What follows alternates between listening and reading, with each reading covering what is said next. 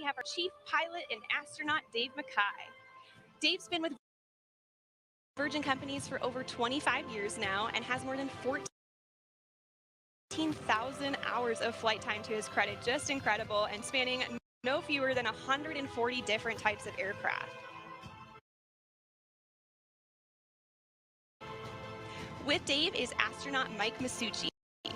Mike recently passed more than 10,000 hours of logged flight in a career that's put him in the cockpit of more than 80 different types of aircraft, including the U-2 and, of course, our very own Spaceship Unity. As you can see, our passengers today will be flown to space by some of the most accomplished and experienced pilots in the world. And in the cabin of Spaceship Unity today, there are 4 mission specialists. Let's hear some more about them now.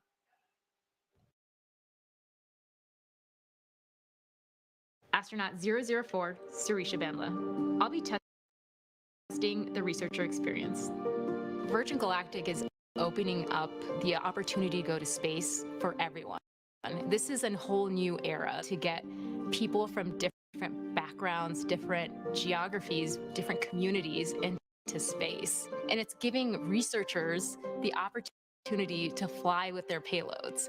And that is unheard of. They can take the work that they've been doing on Earth to space. And I'm so excited to see where the community takes it in the future.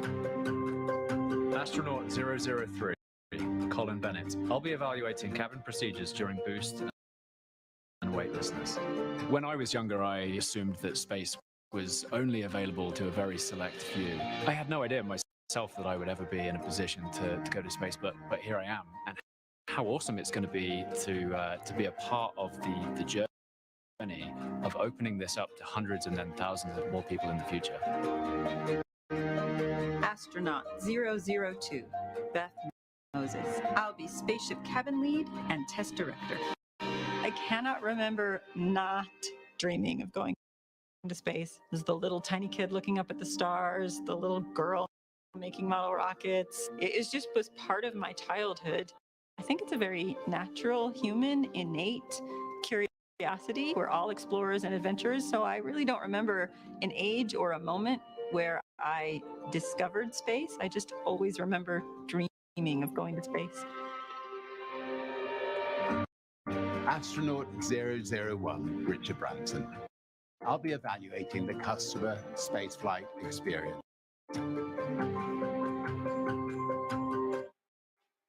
Astronaut 001, what a title to have. Now, I don't know about you guys, but I'm excited to hear who gets the spot of 007 as well. So let's hear more about the man who has the license to thrill.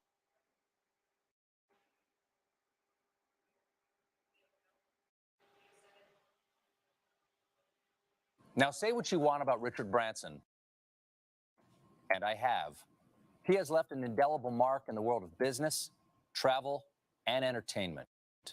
And it's all been fueled by his restless sense of adventure. And where did Richard get that intrepid spirit? His mother, Eve Branson. She taught Richard to be bold, to be brave, and Richard knows, for many reasons, today would not be possible without Eve. And he's penned a special letter in tribute to her.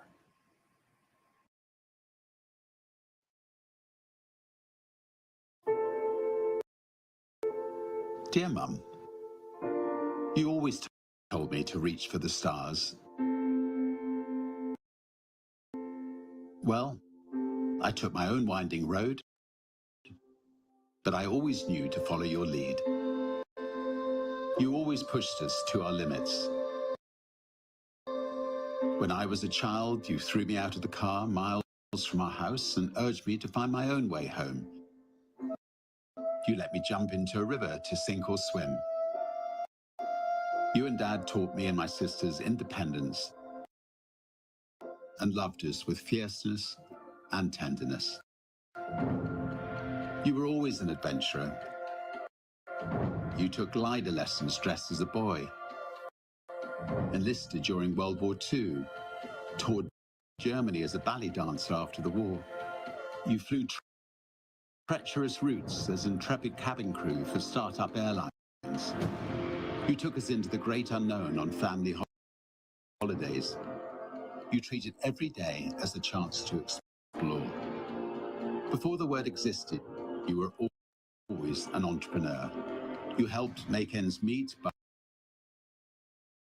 by creating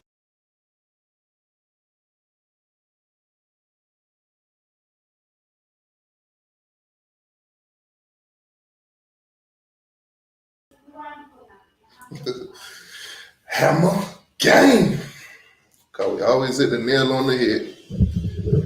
All right, so check this out, my Miami Hurricane fans, my college football fans in general, my ACC, my SEC fans. We got a good show to talk about today. Now, as you guys already know, college football kicks off in September. So before that, we're gonna get straight to some matchup now. I seen this this photo. I thought it was pretty interesting, so I thought I'd bring it to you guys to see what your thoughts and opinions. Basically, it's ACC versus SEC. They got a couple key matchups. Basically, they put them in a ranking position, like, you know, the top ACC team, the top SEC team, and it goes on all the way down. Now, I'm going to share it with you guys in a little bit, and we're going to basically talk about each matchup, possibilities of who's going to win this, who's the best in the ACC, who's the best in the SEC, who would win the matchups. Now, before we talk about it, as you guys came on, you guys see right now, Virgin Galactic is going to space. They billionaire owner and all that, they're going to space today. I got about $3,000 worth of stocks for this company, so I'm keeping an eye on that. I'm expecting, you know, tomorrow when the stock market open up, this stock should be exploding, basically. So, but anyways, enough about that. While that's going on, we're going to focus on college football. We're going to talk about the ACC versus the SEC, the controversial conversation that's been going on for years, you know. So we're going to get into it today. All right, let me check, see who we got in here. You know, quick shout out. Ballard, what's going on with you, boss? How you doing, man? Got Lenore's in the building. What's good, Lenore? How you doing? We got Jordan. What's going on with you, Jordan? Man, we got a Clemson fan in the building. Okay, I see. What's going on with your Puffer Billy? Got my boy Nick in the house. What's going on, Nick? How you doing, boss? Kane's Life, what's good with you? Got my brother in the building. What's going on with your Tazation Canes? All right, so, even got my partner in crime in the building. What's going on with you, CJ? All right, so let me go ahead and pull this photo up real quick. I'm gonna pop it on the screen, and we're gonna talk about it matchup for matchup. I think the Miami Hurricane matchup is gonna be pretty interesting. I'm kind of digging that one, you know. Wishing we was at the top of the list, but nonetheless, the matchup that they're putting up against us, you know, trust me, it's well granted. So let me do this real quick, pop this up on the screen for you guys so we can talk about it. Pretty interesting, I gotta admit, man, this is pretty interesting stuff.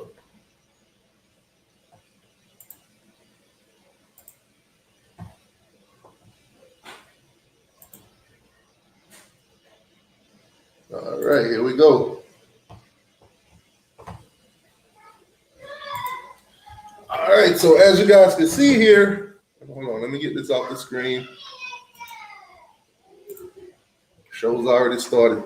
All right, so we're going to dive into this real quick, and then, you know, I'm going to open up the air. Anybody want to come in, tell me if I'm ridiculous on some of these matchups.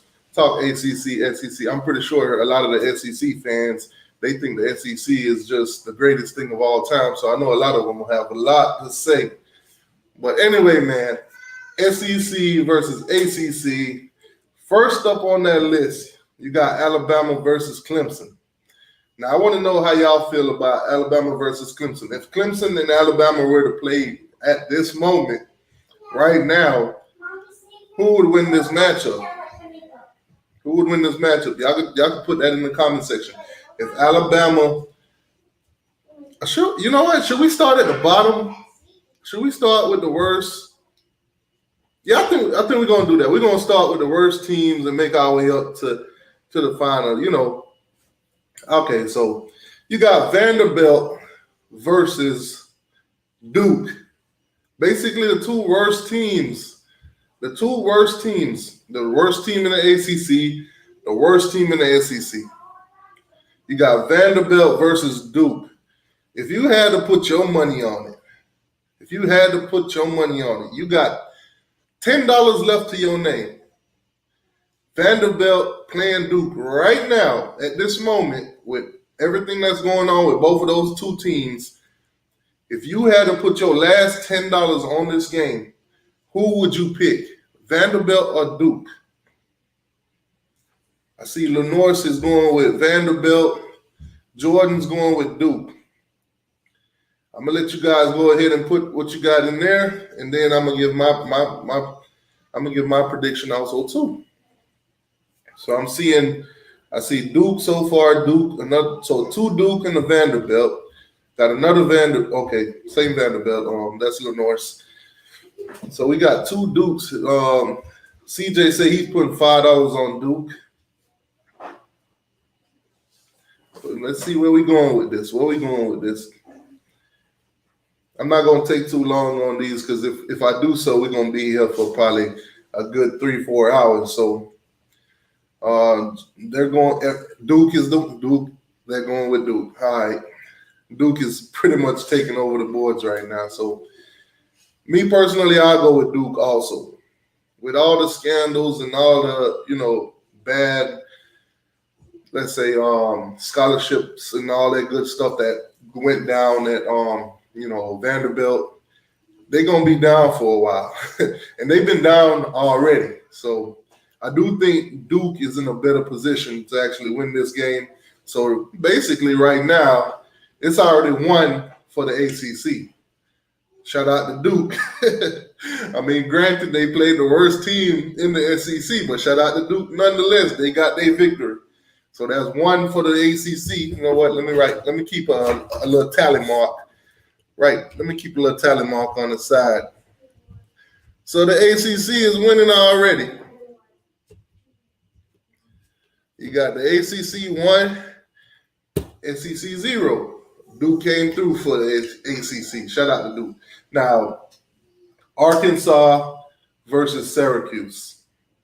Who you guys going with on that one? Arkansas versus Syracuse. Two of the bottom feeders of the ACC and the SEC.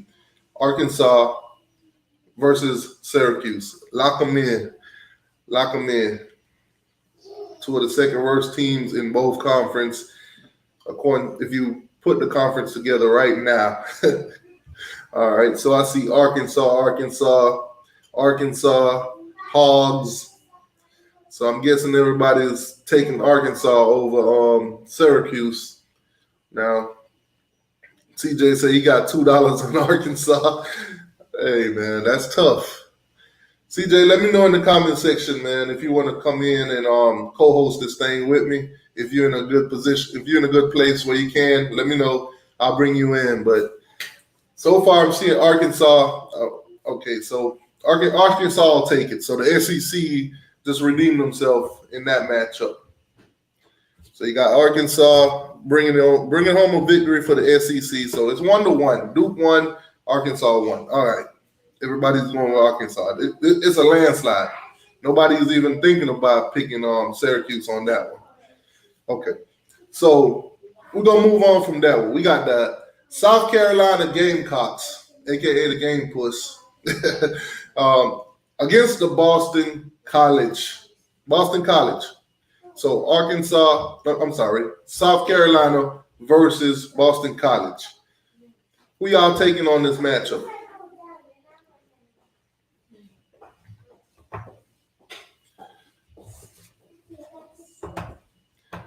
All right, I'm seeing Boston College coming in. Okay, Boston College, better than folks think. Okay, yeah, they definitely gave Clemson a run for their money last year. Boston College win. Boston College. Might be another landslide. Nobody believes in the Gamecocks. Now, South Carolina lost a lot of talent, scandals. It's a lot of cheating going on in the SEC, man. It's a trend. When it comes to cheating, the SEC knows how to do that best. We got to give them a round of applause for knowing how to cheat. Well, the top programs in the SEC, they know how to cheat and not get caught. But the bottom feeders, they always get caught, man. Y'all better ask Tennessee about the McDonald bags. Okay, so Boston College clearly. So that's 2 for the ACC. That's 2 for the ACC. Now, keep in mind, these are just matchups. These ain't the best versus the worst and stuff like that. This is just playing out the worst versus the worst, the best versus the best when you get to the top part. We're going to move on from that. This one should be pretty interesting. I want to see where y'all mindset at when it comes to Mississippi State versus Wake Forest. This should be interesting. I want to see what y'all think. Mississippi State versus Wake Forest.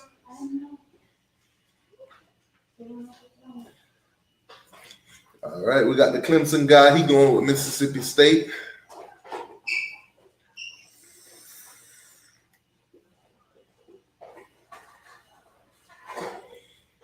We got Mississippi State again. Another Mississippi State.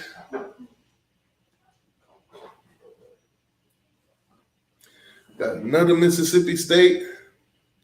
Okay, Mississippi State running away with this thing, man. Nobody believe in Wake Forest? What's going on with the Demon Deacons? Nobody believe in the Demon Deacons? Nobody believe in the black and gold? Mississippi State ran away with it. All right, so so far you got 2 for the ACC. You got 2 for the SEC. It's a dead lot right now. You got Duke that beat Vanderbilt. You got Arkansas beat Syracuse. You got Boston College beat South Carolina. And now you got Mississippi State beats Wake Forest. All right. Fair enough. Let's move on from there. You got Ole Miss versus Georgia Tech. Ole Miss versus Georgia Tech. Who y'all going with? Ole Miss versus Georgia Tech. Now, Georgia Tech. Last season wasn't all that great, but they did beat Florida State, first game of the season, Who y'all going with? Ole Miss or Georgia Tech? Let me know. Ole Miss or Georgia Tech? Look like Ole Miss might run away with this. So far, I see one Georgia Tech in the building. I see one Georgia Tech. Oh man, everybody else running with Ole Miss. We got one Georgia Tech. God dang, Ole Miss is killing it. Ole Miss is killing it. Oh, 2 Georgia Techs. It still ain't enough, man. Still ain't enough to get Georgia Tech over that hump. Everybody else is running with Ole Miss. All right. So you can go ahead and put that in for the SEC. Right now, so far, it's 3-2. 3-2. Ole Miss just put the SEC ahead by 1 point. I see we got Uncle Lou in the building. What's going on with your Uncle Lou? Oh, Georgia Tech just picked up a late vote from Taz Haitian Kane. Unfortunately, man, it's only 3 to like 1 million. So Ole Miss will move on with that victory. Uncle Lou in here, he says SEC 14-0. Doubt it, sir. Sorry, not gonna happen. Georgia would probably lose the Duke. All right. So we're gonna move on from that. Ole Miss clearly won that matchup. All right, so we got another good one right here. A big game too. Rivalry, if you want to call it. You got Kentucky versus Louisville. Who y'all rolling with, Kentucky or Louisville? Like I said, based on what you've seen from last season going into this season, Kentucky versus Louisville. Who are you guys rolling with? They played today. They played right now. Who you guys rolling with? You going with Kentucky? Are you going to meet us at Kroger Field? Are you going with Louisville? You going with the Cardinals? Okay, so they coming in. I see Louisville. Louisville. Okay. So Louisville took the first 3 votes. Then you got Kentucky, Louisville, Kentucky, Louisville. Look like Louisville running away with this one, man. Make sure y'all get y'all votes in if you ain't vote yet. If not, if you don't get your vote in, then you can't be mad at the results. All right, I'll give it another couple seconds for anybody that hasn't, put in the vote, Louisville or Kentucky. Who's going to win that matchup? All right, so Louisville it is. Louisville come through for the ACC. Louisville has came through for the ACC. The tally marks right now is 3-3. We're deadlocked at 3-3. All right, so we're going to move on to this is going to be a good matchup too. You got Auburn versus Pitt. If Auburn and Pitt were to play today, right now, who you guys think will win this game? Now, keep in mind that I think Pitt's best game last year was also against Florida State. Dang, Florida State. Sorry, man. I know I'll be ragging on y'all a lot, but they did blow y'all out. I'm sorry. I mean, a lot of teams blow y'all out, but Pitt versus Auburn. Who y'all rolling with? So far, I see two votes for Auburn, 3 votes for Auburn. Nobody believe in Pitt, man. Dang, that's tough. Y'all must have been listening to Golden Blue Dude. Northern West Virginia fan, they hate Pitt. Oh man, 1 Pitt. Okay, I see 1 Pitt versus like 20,000 Auburn. Looks like Auburn's gonna run away with this one. Auburn. All right, we go ahead and put that down for the SEC. I'm sorry. So that's a 4-3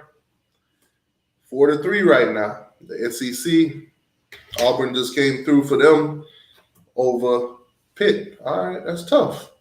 All right, we're going to move on from that one. We're going to move on. So, Missouri versus Virginia.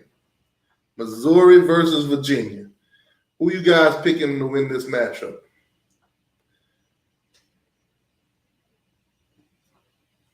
Let's see who you guys going with. You going with the Cavaliers or you going with the Tigers?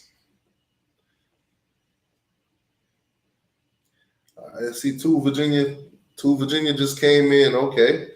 The votes are coming in. All right. We got 1 Missouri. We say Missouri wins in a thriller. We got another Cavalier, Virginia. Tough one. Virginia coach better. Virginia might just bring it home for the ACC. Got another Virginia. Go ahead and put that down for the ACC. So we deadlock again. 4-4. 4-4. Now this matchup here, this next matchup is going.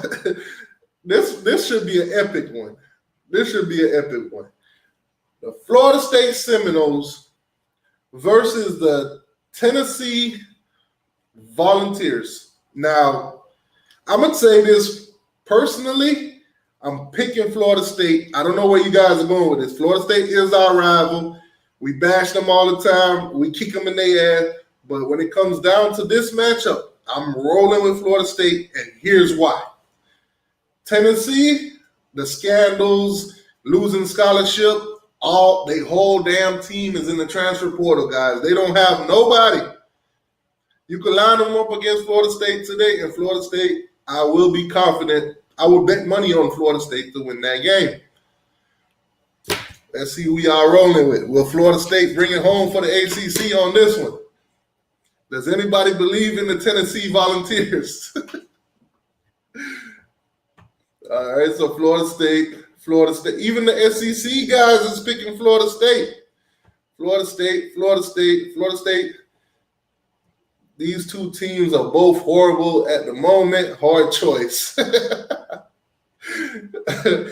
Trust me, man. It's like you got to pick the worst of the worst. Florida State is garbage nonetheless, but I do think that at this moment, given the state that Tennessee is in, Florida State take this one. And obviously, you guys think so too. So Florida State just brought one home.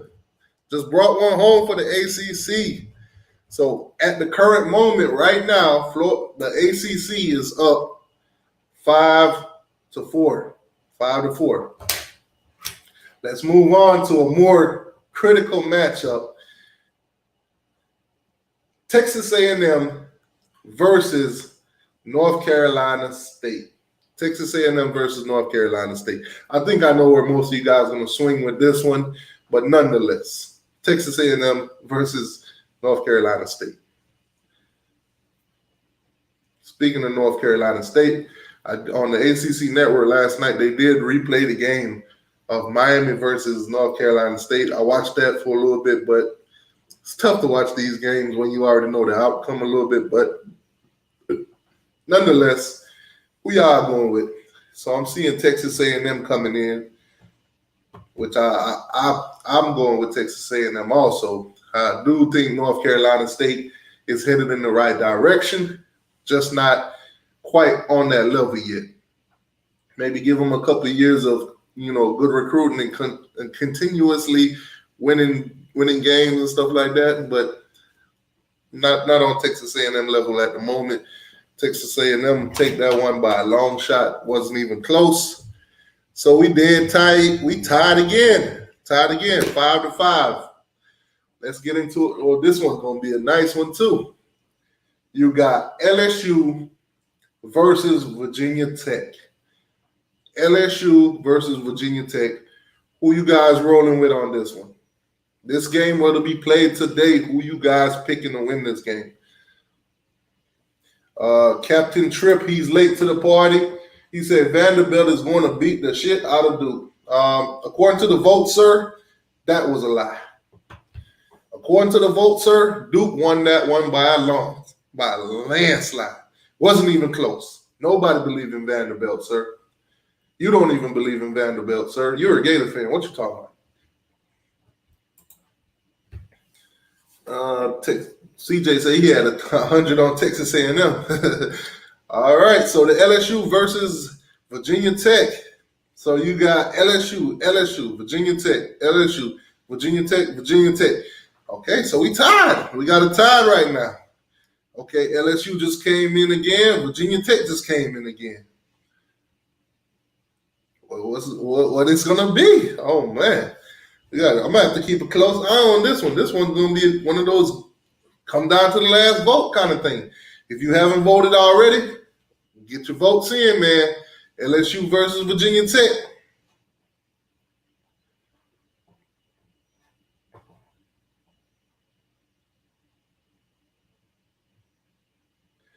So far, we got 4 for LSU. Man, hey, if you didn't get your votes in yet, get them in. If not, Virginia Tech gonna run with this one.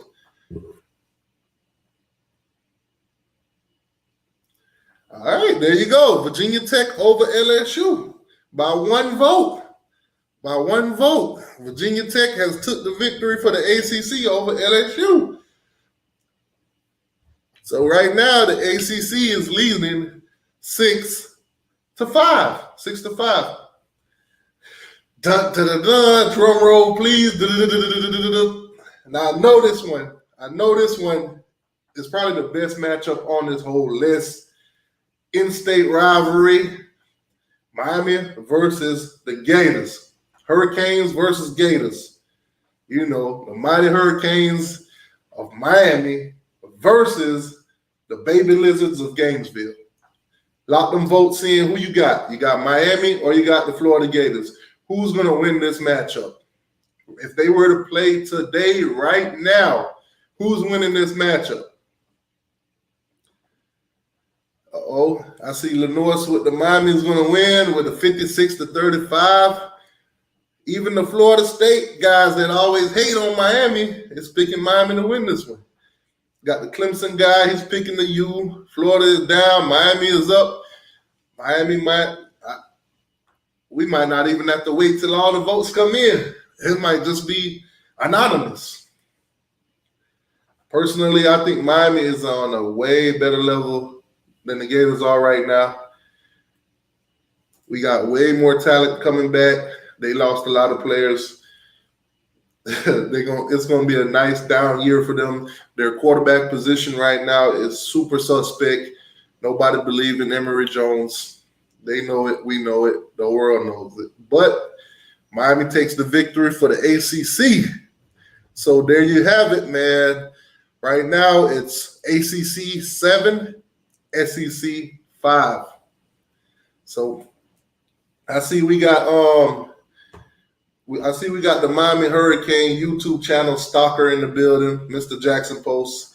He loves us. He's in every comment section of every Miami Hurricane videos.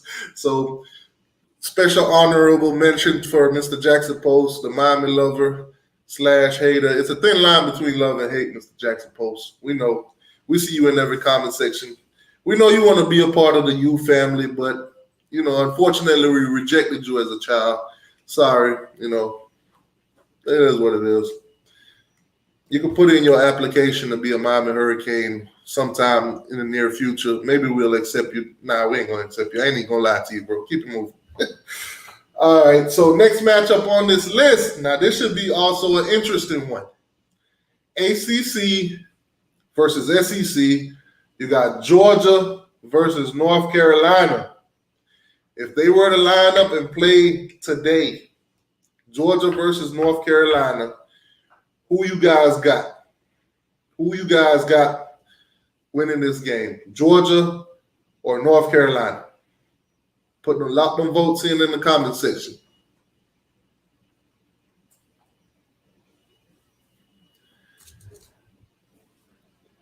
Let's see where you guys are going with this one. Georgia. Okay, I see Georgia coming in. I see a couple Tar Heels. I see another Georgia. This one is tough. Georgia easy. North Carolina. Okay, so I got three North Carolina. I got four Georgias. Yeah, keep them coming. Get them votes in, North Carolina or Georgia. So far, Georgia's in the lead by 1 vote. If there's any North Carolina believers out there, this is now your chance to even the field or even get North Carolina over the top for a victory over Georgia. All right, so we got North Carolina. The North Carolinas are coming in. North Carolinas are coming in. What is going on, Kirby Smart? What is going on? North Carolina's in the lead at the moment.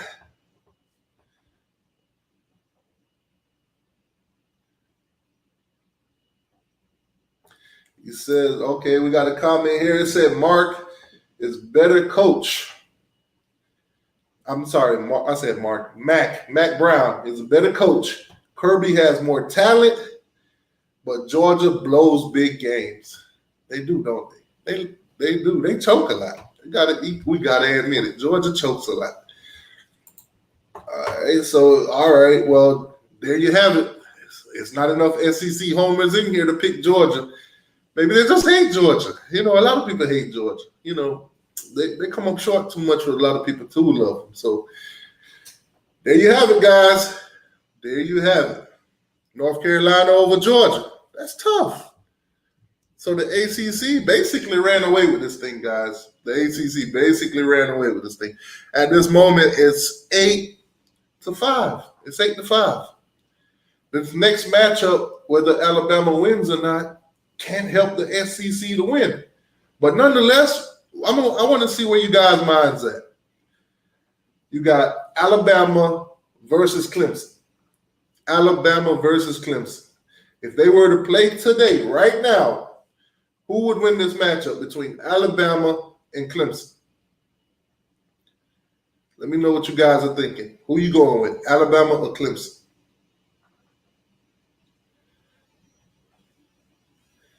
All right, of course, Lenore said Clemson.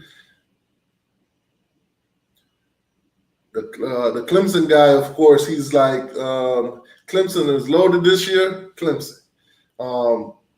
Jordan, who is a Florida State fan, he's talking about Sweet Home Alabama. He could have just said Alabama, but he's talking about Sweet Home Alabama. Are you sure you're a Florida State fan?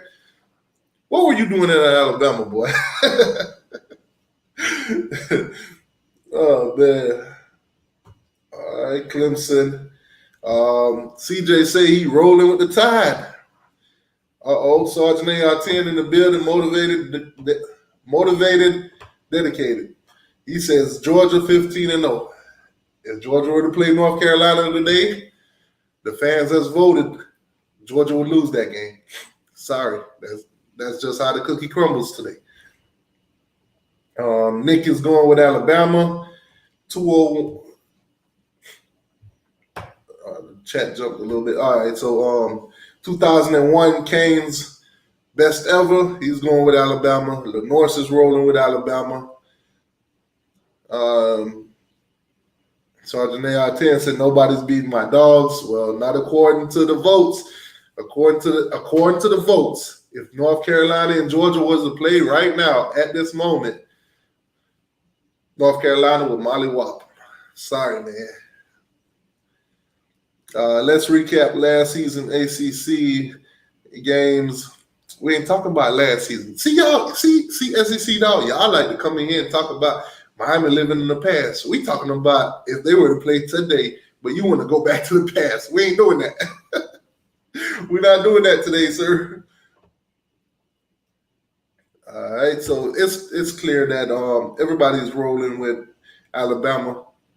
So Alabama will take the victory over Clemson to give it basically the ACC right now. These matchups that you see on the screen right here, if they were to play those games today, the ACC would win 8 of those games, and the SEC would win 6. All right. For those of you guys that just came in, like T2Y, who won out of these matchups? Okay, so basically Vanderbilt versus Duke. Duke took the victory. This is not T2Y picking these. These are you guys voting in the comment section. So there's no bias here by me. Now, Duke took the victory over Vanderbilt. Arkansas took the victory over Syracuse. South Carolina lose to Boston College. Boston College took the victory for the ACC. Mississippi State beats Wake Forest by a landslide. Ole Miss beats Georgia Tech by a landslide. Louisville beats Kentucky by a landslide. Auburn beats Pitt. It wasn't even close, by a landslide. Virginia versus Missouri. Virginia took the victory. Florida State versus Tennessee. Florida State took the victory. Tennessee did not receive not one vote. Texas A&M versus NC State. Texas A&M won that one. NC State didn't receive a vote. LSU versus Virginia Tech. That one was pretty close, but Virginia Tech came out with a victory. Florida versus Miami. This one was not even close either. Miami takes the victory. Gators didn't have a chance. You know, hypothetically and in real life. That's tough. Georgia versus North Carolina. North Carolina with the victory over Georgia. And Alabama takes the victory over Clemson, leaving the matchup to be 8-6. So if these games were to be played, and basically, if you look at it, it's the top-ranked teams in the ACC versus the top-ranked teams in the ACC, SEC, whatever. So basically, the worst being Duke, the worst being Vanderbilt, and they make their way all up to the best being Alabama and the best being Clemson. If these teams were to play ranked amongst each other right now, the ACC comes out on top. That's tough. Now, it could be a lot different if you flip some of these games around. Of course, if you got Alabama playing Duke, that's a landslide for Alabama. Or if you got, Miami playing a Vanderbilt, of course, Miami's going to win that. So this is just a scenario, guys, that I've seen, and I thought that, you know what, let me bring it to you guys to see what your thoughts and feelings on this. But clearly, in these matchups, the ACC would come out on top. That's tough. All right, so let's talk a little bit about playoffs.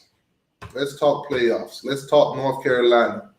Now, North Carolina's coach, Mack Brown. Mack Brown has made it clear that he is not for the new playoff system. He is not for the 12 playoff system. Mack Brown would rather it stay at the 14 format that it is right now. He would rather it be pick the 4 teams, let them play in the playoff system the way it is ran right now, and boom, that's it. Now,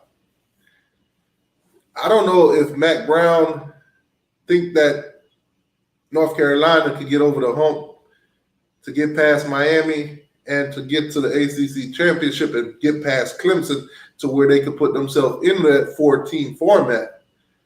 But he's aired his opinion.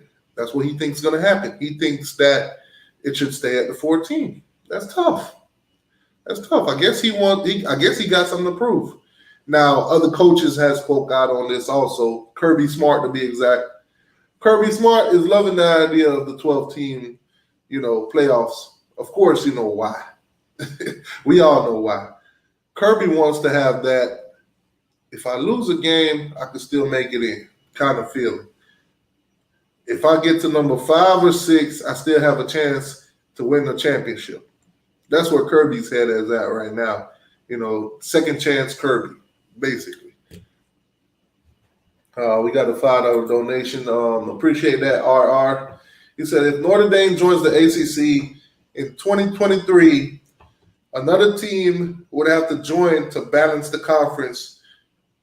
Who would you want? Let me know in the comment section, guys. Let's answer this question for RR. Thank you for the $5 donation, boss. Appreciate that.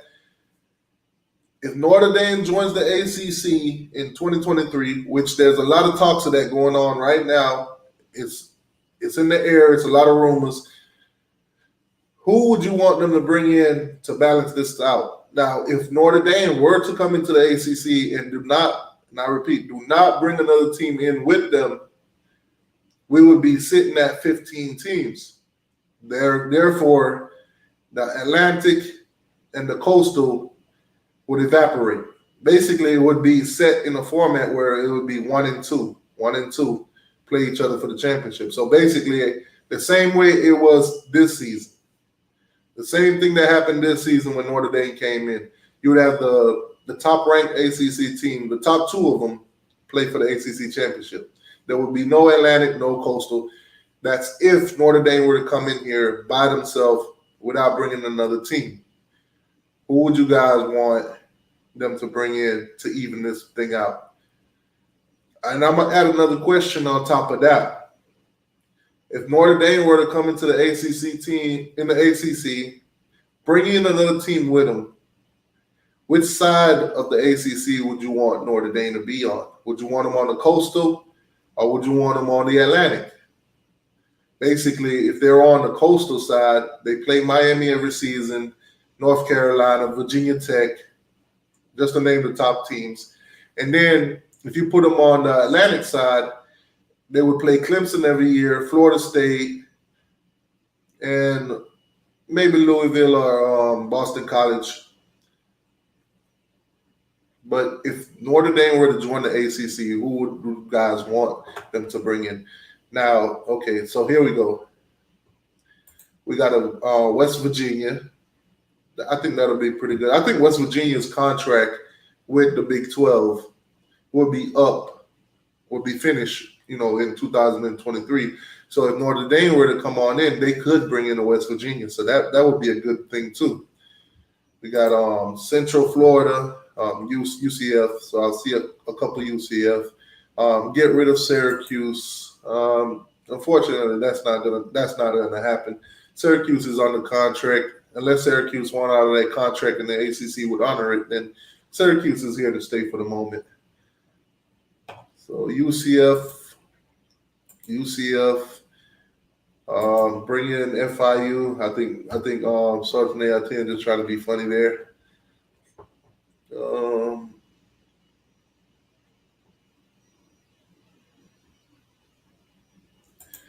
He said the ACC has 2 Florida teams now.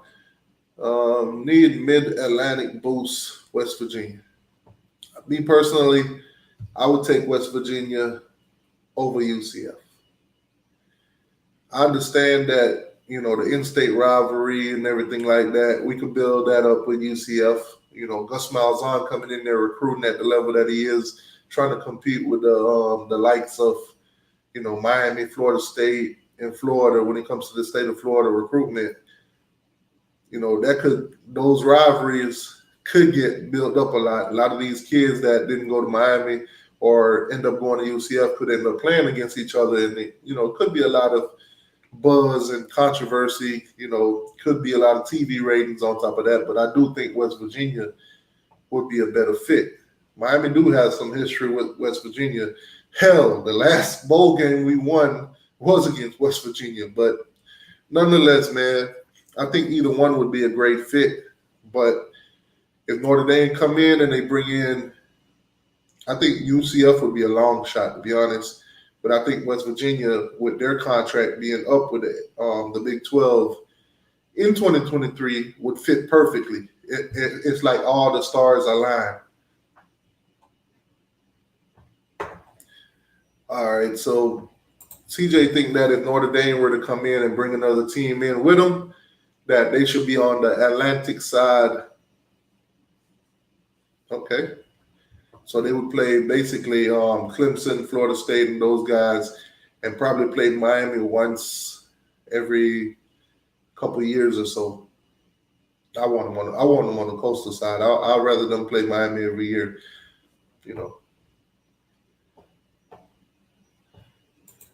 All right, so we got Cincinnati is a good one. Cincinnati or UCF. UCF, and I wouldn't want Notre Dame in the coastal so we can beat them. I wouldn't want Notre Dame in the coastal so we could beat them every year, but shut them up. Yeah. Well, you would want them in the coastal. You would want them if you want to play them every year, you would want them in the coastal. Because if they go in the Atlantic, we're just going to have them in rotation. Basically, we're going to play Florida State every year regardless, and then we're going to rotate the rest of the teams in the Atlantic. So basically, if you want to play Notre Dame every single season, like we played North Carolina, Virginia Tech, Pitt, Georgia Tech, Duke, all those teams that's in the same side as Miami, we play them every single year. So if you want to play Notre Dame every single year, you would want Notre Dame in the coastal.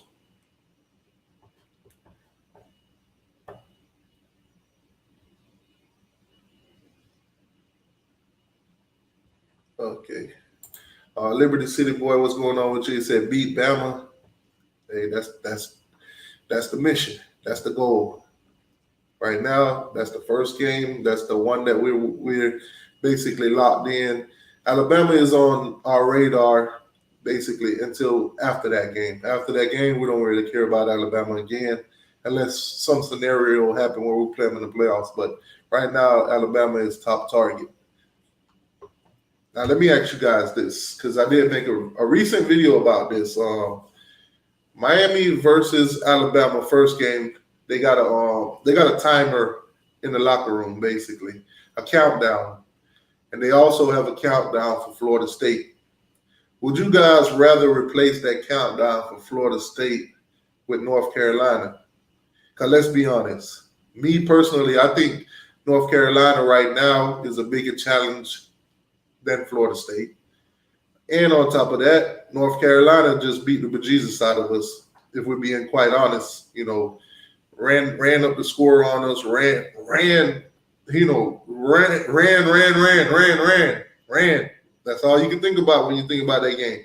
So would you rather have a countdown for Florida State or North Carolina? Which games are you guys looking more forward to? Would you look more forward to watching Miami versus Florida State this season or Miami versus North Carolina?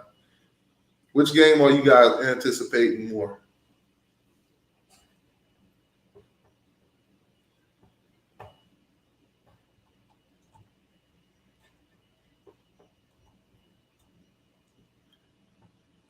Nick says he's going with North Carolina. I'm right along with you. He said Notre Dame will not join. Too stubborn. Well, it's being thrown out there that they are willing to join the ACC. Will it work out? What kind of contract will they come up with? Hopefully it does. RR says North Carolina is still running on Miami. What a beating. Yeah, it was a beating, unfortunately. Hey, it happens. Happened to the best of them. Every now and then, some stuff like that happens. But nonetheless, all we got to do is go out there and redeem ourselves. Plain and simple. It said Miami ATL says, yes, we need revenge on North Carolina. Bama will get the we'll get the crap scared out of them by Miami. I'll prepare for North Carolina battle. All right. So Miami versus Alabama. That game does not make or break Miami. That game does not make or break Alabama.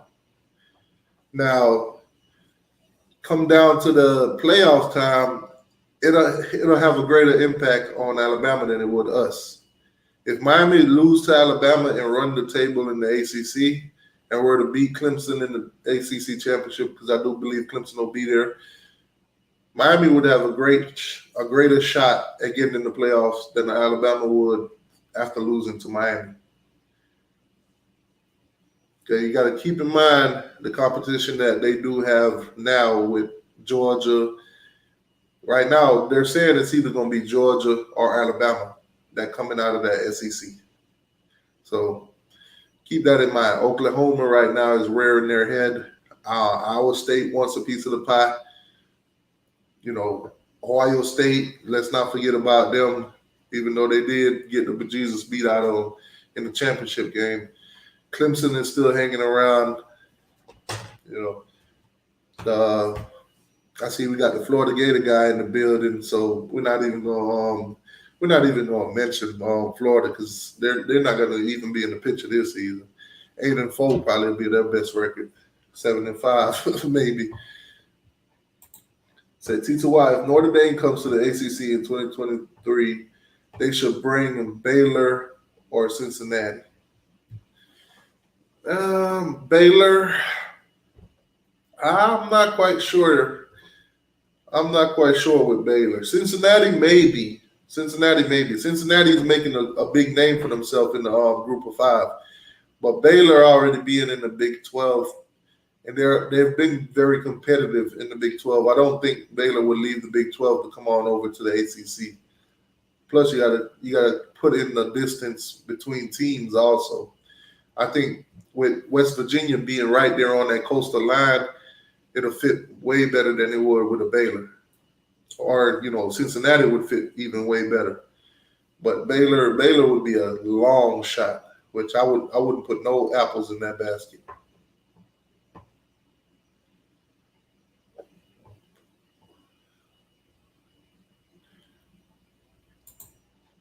305, I think the countdown in the locker rooms is interchangeable. They change it every game.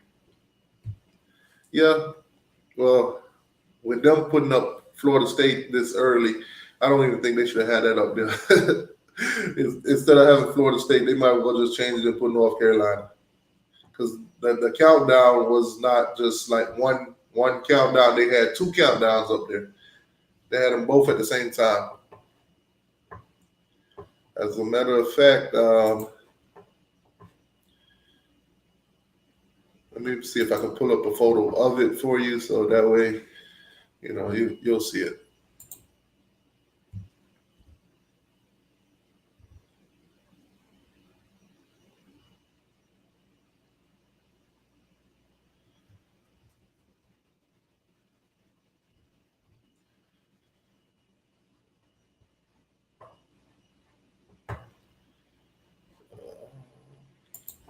Oh, I got it. What am I doing? I got it in my phone. I'll just email it to myself. Make it way easier instead of searching for it.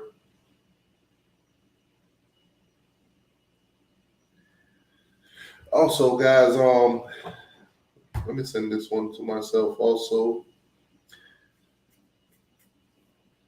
Let's see, get you guys' thoughts and opinion on that one.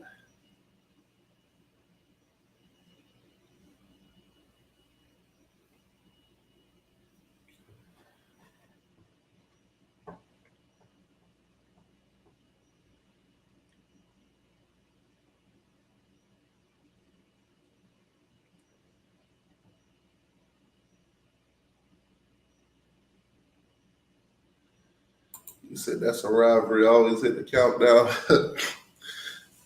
Florida State hasn't been looking like a rivalry the last couple of years. Y'all probably like, Tito, why are you talking down on Florida State, man? Yeah. Yeah. If you don't know me by now, I talk down on Florida State as much as I possibly can.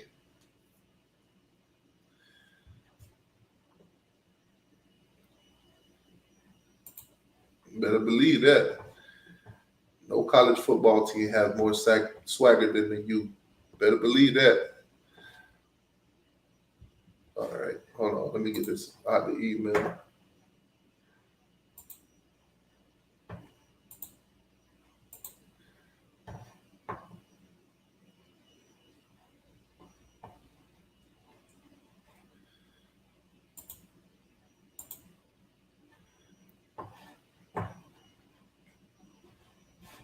Great.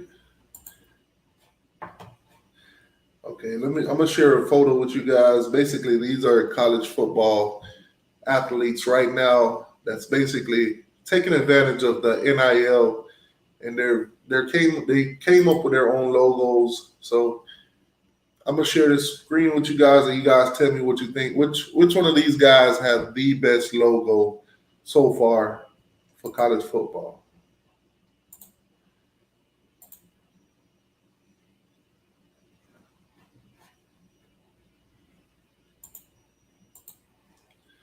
So as you guys can see on the screen, this is D'Eriq King's logo. This is what, his brand. You also got Spencer Rattler. This is his brand. Then you got Graham. This is his brand right here. And then you got Kendall Milton. That's his brand. Which one of these guys you think got the best brand so far?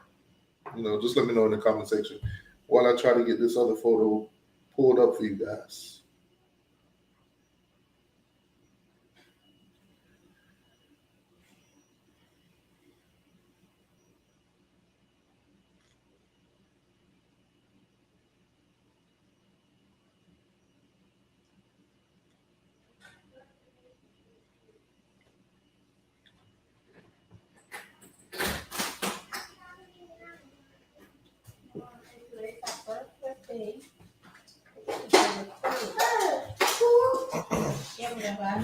Yeah, let me know which one of these logos you guys think look the best.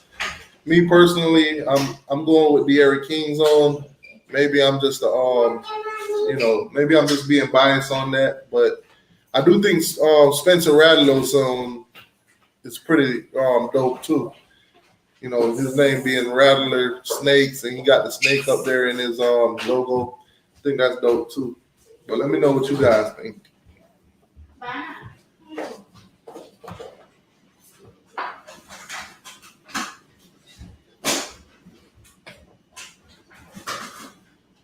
All right, so we got the Florida guy. He's a Florida Gator guy. He says he's going with D'Eriq King's on. He can't even front. That's what's up. Say 305. Say King and Rattler. Yeah, I was going with both of those. I think they both more creative than the other two. I mean, nothing against the other two, but come down to it, I'm going with either one of those. All right.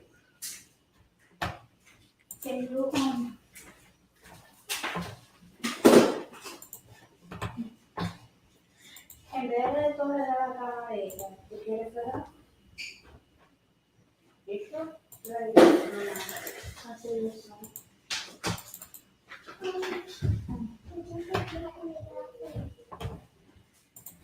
Okay, so here go the photos of the countdowns.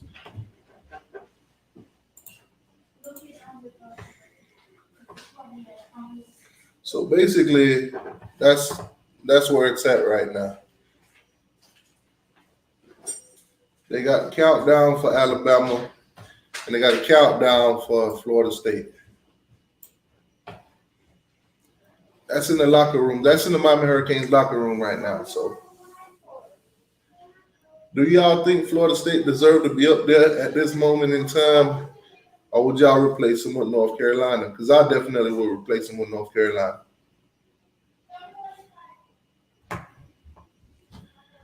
Peanut Hero, you missed it, man. We did an ACC versus ACC. ACC came out with a victory. I know a lot of SEC fans gonna be like, bullshit. How did ACC beat the SEC? Go back and watch.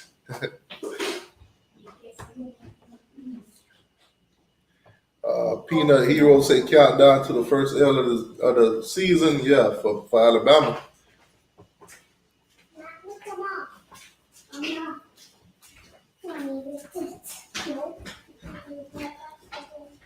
All right.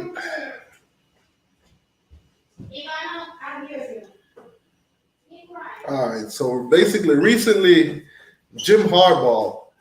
Let's talk about Jim Harbaugh for a minute up there in Michigan. So basically, he came out with a book. Now, in this book, he's talking about basically why is it so hard to win up in Michigan? Why is he at the stage of his career where he's at Michigan? And he's saying basically it's hard to beat those SEC teams because they cheat so much, because they always cheating. Jim Harbaugh says basically it's hard to beat teams like Alabama, Georgia, and the Ohio States of the world because they're always cheating. The SEC is a big spot for cheating. How you guys feeling about it? You think Jim Harbaugh just making excuses to why he can't win in Michigan, or is what he's saying about the SEC being cheaters, is that legit to you guys? Let me know.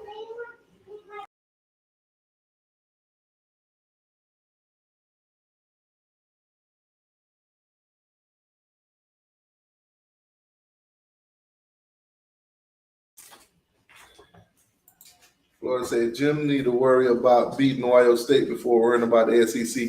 But I don't know. The SEC do like to cheat now. Y'all do like to cheat. And don't say y'all don't, because we've been hearing about McDonald bags.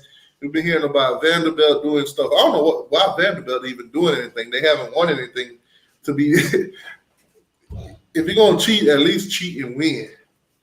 Then you got guys coming out talking about Alabama and Georgia paying players and then taking it back, stuff like that, But it's tough, man, to say the SEC is cheating. There's some stuff thrown out there. They might do be cheating. Jim Harbaugh might be onto something. Might be just some excuses, though, if you ask me. Come on.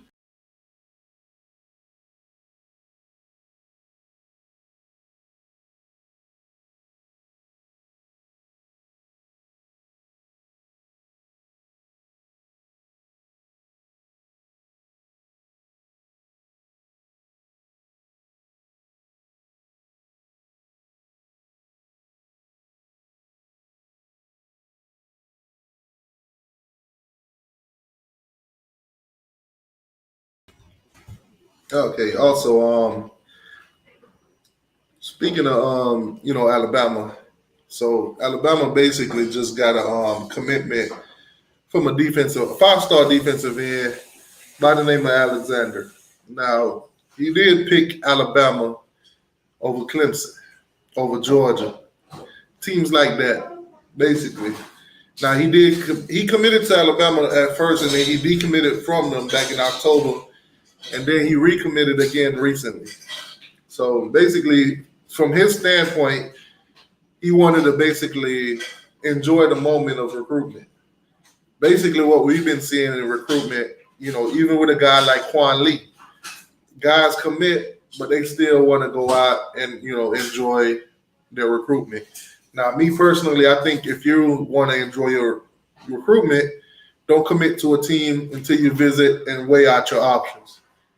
Now, I know a lot of kids, they get that pressure into doing so because they feel like if they don't, their spot might be taken.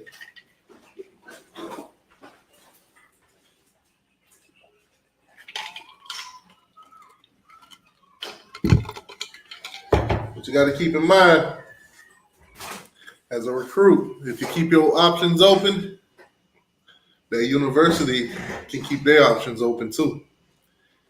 It's a tough world we're living in right now when it comes to recruitment. Keep in mind, there are a lot of kids on these, football teams that basically haven't played yet. Basically been a freshman for 1 or 2 years now because of COVID-19. There are a lot of kids that are been on teams for about 2 seasons now, and they're still considered freshmen. Right now, Miami's sitting at 53 freshmen. So, as a recruit, you got to keep in mind, if it's not the key position of need, and they're recruiting you and they're asking you to commit, if you're ready to do so, do so. Spots are very limited. They are very limited right now. I think Miami is in the cornerback position and in the DB position, this 2022 class, and I won't say too much, but this 2022 class is going to be loaded. Some of the kids that we're going to get for the DB position, trust me, it's going to be legendary. It's going to be the type of recruitment at the DB position that we've been waiting for some years. I'm talking about high caliber kids. I'm talking about the kids that are being offered by the Alabamas, by the Georgias, the Clemsons, the Ohio State. And Miami is about to land some of those guys.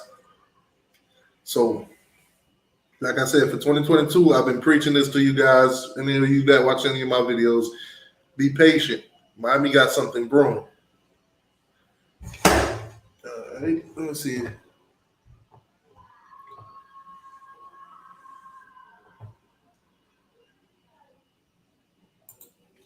You say Clemson can afford to wait. Guaranteed playoffs every season.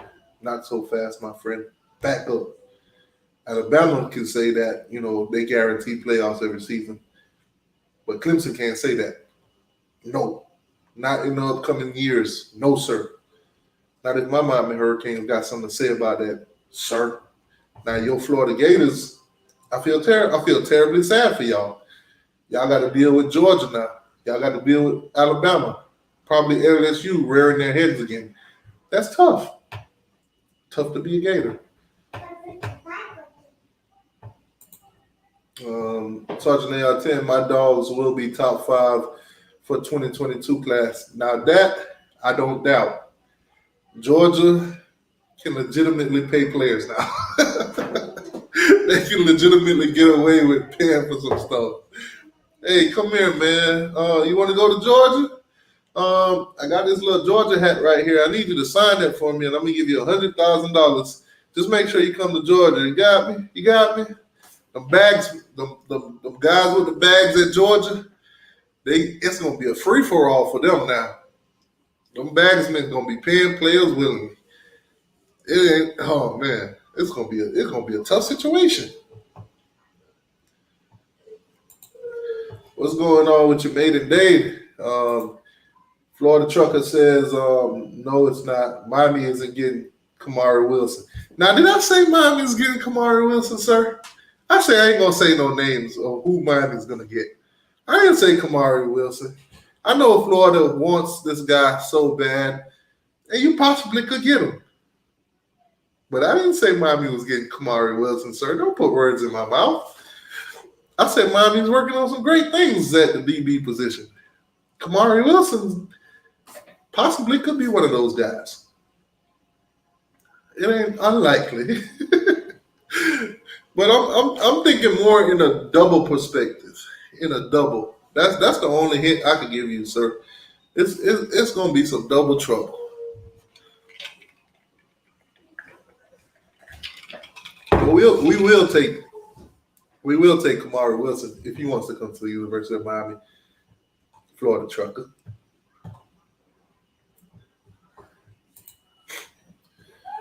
Sergeant A.R. we got young talent in Athens. Can't wait to watch these kids go to the league. That might be true. That might be true. A lot of those kids in Athens, they will go to the league. Will they go to a national championship, though? That's the question. Will they win a national championship, though? That's the question. Is it going to be the same old Georgia? Talented kids, 3 and out, no championship. That is the narrative that Georgia's going to have to beat or accept. It's either beat it or accept it. But what you're saying right there is facts. Georgia will put kids in the league. They haven't put kids in the league. They have been getting top 5 classes. So I don't doubt that at all. The championship is the question.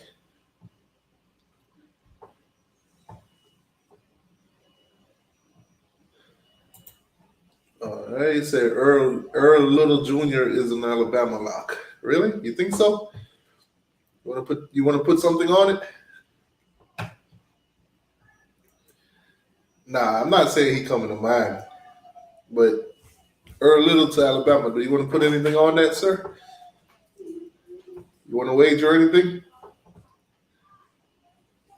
Say Florida Lizards ain't beating Georgia. They definitely probably ain't. He said, Tito, why you hinting us getting Earl Little? Nah, I ain't hinting nothing. I ain't saying nothing. I ain't saying we get no Earl Little. I ain't saying we get no Kamari Wilson. I ain't saying that. I just said it might be some double trouble. That's all I said. Double trouble. Double trouble.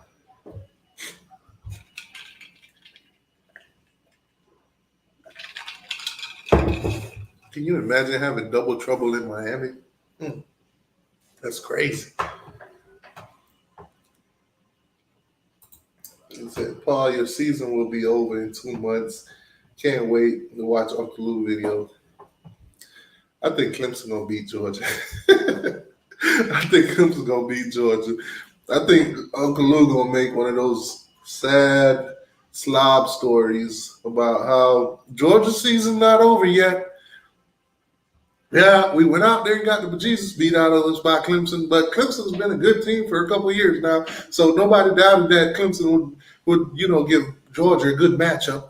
But they beat us, and so what? They're this, that. We can make it back to the playoffs and possibly face them again, or blah blah blah. We will go to the ACC championship. We'll beat up on poor Tennessee and poor Florida and Vanderbilt and those teams, and we'll get back to the playoffs and blah, blah, blah, blah, blah. And yeah, that'll be Uncle Lou's video after Clemson beats Georgia. Oh, man. Yeah, appreciate that, Clemson fan. He said thumbs up. He said Georgia doesn't develop. When draft, they always say they raw. Yeah. See, so that's a Florida guy now saying that basically Georgia don't develop players. They get them drafted, they just don't develop. Okay. The verdict is out on that one. So say it's going to be a shock to some of these fans at the end to where those recruits go, what school they choose. Fans think they know, but they don't. Laugh out loud. Exactly, Jay Blaze. Now, it's some kids I do know where they're going, because I've spoken with some kids behind the scenes. Look, Instagram is a wide open thing. You can talk to kids, and especially when you have a platform, they'll talk to you. But most of the time, I don't talk to a kid. I talk to that kid and that kid's parent. And anything that I find out about a kid, where they're going, if I find out before they do, I can't tell you guys. I can't say nothing. So at the end of the day, for me, it's kind of pointless. Because if I come and I tell you, okay, I spoke to this kid, he said he's going to this school, I just basically ruined that kid's recruitment. I just basically ruined his relationship with any other schools that he's considering. I basically just stole his shine, came on here and tell you guys, hey, this kid is going there, he's going there. Now you guys ain't going to sit back and when he makes his decision, you already know there's no anticipation. You probably won't even watch. So I can't tell you if somebody tell me. If I get some inside information on some kids, I can't say nothing. Not that, well, I can say something, but I'm not that type of person to say something. If I come on here and tell you that such and such is coming to Miami, that kid might call or that kid might hit me up and say, bro, why you doing me like that? And what am I gonna say to that kid? Hey, I told everybody where you're going because I wanted a couple clicks and likes, or I wanted a couple comment section, or I wanted somebody to praise me for like maybe 2 minutes out of my life. No, can't do that. Hold on, my kid's going crazy, y'all. Hold on.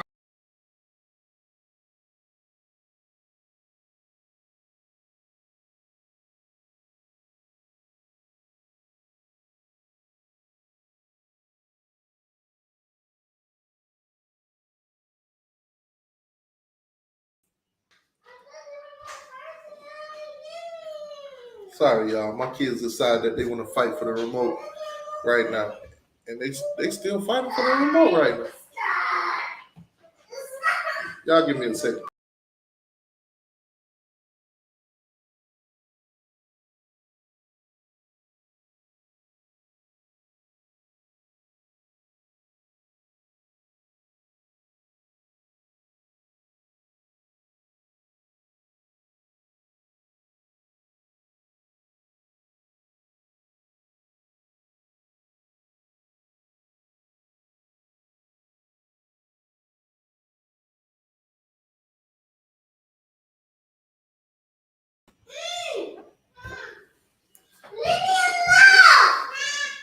What did I just tell you to?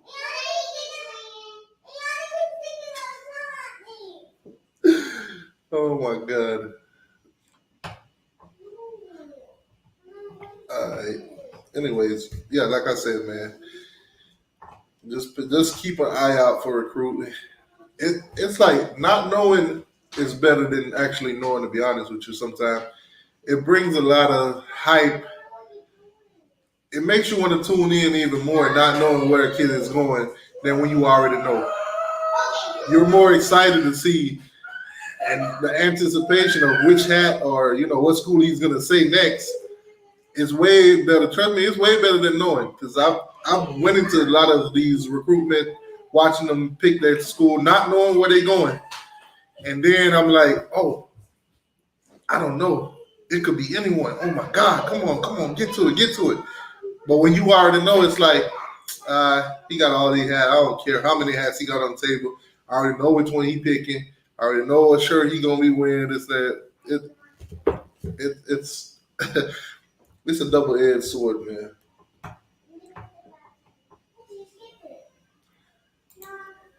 You said they hyped for the season too. Yeah, a lot of them kids that you guys sitting back waiting on to make their decision, they're not gonna make it until after the season. Some of those guys, like for instance, Wesley, the linebacker Wesley, he's not making his decision until in December. So when a lot of people sitting back like, where's Wesley going? The whole situation with him throwing down the U at Florida State, and him being in camps in Miami, him coming down to speak to the coaches and stuff like that. And everybody's sitting back like, where is he going? Where's he going? You're not going to find out until December. You're not. It's a long way. You're gonna find out who wins between Alabama and Miami. You're going to find out who wins between Florida State and Miami. You're going to find out who wins. Okay. All right. Give me a second, guys.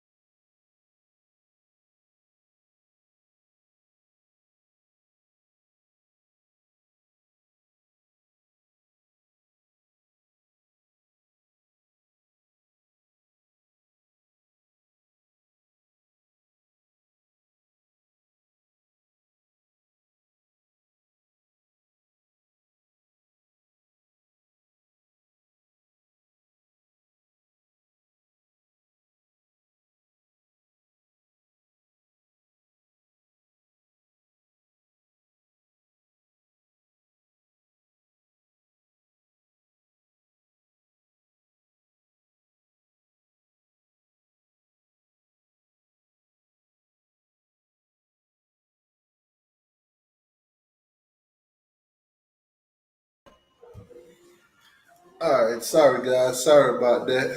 Like I said, kids being kids, man. Kids being kids. They want to fight over the TV, fight over the remote, want to annoy the crap out of each other. Speaking of annoying, we got Mr. Jackson Post still here. Speaking of annoying, how you doing, Mr. Jackson Post? What's going on? TikTok chess. He said UGA win, Hurricane lose week 1. Okay, chess. If it makes you sleep better at night, UGA gonna beat Clemson. Yeah, right. Oh man. Maiden Day says, you know what? I'm gonna put the link in the chat.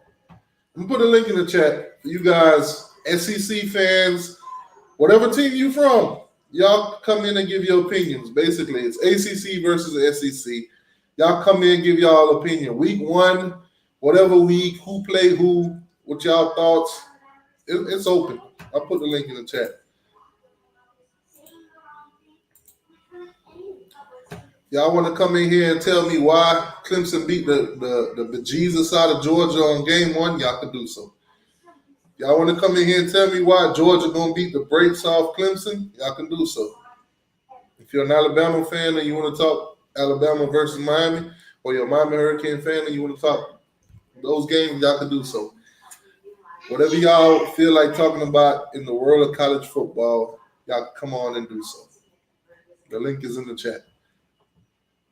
And I see Sergeant AR-10 woke up and decided he wanted to drink liquor this morning. He says UGA 15-0.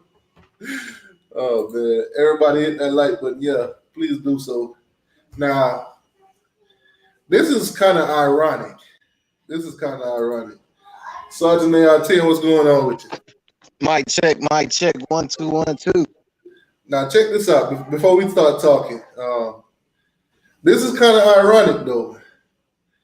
A Notre Dame fan sent me this, and I gotta share it with you guys because this is kind of crazy, but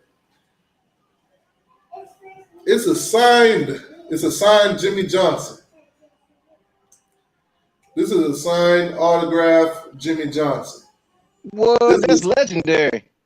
Now, this was sent to me by a Notre Dame fan. What? And if you know Notre Dame, they hate Jimmy Johnson. Yeah, I know. They hate Jimmy Johnson. What did Jimmy Johnson say to them? You know what? I took my first strings out. It ain't my fault that my second strings was just as good. It ain't my What was the fault story? We beat them that by y'all a Catholic school and we blew y'all out. Even though Yeah, I took my starters out.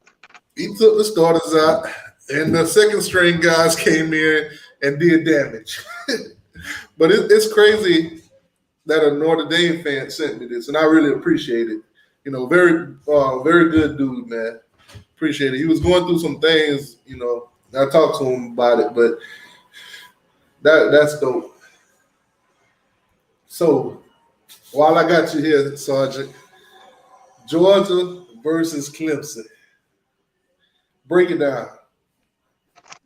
This is what's going to happen. We're going to come out slow. They might be up maybe 14-3 at halftime, and then Kirby will cuss out all the players, and then they'll wake up and then we'll win by 6 points. We do this every year. If you're a Georgia fan, if you watch Georgia football, we do this every year. First 2 quarters, we act like we can't play football, and then the second half, then we just this always happens on the first game. The first 2 quarters, we start off slow, and then the second half, we come out and dominate. So I don't see nobody on Clemson's O-line blocking Jordan Davis. I don't see nobody dealing with our linebackers. I don't see nobody able to stop our pass or our run on that Clemson defense. This is the same defense that, gave up just 6 passing touchdowns a few months ago. They don't have anything for us, honestly. The only way we lose to them is if we beat ourselves with turnovers and penalties. They don't have nothing for us. I'm sorry. Now you got Hufflebilly. He says UGA didn't do it against Bama or LSU. What makes you think they're going to do it against Clemson? Okay, so this is same. He also said it's not the same B, bro. This is same. This is the same Bama team that was pretty much one of the best. I say one of the best college football teams to ever play. Same with LSU. LSU and Bama these last 2 years, you could argue these are some of the best teams to ever play in college football. If you look at their roster, if you look at how many kids went to the pros, if you look at their margin of victory, go back and look at LSU's season. Go back and look at how many teams they blew out. Like, that's one of the best teams ever. You know what I'm saying? And it's not like we went out there and got beat 42-0 by LSU. It's not like we went out there and got beat 42-0 by Bama. Stetson Bennett had the lead against the national champions last year at halftime. That's what I'm saying. It's not like they just drug us through the mud. Like, we competed with those teams. Yeah, we lost, but we competed with those teams. We didn't just go out there and lay down. But I don't know why a Clemson fan is talking about Bama and LSU. You know what I'm saying? When I don't even think, did they even play Bama? Did they even play LSU those 2 years? You know what I'm saying? So I don't know. But no, man. This is what happens under Kirby, man. Our first game is wishy-washy, and then we'll go on to win we'll beat them on September 4th, and then we'll go on to win the rest of our games and go undefeated and win it all. That's what I'm saying. So you think Georgia's going to win the Natty this season? Yeah, ain't nobody beating us this year.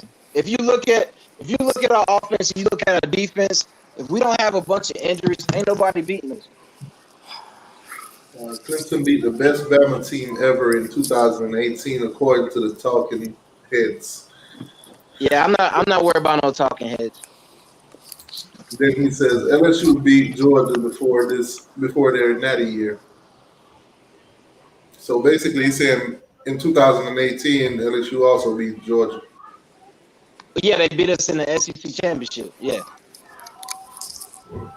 Hey, I got something for AR. AR, let me ask you a question.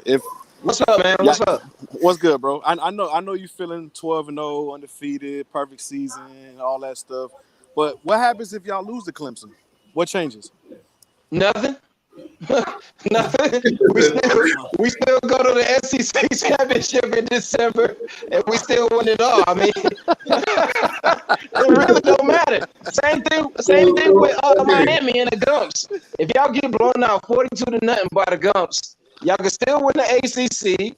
You can still go to the playoff. You can still win it all. It's the same game.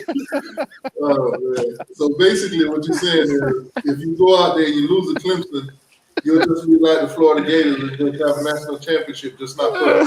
Yeah. If we lose to Clemson, then Kirby will make the players run, 100-yard sprints. You know what I'm saying? And then we'll go out and kill everybody in the SEC. We'll go to the playoff. We'll probably play either Notre Dame or Oklahoma in the playoff.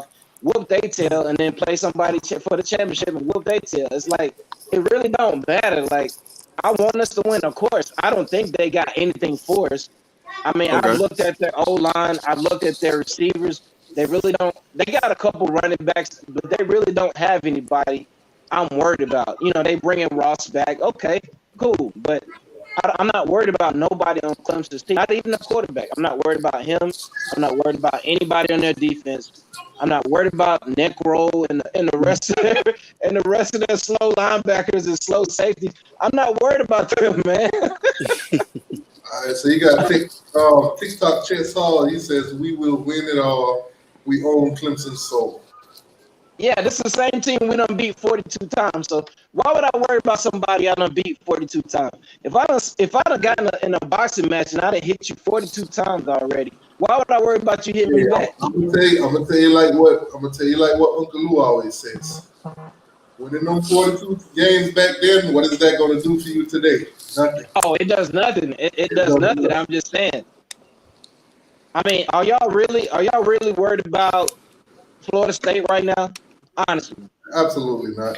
Okay, then. Are y'all really worried about Duke right now? Nope. Are y'all worried about App State? Are y'all worried about Syracuse and Pittsburgh? All these teams that you've been destroying for years, you're not worried about them. I was really worried about it. I was gonna say That's the North only Carolina and Alabama. Exactly. unless see, hold on, I'm gonna say this. I'm gonna play devil's advocate.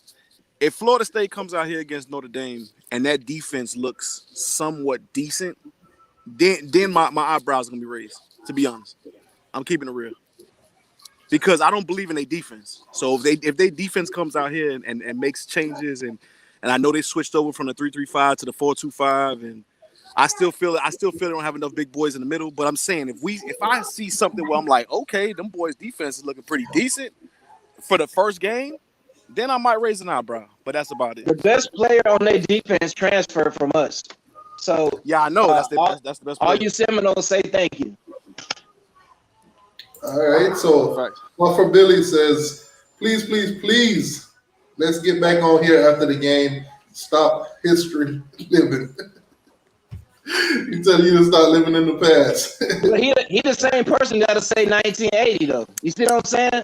People be contradicting themselves. Don't live in the past, bro. Don't bring up the past. Then they'll say 1980. People be contradicting this. They put their foot in the mouth every freaking time they get on here on YouTube. You know what I'm saying? All right, so we got Dennis Wilson in the building. Dennis says, look at the number one hater, Mr. Jax. He's in the Miami chat room. Shout out to Mr. Jax. Let me say this real quick. So AR is on here talking about how they're going to beat Clemson, how Georgia's going to go 15-0. And we got a Clemson fan in here by the name of Mr. Jackson Pose that ain't said nothing about that. All he's worrying about is Miami. Is that a fan? I mean, look at his avatar, bro. Mr. Jux, man. Hey, Mr. Jux, man. I appreciate you, man. You know what I'm saying? You always keep me laughing. I'm starting to think Mr. Jackson Poe is probably like a 16-year-old. Nah. He definitely knows his football. No, I don't mean a 16-year-old physically. I think at heart he is like a 16-year-old. Nah, man, he just know what to type, bro. He know because he be on here trolling people's skin. Trust me, bro. He be on here trolling like crazy. Sometimes I ain't looked at my phone for about a good 3-4 hours, and when I do it, I look at the notification. It's like Mr. Jackson Post done had 3, 4, 5 different conversations with 3, 4, 5 different people. And I'm telling you, I don't see. Hey, so Mr. many Jux. comments. Hey, Mr. Jux need his own YouTube channel, bro. To be real, Yeah, man, I don't Mr. see Ducks, so man. many We gotta go comments live in with this. you, bro. I don't see he so need his many. own YouTube channel, bro. And I'm gonna tell you That boy one thing: hilarious. Mr. Jackson Post got two favorite words that he used every single time: bum What's that? and booty. Bum and booty. that's his two favorite words: bum and booty. And and the third word: cry. Cry. I'm here to make you guys cry. Oh, Sometimes I read the comments, I'm like, why are y'all even responding to him? That's what he likes. He feeds off that. After I seen that video of that walk on shredding that gump secondary, y'all got a chance. Y'all got a chance. I'm telling you, you got a chance. Yeah. Hey, y'all, you already know what our problem is, bro. We always shoot our own damn foot, bro. We are our biggest enemy, man, to be honest with you, bro. I think the biggest thing, you know what I'm saying? What up, Chess? I think the biggest thing is just that first half with us. If we don't completely just lose our minds in that first half, if we keep it close in the first half, I think the second half our talent will take over and we'll get the win. We can't come out like we did against Arkansas in the first half of last season. So I know we got Chess Hall in the building. What's going on with you, Chess? What's up, man? Nothing much. Just hanging out. So what's your thoughts on Clemson beating the bejesus side of y'all in game one? First of all, you're insane if you think Clemson's going to beat the bejesus out of us. Clemson, we own Clemson all time. But besides that, DJ's going to be running for his life the whole game. We're just too stacked. I don't want to hear about Clemson's defense, their offense. We're whipping that ass week one. Tell them, Chess. You said a key word then, Chess. We stacked. I hear that year in and year out from Georgia now. And I haven't seen no natty or anything to go with that. We're stacked. So what's going to be so different this season? We have a quarterback. We have a quarterback. We haven't had a quarterback since Aaron Murray. We got JT Daniels. Oh, so the disrespect to Jake Fromm. Damn. Oh, I don't want to hear about Jake Fromm. Anybody can I can throw a slant route easily. So Jake Fromm taking y'all to the natty, he gets no love. It wasn't Jake Fromm who took us to the natty. It was the people around him that took us to the natty. It was the defense that took us to the natty. It was the defense and our running backs and that O-line that took us to the natty. Just like Mac Jones. Mac Jones went all that. He had a team built around him. You put Jake Fromm on that team, same thing happens. Guarantee it. Okay. I wouldn't say all that. You saying basically I got to the natty and then everything that was around Jake Fromm just gave up on him. I wouldn't say all that. I would just say I would say you put Mac Jones on our team that went to the national championship in 2017 and we win it all. You know what I'm saying? But Jones is a good quarterback. He's underrated. With the receivers and the running backs and the O-line he had, it was pretty easy for him. He made it look easy, but when you have all day to throw the ball, that makes it a lot easier. Okay, so Huffle Billy says, Chess, stop all the nonsense. Clemson will be stat killer again. They got Christ for a quarterback. Clemson has God for a quarterback. Okay, so basically the God and the Christ thing. Uncle Luke called JT Daniel, JT Christ Daniel or Christ, something to do. JT Daniels Christ. JT Daniel. Yeah. There you go. So basically he's saying that DJ, I'm going to just say DJ because that last name is kind of all over the place. Uncle Luke, blah, blah, blah, blah, blah. Him, he's trying to say that he's a God. Reed Gilbert, Big O on the same side of the field. Can't nobody do nothing with that, man. Reed Gilbert at receiver, Big O at tight end. You got 6'5", 240 at receiver. You got 6'7", 270 at tight end. It's over, man. I'm not worried about our offense this year. Defense, I think with the transfers that we got, Kirby will have them ready. As long as Kirby stays away from the offense and the quarterback, we'll be all good. All right. Well, since Mr. Jackson Post is in the comment section, and we are talking about Clemson, that's his team really his team is Miami. But since we're talking about his team that is Clemson, Mr. Jackson posed, what you think gonna happen game 1 between Georgia and Clemson? I want to hear your thoughts and opinion on that, sir. You can leave it in the comment section, or you can come join us on the screen, but comment section is wide open. Now, Chess Hall, let's just say that Clemson does go out there and they do blow out Georgia. What will be your take on that? What's your judgment for the team and Kirby Smart if that does happen? It'll be a good loss. I mean, the SEC East. It'll be either way. If we win or lose, we're still going to win the East. The only team that can compete with us with the East. Yes. I said they blow you guys out, and you said that's not happening. That's not happening. That's not happening. The only blowout week 1 is going to be Miami versus Bama. I'm sorry. Bama is destroying you guys. It's over. It's over. I'm telling you, Bama's gonna bend you over their knee and spank you. I'm sorry, but it's gonna I don't think so, Chess. I think it'll be a lot closer than what you think, Chess. Nah. Well, if it is, whatever. I'm gonna restate that question because apparently Chess didn't hear me because he said it would be a good one. It would be a good loss. Hey, don't erase this live, man. We need to revisit this live September the 5th. If blow you guys out, what is your thoughts for Kirby and the team? If Clemson blows us out, we'll say it's a good loss again. I'm not saying it's a good loss. I'll say, hey, it's one bad loss. That's all I'll say. It doesn't matter. That's the thing. We'll run through the East, get to the SEC championship, run through the playoff, and win it all. It doesn't matter. It doesn't matter. Here's another question for you, Chess. If Clemson does blow out Georgia, will you be coming on here to give Mr. Hufflebilly a public apology? Oh, I'll crow up. I crowed up when Alabama beat the hell out of us and Florida. I'll crowed up. I'll still be here. I'm not gonna apologize. I'm gonna talk my crap. You best believe I'm gonna do that. And that's the thing. Gonna hate me.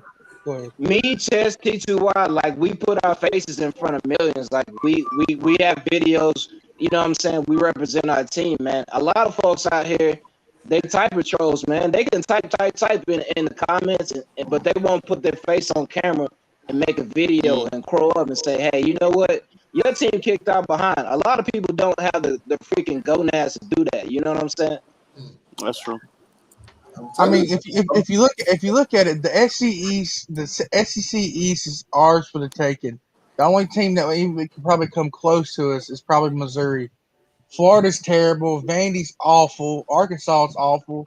What else do they got? The East is ours, pretty much. Huffleberry says he will get on camera with you, Chess. Yeah, I know. I've seen Huffleberry. He's a good dude. That's one of the nicest guys in the comment section right there. Didn't wide receiver Robinson transfer from Georgia? Yeah, but he's terrible. Demetrius Robinson had freaking frying pan for him. The video too, Chess. I was like, man, get back the fuck up out the camera. Back up. I'm serious. Demetrius Robinson was on a milk carton the whole time he was at UGA. He had one good year at Cal, and then when he came to UGA, he didn't do nothing. I wouldn't say he's terrible. He's facing some felony charges right now. He went to Auburn. Auburn takes all the everybody that Georgia gets rid of. Yeah, he's facing a felony charge. So I mean, I don't know what his situation like court wise is going to be. What is the solution for all y'all off-season problems when it comes to arrests and stuff? Because it seems like that's a trend now. We don't have any off-season problems. I don't know what you're talking about. I mean, last season, who was the guy y'all had some issues with getting kicked off the team for all these, crazy violations? We had a guy steal a parking boot like an idiot. I can't remember who it was though. Yeah, I heard about that one too. Guy took the boot off his own. I don't want to hear about no off-season problems. Don't even get me started on Miami. Don't even get me started. When is the last time you hear any off-season problems about Miami? I don't want to hear about it. If you want to hear any off-season problems, you would have to date yourself back to the 80s. Oh my gosh, dude! I hope Miami plays. It won't never happen, but Miami plays Georgia in the national title. T2Y, you're gonna hate me, son. You're gonna hate me. Trust me, I will not hate you, sir, because I'll be right along here talking shit with you. Oh yeah, son. All right. That's my dream matchup is Miami and Georgia in a natty. If not a natty, then a bowl game. That'd be all the shit Trust me, talk would be there. if I'm here talking shit to Alabama fans, Georgia is nowhere far from it. I hope y'all give them a run for your money, but I don't think Miami will beat Bama. If it's close, I don't know. It depends. I don't know. If y'all beat Miami, if Miami beats Bama, it's gonna be bad for us because all the Miami fans are gonna say, "Oh, look, we can beat Bama, and you can't." Oh, trust me, we will. We'll be talking about 2007. Oh my God. For those of y'all that's in the chat that don't know what 2007 represent, that's the last time Georgia beats Alabama. Yeah, that was a good game too. So we beat them. Y'all, trust me, it's open season on y'all, and especially if you don't beat Clemson. Woo. Speaking of Alabama, we got G Bama boy in the building. He say roll tide. We're gonna roll them tides, all right. Hey, so y'all Georgia fans, y'all really think that JT Daniels gonna live up to the hype that's given to him? Absolutely. I absolutely think so, man. Dude, he's proven what Jake Fromm couldn't prove. He proved that without the run game, he can win us the game. We did it against Mississippi State in 2020. 2020, you put Jake Fromm in there when we couldn't win the game running the ball. Jake Fromm couldn't win you the game. And AR Chandler would agree with that. What was Jake Fromm's like? I say Jake Fromm. What is JT Daniels' best game, best performance? Mississippi State, he threw for 400 plus yards. And was he consistent like that throughout the whole season? Yeah, he didn't lose. When he came in, we averaged. He's undefeated as a Georgia starter. He averaged 30 points a game when he come in. Stetson Bennett couldn't do that. Who started against Alabama? Stetson Bennett, 5'2" midget quarterback, beat Bama for 2 quarters. Who started against the Gators? Stetson Bennett and DeJuan Mathis. Yeah. Okay, so what's the state with those two quarterbacks? Are they still there? Did they transfer out? Stetson Bennett's still there. He won't never see the field, and DeJuan Mathis transferred somewhere. Temple, I think. Okay, so let's say JT Daniels go out, have a great season. He goes into the draft, get drafted. Who's up next? Oh, Carson Beck. Carson Beck. Yeah. We have 3 5-star quarterbacks right now. We have 3 5-star quarterbacks right now. Right out of the recruitment, basically. Yeah, we had the most stacked QB room in America right now, I think. We got Carson Beck, we got Brock Vandagriff, and we got another 5-star coming in after them. Yep, Gunnar Stockton. Yeah, so quarterback won't be an issue for the next 5 years. I think if Jamie Newman doesn't quit on us 2 weeks before the season starts, I don't think we lose anybody. I think we go to the SEC championship and we might have lost to the Gumps, but we probably would have still made the playoffs. And that's the crazy thing about it. We would have kicked out Notre Dame. It would have been us, the Gumps, Ohio State, and Clemson in the playoff. Our starting quarterback, who took all the first-team reps, quit 2 weeks before the season started. Yeah, and then he played in the. We got G Bama boy. He said JT had a okay game against Cincy. He wasn't great. Who won the game though? That's right, Georgia did. So I don't want to hear it.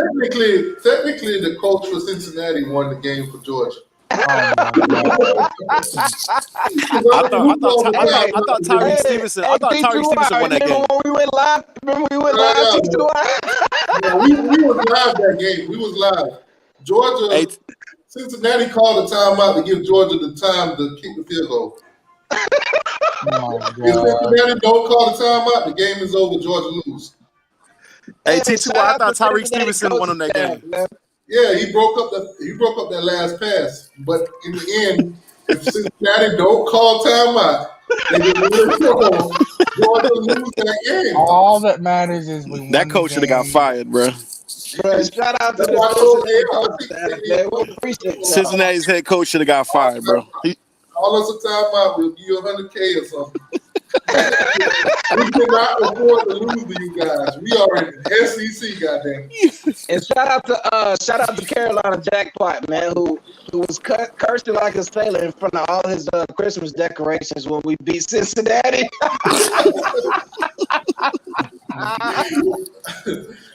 Oh man, I think I tuned into one of his live, and I had to clip. I had to rewind and clip the part where he was going crazy. That man was going crazy. He was turning colors. Dude was slapping elbows, and I was like, God dang, this is some entertainment right here. But that man was pissed off, bro. Okay, so we got King or Garcia can get us the win. Yeah, definitely. I'll take either one of them. So TTY, what are you gonna do if Alabama blows you out week 1? I'm gonna come on here live with an Alabama A on my forehead and tell all the Alabama fans that I was wrong, they was right, because that's the bet that I got going with an Alabama fan. You know, man of my words. Unlike Dabo Sweeney, who said he was gonna quit, players start getting paid, but he's still coaching right now. Yeah, did Dabo send that resignation letter in yet? Didn't Dabo stated that back in 2019? I think. If they start paying players for name likeness or whatever, this and that, he would quit his job. They started paying him. Dabo's a Bible thumping Christian. He's a Bible thumping Christian that's not a man of his word. Dabo marching around like he happy for them. The same guy that said he quit his job, or he happy they get paid now. Dabo is the biggest crybaby for our coach I've ever seen. Him and Nick Saban are hand in hand. He said Dabo speak too much. They only played 6 games. But what do we got to study from? Oh man, when I heard that, bro, it was like, hell, it ain't that much film to watch. I mean, damn. They only played 6 games. Don't even get me started on they top 12 for me. I didn't see them play enough to be on my top 10. Dabo talked all that trash, and then that defense got destroyed. And don't even get me started on Dan Mullen. Oh, the crowd was too loud. It's like they stacked all the people behind them. I'm not even going to get started on Dan Mullen. I'm not even going to get. I'm telling you, Dan Mullen's wife. The crowd was too loud. They had 25% capacity. By the way, War Eagles. Dan Mullen's wife is patient 0 for this big disease we got. Just saying. Nah, let's just say Clemson go out there and blow out Georgia. That whole Sweeney steps up to the podium. What do you think he's gonna say? I don't know. He'll probably cry or something. We won the game. I don't know. All season they've been telling me this is gonna be the game of our lives. Well, apparently we showed up in life, but they didn't. I tell you what, man. I tell you what Kirby Smart should say when he comes up to the podium after he whipped that ass. We should say, "How about them fucking dogs again?" That's what we should say. Man, I don't see Kirby talking no trash. He ain't a trash talker. We went out there and we played 4 quarters of football and we got it done, and it's a good day for Dog Nation, and we're going on to the next opponent. I tell you what, man. Nick Saban should thank Kirby Smart for that defense. He built it. Built it, but now you can't beat it. I'm telling you, this year's gonna be different. I don't think Alabama's even gonna make it to the SEC title game. I think they're gonna get beat by either Ole Miss or Texas A&M or maybe Miami. Okay, I was gonna say so. That's what I'm saying, man. You can't go off of last year's success. Ask LSU. Yeah. Ask LSU. You can't go off of last year's success. You just can't. So if Alabama don't make it, so you guys are weighing in with Texas A&M or LSU? I say Texas A&M or Ole Miss. But go ahead. If LSU or Texas A&M go to the time out. You said Ole Miss? I think Lane Kiffin will be the first disciple to beat Nick Saban. Oh, I thought you were talking about going to the SEC championship. Hell no. No. The question was Texas A&M or LSU. No, you threw Ole Miss in there. I was like, oh. Okay. Yeah, I would say Texas A&M will go to the SEC championship, but I really don't think they can handle us up front. Like they don't have the O line or the D line that can handle us. Now they got excellent running backs, excellent receivers. Their defense is decent, but I just don't think they can handle a team like us up front. No love for Auburn. Shit, nah, man. Nah. Blow dicks? No way. Blow dicks is terrible. I don't hear on them. Oh man, did you just call the man Mo Dix? Blow dicks, that's his name. They got him blow. He said blow. Oh wow. Just like Tim Heblow. Hell, Blow dicks has been there for 13 You years. better not say that too loud around in the Florida fans. You know that's their God. Yeah, man. Tim Heblow, man. Cracks me up, man. Somebody say Blobo.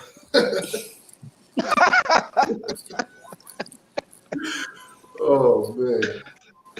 Yeah, we got jokes for days for them lizards, bro. You go out there and lose to these nicknames that you're giving out now. It's gonna be tough watching your video afterwards. Nah, it's not gonna be tough, man. I mean, we got confidence in our squad, man. No matter what. This year's the most confident year I've had since probably 2018. That's what I'll say.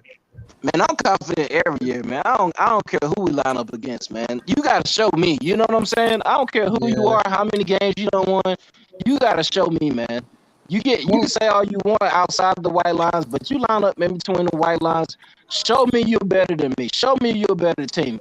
I don't respect the Gumps. You know what I'm saying? I don't respect them, man. I seen the walk-on destroy the secondary over and over again. So I don't respect the secondary.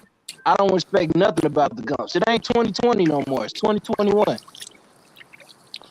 It said, panel, in my opinion, Dan Mullen is Conor McGregor of college football.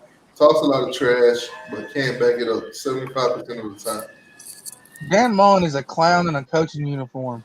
This he wore a fucking costume to a press conference. How big of a clown can you be? That's quality entertainment. That's called quality dumbass. Hey, man, it's different. Now you have all your other coaches go up there. Yeah, we played a good game.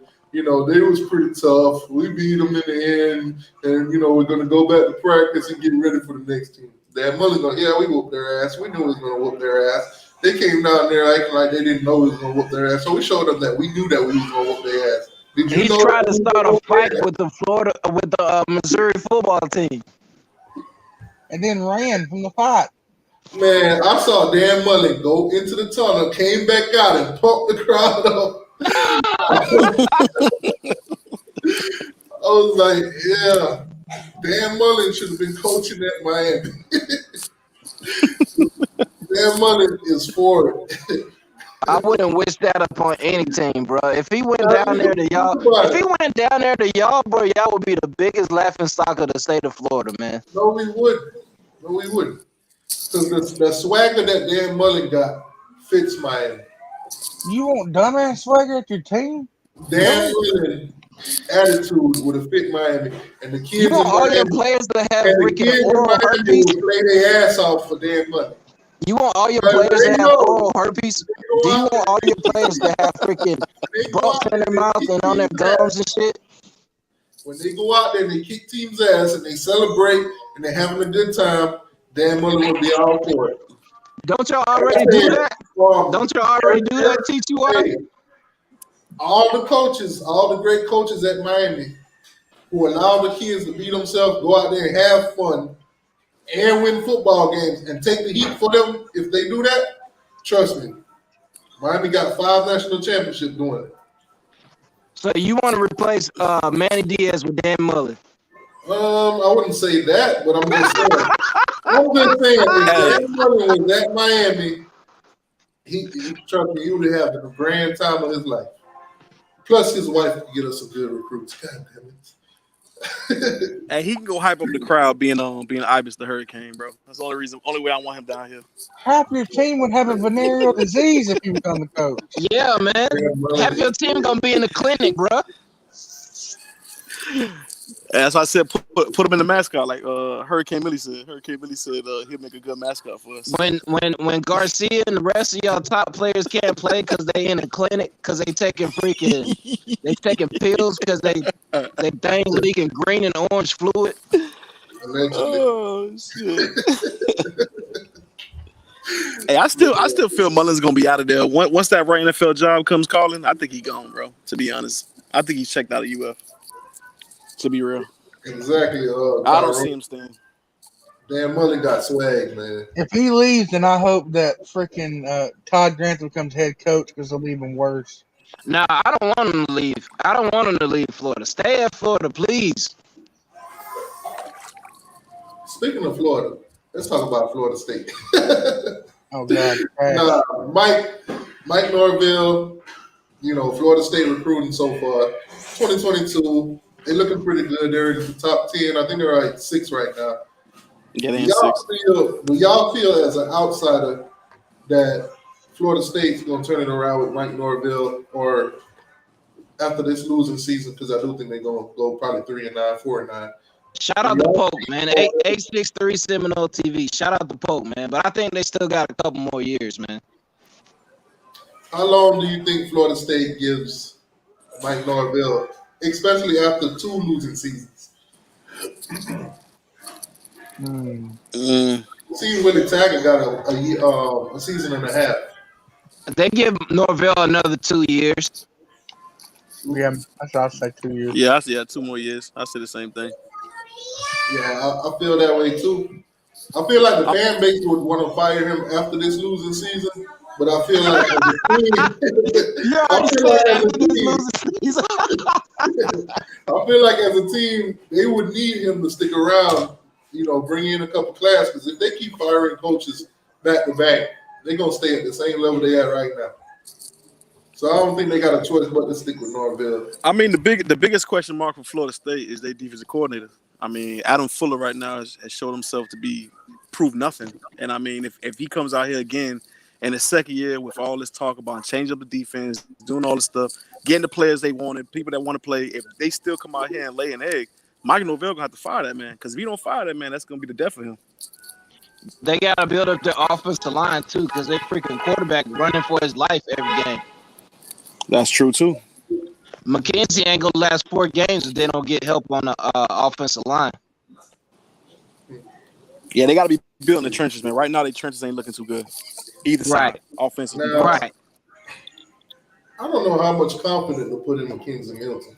Because the guy hasn't played since, 2018, if I'm not mistaken? Yeah. Coming off an injury.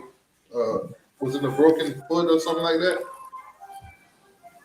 Something happened with his leg, but I mean, he had to sit out. He had to sit out a while to recover. Yeah. But I mean, when he was down at UCF, he was balling. I bet freaking Gus down there is mad that he left. Now that's what I'm saying. 2 years ago, we saw him phenomenal looking quarterback. Talented, whatever. Can probably throw every single route on the field, whatever. Yeah, you can. But after 2 years of nothing, do we see that same caliber of McKenzie Milton? And with the talent that Florida State got at receivers, can he get it done? I'm gonna say it's like AR said, man. It's all gonna come down to the offensive line, bro, and it's gonna come down to his receivers too. His receivers, they've been dropping passes all last season. So are we gonna see a change in that as well? Are they gonna actually catch the ball? Yeah, you know what I'm saying. So I mean. All right, some of you guys weren't on the panel earlier when we was doing the ACC SEC matchup game, so I'm gonna put those back on the screen, and I'm gonna get y'all thoughts on it. I know AR came in late. I think maybe they came in a little bit late too, and if I'm not mistaken, Chess came in late. So let me see what y'all thoughts on these. So we'll start at the bottom like we did earlier. Vanderbilt versus Duke. Who y'all got winning? Duke all the way. Vanderbilt's terrible. Yeah, I'm gonna go with Duke. Hey, y'all. I'm going with Vandy, man. What? All right, so it's a 3-1 on this one because I'm going with Duke also. All right, so we move on from that. Arkansas versus Syracuse. Give me Arkansas. Sam Pittman's doing really good with that team. Yeah, give me Arkansas.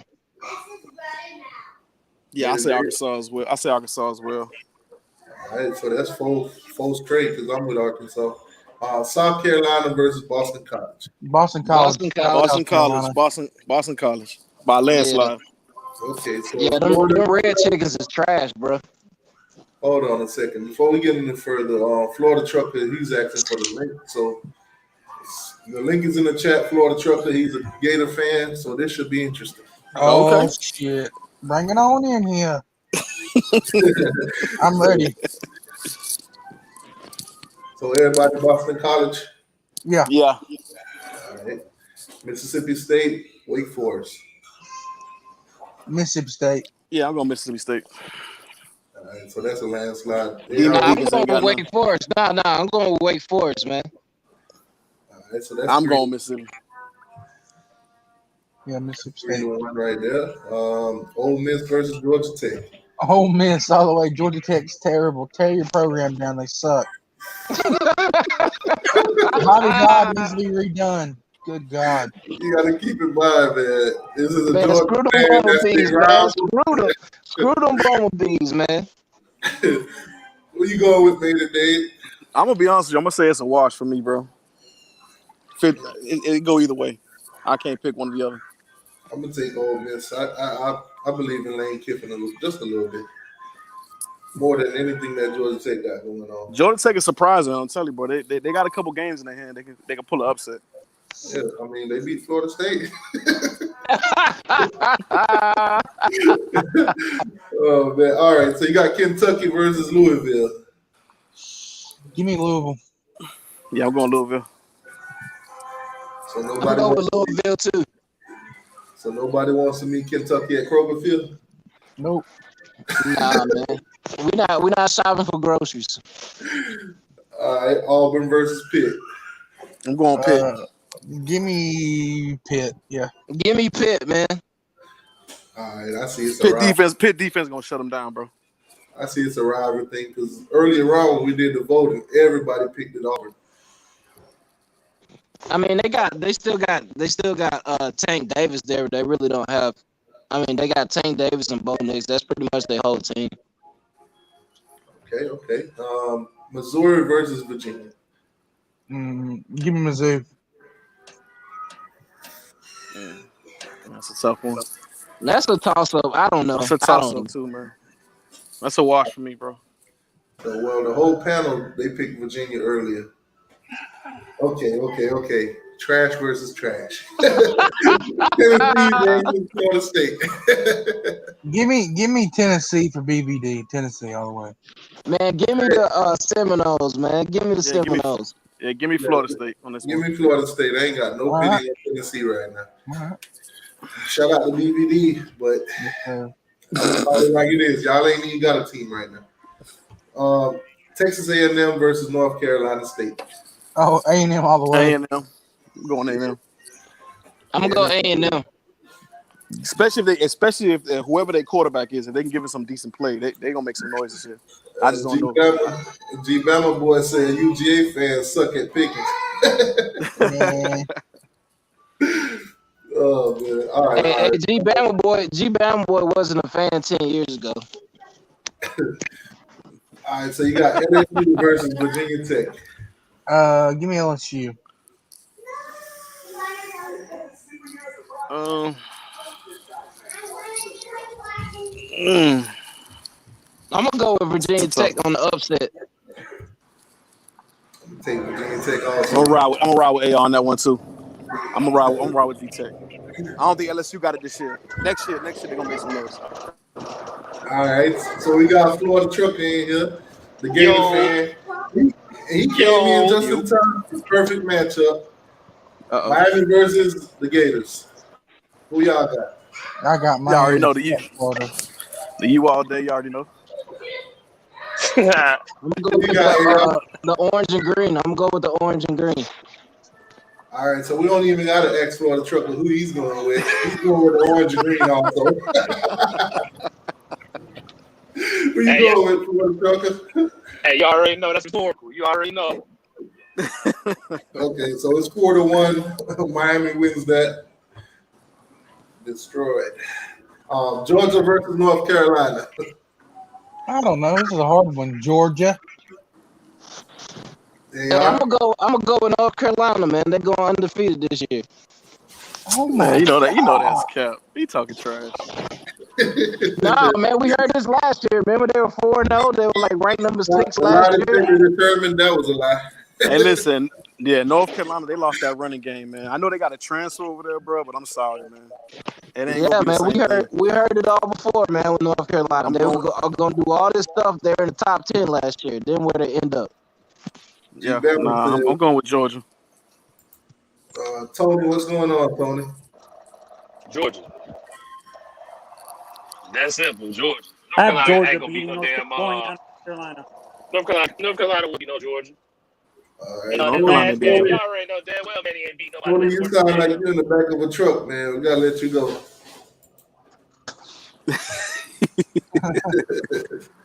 He said something that he went in and out. I couldn't make it out. I think we lost Florida Trucker too. I think he probably in the back of the truck then. All right. So North Carolina, are you sticking with that? AR. Yeah, I'm going with North Carolina, man. Man, they all talking shit, man. Get the fuck out of here. Get the fuck out of Chesson, here. how you feel about that, Chesson? I'm deeply saddened right now. What the hell? I'm going with the baby blue heels, baby. Go heels. So You you think fucking they just, trolling. you think y'all should you think Yeah, he y'all should trolling. kick AR out of the Georgia fan base? No, he's always welcome in here. I like it. Nah, I've been doing my dogs videos for 2.5 years, man. I got a year in, so there you go. But nah, man. I mean, I think we would destroy them. I think they might get a touchdown in like late in the fourth quarter because they do have a good quarterback, but I think we would just destroy them, man. Okay. All right. And Clemson versus Alabama. Clemson all the way because Alabama lost a lot of their players last year, and Clemson didn't Yeah, I'm hardly gonna go lose with anybody. I'm gonna go with the Orange Cats. Okay, I'm gonna go with Alabama. So this is a lot different because earlier on it was all Alabama. I'm gonna go with Alabama with this one. I still don't believe in the hype with Ukulele and losing ETN, losing Travis Lawrence. I'm not 100% sold on Clemson right now, to be real. Even with Alabama losing what they lost, I don't see it.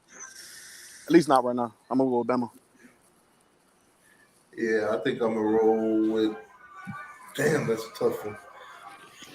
Damn, that's a tough one. Ukulele got to prove to me, bro. I'm sorry. You got to show me. Yeah, damn, this is tough. Who you rolling with, Chess? No, I'm going with Clemson all the way, man. I mean, Alabama lost a lot of key players, and their starting quarterback hasn't even played in a game, I don't think. DJ's played in at least one. I know he lost it, but man, I got to go with Clemson all the way, man. I don't think they'd beat the hell out of him, but I think they'd win. Shout out to Brooks Wilson, man. He's got a good breakdown of DJ Pineapple, man. If you look up his page, man, he breaks down the film of him. The dude's a good, accurate quarterback, but he's just off and on. Like he'll hit a receiver that's covered. He'll hit a receiver that's covered by two people, hit him right in stride, but then he'll miss a wide open receiver. So exactly. I just think he's too inconsistent. What's y'all assessment on Bryce Young? He's not proven, man. I don't know. He could be a bust or he could be the best. You never know. Yeah, I don't know. I don't know. Just based off his performance in the spring game. If I can't do that. Okay, so based off his spring game, whatever. If Alabama had him as a starter last season, do you think they win a championship? No. No, I don't think so. I don't know. You man. gotta realize, I think Sark's spring got it games right. are scripted, man. I'm finna say my only concern with Bryce Young is honestly switching over from Sarks to Bill O'Brien. I don't know how Bill O'Brien is gonna develop him. That's the biggest question mark for me. If Sarks was there, I think they would be churning out another star at QB, in my opinion. But I don't know with Bill O'Brien. That's a big ass question mark right now. I mean, O'Brien came from the Texans, right? He's gonna pretty much run the same offense that he ran with Deshaun Watson, Mr. Massage Man. So we'll see what happens, but I don't think he's gonna be the same because he doesn't have the same receivers or running backs that they had last year. They lost a couple of O-linemen. A lot of people don't look at that too. So yeah, they did. They lost we'll Leatherwood. see They what lost some happens, boys on the but line. I can't just base I can't base my shit off a spring game because those are scripted, man. Like if you've ever played a college football spring game, you know what's going to happen. The coaches pretty much do a rehearsal of the whole freaking spring game before the games come, and then when the fans come out there, all your plays are scripted. Like when I played up in Annapolis, we knew the first 20 plays of the game. Like we already knew what was going on pretty much the whole spring game. I mean, that game we ran like 50 plays, but we knew the first 20. Okay. Mm-hmm. Mid-season. I think we all got to revisit this in the mid-season because I think a lot of people we think that was going to be really good is not, and a lot of people that was sleepers, they're going to end up coming up to the top. I think the season's going to be different. That's a good point. Guy moves on from Alabama. I think he went on over to Texas, correct? Yeah. Yeah. Sorry. How far do you think Texas go this season? Or is it too early? I really don't know nothing about their program. I haven't. I know they got a good running back. I think they got like a Heisman candidate running back, but I don't know how Sark is going to use them, and I don't really know what the offense has. Yeah, I would say, man, I probably give Sark 2 years, 2 seasons, and I think Texas is going to be up there for contention. I believe in his offense that much, to be honest. Can you guys hear me now? Yeah.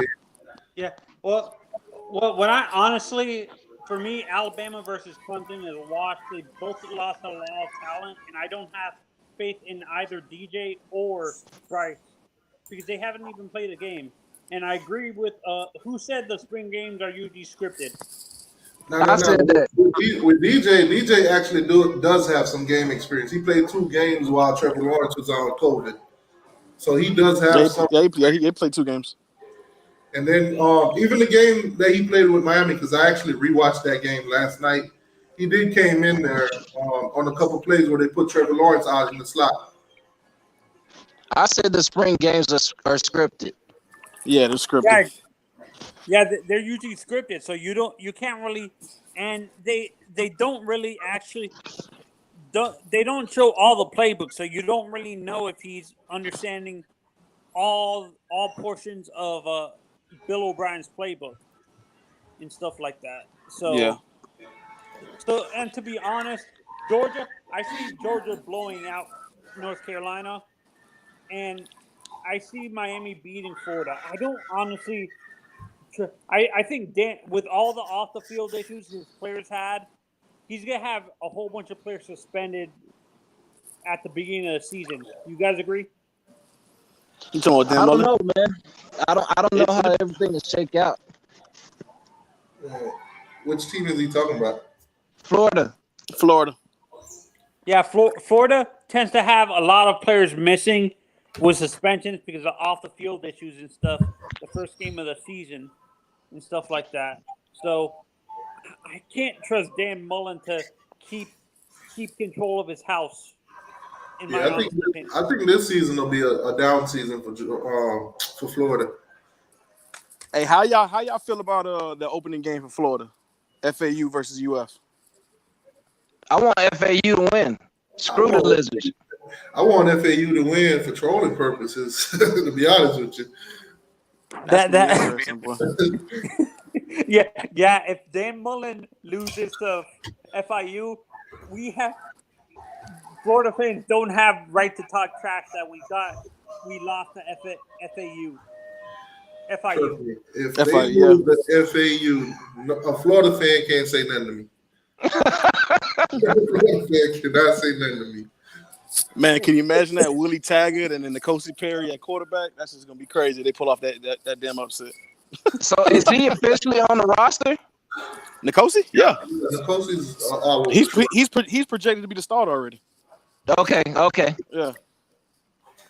It's like Georgia losing to Georgia Tech this season. Oh damn. Yeah, that definitely be. I agree with that. It's on that level. If Georgia loses Georgia Tech, UF losing FAU, especially because Willie Taggart's there, bro. Oh my God, Jesus. I think if they lose the FAU, that'll put them in a whole different bracket. Because I mean, when they Big lost, time. was it Georgia Southern they lost to, or Georgia State? One of them. Who did Florida lose to? They lost to one of those Georgia teams. They lost to Alcorn State, I think. Alcorn State. Okay, so with them losing to Alcorn State and then end up losing to FAU, a Florida fan couldn't say nothing to me. They couldn't say nothing to me. Yo, It's like Michigan fans. Look at Michigan fans. Once they lost to App State, you never Hey, App heard State ain't no joke, man. Y'all better be ready week 2, bro. you never heard from Michigan again. hey, listen, I'm not sleeping on Appalachian State. Hey, y'all, trust me, bro.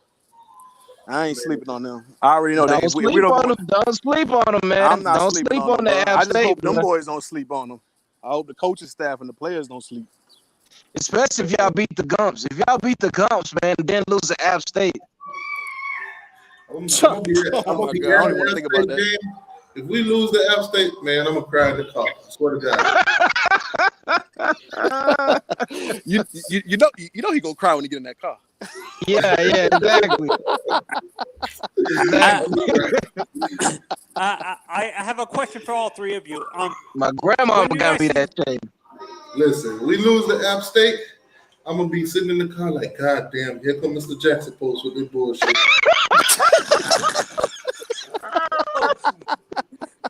When do you guys see the next big realignment for college football, in your honest opinion? Next year when they go to 12 teams. I think 2023.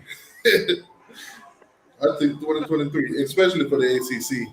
Next year when that damn football game come out and they go to 12 teams, bro, people gonna lose their mind. Yeah, for real. I think if Notre Dame come in the ACC, we probably bring somebody else in there. They probably start doing some alignment. Especially if they bring West Virginia with them, that means West Virginia leaves the Big 12. So the Big 12 gonna have to replace them or drop somebody else. So they're gonna do some realignment. The SEC But they might bring West Virginia in the ACC and then put Cincinnati in the Big 12. Yeah, something like that. Definitely. Yeah, for me, I'd rather stay away from Notre Dame, to be honest, and bring in UCF and USF into the ACC. Nah, that's USF? I don't know about USF, but UCF, that would be good. That's too many teams in the same state, man. Yeah, definitely. I got a question for all of y'all. In 10 years, does the NCAA still exist? Yeah, of course. It's got to be some balance. I don't think they'll have the amount of power they have now, though. I don't know, man. I mean, you already heard the rumors about these damn conferences talking about building their own conference outside the NCAA. That's the latest rumor going around. That they're already scheduling an exit. This is billions. This is billions of dollars. This is TV contracts. It's too much money on the line, man. But the TV contracts is done through the schools and through the conference. It has nothing to do with the NCAA. Right, Remember but the that. NCAA, these conferences don't exist without the NCAA. That's what I'm saying. That's what I'm saying. If they could push them out building their own conference themselves, it's a wrap for the NCAA. That's what I'm and that's kind of been like the little rumor going around that the head of these conferences is talking about building a power conference, because now with the NIL in, I mean, what the hell do you need the NCAA in here for? For what? Yeah, like, what purpose do they serve? Yeah, for me, I could see the ACC and the SEC making a super conference, then the Big 12 and the Pac-12 being a super conference. What happened to the Big 10? What conference did they merge together to make a super conference? Yeah, I just think the NCAA will stay around because you got all these small schools, that don't bring the same amount of revenue, but they still want to be heard if they go undefeated. You know what I mean? Yeah. Look what Huffer Billy Paul just said. He said conferences would become super conferences. NCAA is toast. Writings on the wall. I'm gonna be honest. I think the NIL is. I mean, it's a gift and a curse. It's a gift for us as fans of our programs, but I believe this is going to be the end for the NCAA, because now look what's happening even in basketball. You got the G League signing the high school players. They can sign high school players $1 million contract. You got the other league now. They just signed the number one junior in the country He just signed with his league. He's skipping college basketball. He going to his league Right. $10 million. Right. That's what I'm saying. I'm kind of feeling like now with the NIL, bro, it's kind of like I don't know if they last 10 years, bro. Because what purpose are they going to serve? And I think it creates more parity in college basketball. You don't see a lot of teams like 2 or 3 teams dominating like like North Carolina, Duke, Kentucky, Memphis, or anything like that. It's going to be more even. You guys agree? In terms of college basketball? Yeah, I think it'll bring more parity. Because we know college basketball is pretty much one-sided. It's been one-sided for a while. Does the NIL help college basketball more, in your guys' opinions, or college football more? College football. Now with NIL, I agree with Made and Date. I think you're gonna see the evaporation of the NCAA, because how do you police kids getting money from anything now? You can't, because look what they said. They said they're putting that responsibility on the institution. So again, what are you here for? If you're not even going to police this, you're telling it's like them going to Georgia and they going up to the president of the program and they go, "Hey man, be careful. All right, do your job. Don't come on, bro. You know what I'm saying? Like you're putting the power into the institution, and you tell me the institutions are not going to start bending the rules. Everybody's going to bend the rules now, man. It's a wrap. Yeah. To be honest, Made and Date. I said this on X's channel. If you know how to talk about Streeter. Yeah. And I said this opened a can of worms. I think it can cause the federal government to investigate these colleges under the RICO Act. Am I correct, or am I being a little bit too conspiracy? No, I mean not if we're talking about lucrative money, and then the federal government want that taxes. They need their money. Yeah, they're gonna want that money, man. Okay, so look at it this way: you got a booster at Alabama, gave a player, let's say, $100,000. You got the NCAA wanting to come in and what happened here? What's going on? What did the university do about it? Well, this booster come out and say, hey, I had a couple hats and a couple jerseys, and he signed them for me, and I gave him $100K. What can the NCAA do about it now? They can't do nothing. They can't do nothing, bro. That's like me right now going to a business, right? And I say, hey, I'm gonna funnel you guys $500,000, but I want you to give $250,000 to a kid on this team as a sponsorship. Right. How the fuck is the NCAA gonna know that, bro? They not. Right. They not gonna know. That's why see Master P. You see Master P sign? He signed $1 million contract. Now, exactly. Put it like this also. If the states like Florida, California, and all those other states that was going to pass this law to basically let it be legal for them to do it, the NCAA would have never went along with it. If their hand was not forced, they wouldn't. And that's there you go. They did not want this to happen, but it was the inevitable, bro. It was the inevitable. If the kids does it in those particular states, they can't do nothing to them because they're doing it under law. Right. Yeah. So in a sense, honestly, I think you guys are right. The NCAA is going to become extinct in maybe the next 20 years. 20 to 30. Anthony, what the heck is going on, man? First you start off high as hell, and then you just went completely out. Oh, sorry. Can you hear me now? Yeah, we got you. We got you. Yeah, keep the mic exactly right where it's at right now. Yeah, bro. Yeah, no, because I'm using you know how iPad mics can be a little bit unreliable, even if. There you go. Apple, iPhone, iPad. That's the problem. I don't use AirPods, especially when I've noticed that I've done videos, and then when I went back over it and I'm listening to it, I'm like, where'd the audio go in half of it? So that's why I don't use AirPods at all. You're better off that damn noise canceling. You're better off using the phone by itself. Yeah, but what I'm saying, honestly, and you can actually, this can cause a lot of serious issues with smaller colleges that can't even compete with.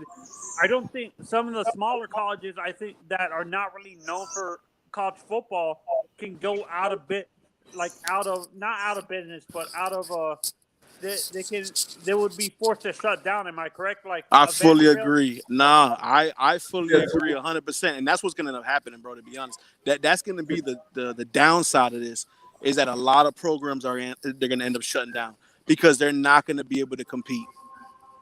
It's just not possible. The way I see it, the college football towns, the ones that are in the big metropolitan, whatever you want to call it, areas, those are the ones that's going to strive from this NIL. Teams like Miami, we're in the heart of business. If you need some business done, Miami is international for that. UCLA. If you want some business done, you're gonna go out to California. You could even go into the heart of Georgia, Atlanta, big business area. So the schools that's in those areas, they're gonna strive. You're gonna have kids that want to be around those areas because they can make deals for themselves. Right. But would this hurt Alabama because they're not really considered a big town? Or actually, Alabama, with the history that Alabama has and the amount of boosters that sit around Alabama will still be okay. Okay. Yeah. Alabama boosters alone will do fine for those kids. You gotta remember, there's no professional sports teams there. All they have is freaking college football. Exactly. Alabama is like the biggest market, to be honest with you, right now is Alabama. And think about this. Say I'm a brand, and my brand, it's all over. You can get whatever I'm offering all over the country. Who's to say I don't go to an Alabama player, and then have them still promote my brand? It's not in Alabama, but what does that mean? You get what I'm saying? These kids are right now. They're signing national marketing deals, bro. It's just not local. Of course, it's national as well. Now look at it midway through the season. You're going to have those Heisman race, who's leading, who's not. Once those start popping up on ESPN and all over the networks, those are the guys that most of these companies, the well-known companies that hasn't even gone in on any kid yet, those are the ones they're going to target because they know they got natural. Of course. I agree. And not even just that, bro. Let's talk about the programs as well, bro. It's just not the players. Look what happened with us. Look at that gym that gave $540,000 to the program, right? It's just not going to be players. Programs are going to be getting fucking offers and sponsorships, bro. Then the program will decide which players get it and which players don't. Exactly, bro. This is going to be like right now we're literally scratching the surface. We literally scratching the surface. It's going to get crazy, honestly.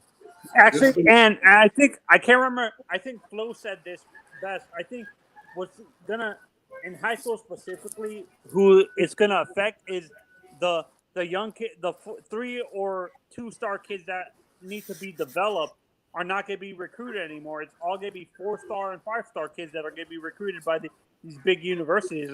Am I correct? Well, you gotta think about it, man. You gotta have depth on your team. So that 2 or 3-star, if you got the right strength and conditioning program, you got the right coaches to develop him. He might not be good out of high school, but he can still, develop into a great player. An example is Grady Jarrett, man. He was a 2-star out of Conyers, Georgia. Was one of the best D linemen to go to Clemson, and now he's one of the best D linemen in the league. So you can't just say, a 2 or 3-star is not going to go to a big school. Those schools need those kids. No. Let me clarify. Think about this too. Every year, how many 5-stars do they give out? Like maybe 10 or 20. Nah, I think it's like what, 32? Yeah, I think it's around there. I don't know. It's not that much. I think it's like 30. Around 30, 32-ish 5-stars. Those guys are going to get put on teams, whatever, nonetheless. Those are going to be the highly sorted out. That's not going to change. Everybody's going to be going after these kids. Right. But that does not change the fact that 2-stars and those guys, they're still going to get drafted. They're still going to end up on a team. Recruiting is going to still be the same. Those 5-stars, they're going to go after them. The blue chip 4-star guys, they're going to go after them. And then the other ones, they'll settle for them to fill up depth. Wasn't Ed Reed a 2-star? Ed Reed was a 2-star, and now he's the greatest safety to ever play the game. Exactly. I thought Ed Reed was a 5-star or 4-star guy. Nope. Wow. No, he was a 2. He was a 2. No, he was a 2-star No. out of Louisiana. He was a 2-star. We was his biggest offer. We was his biggest offer. We was his biggest offer. I don't even think he had any P5 fucking offers. Was Sean Taylor 5-star? Sean Taylor was highly rated coming out of Gulliver Prep. Yeah, he was a high rated safety. Yeah, I One think of the best in that's the state. Honestly, Yeah, it was Sean Taylor. Yeah, to me, the closest thing on our roster to Sean, I'm not saying he is going to be Sean Taylor, but I think he has the potential. Maybe James Williams if he performs like we expect him to, because I honestly think he has Sean Taylor's athleticism. He got to stop. He got to stop growing, man. That kid is what 6'5", 6'6". I don't know, man. I think he's gonna outgrow the safety position just because of how tall he is, man. He's humongous, and we already know tall safeties, man.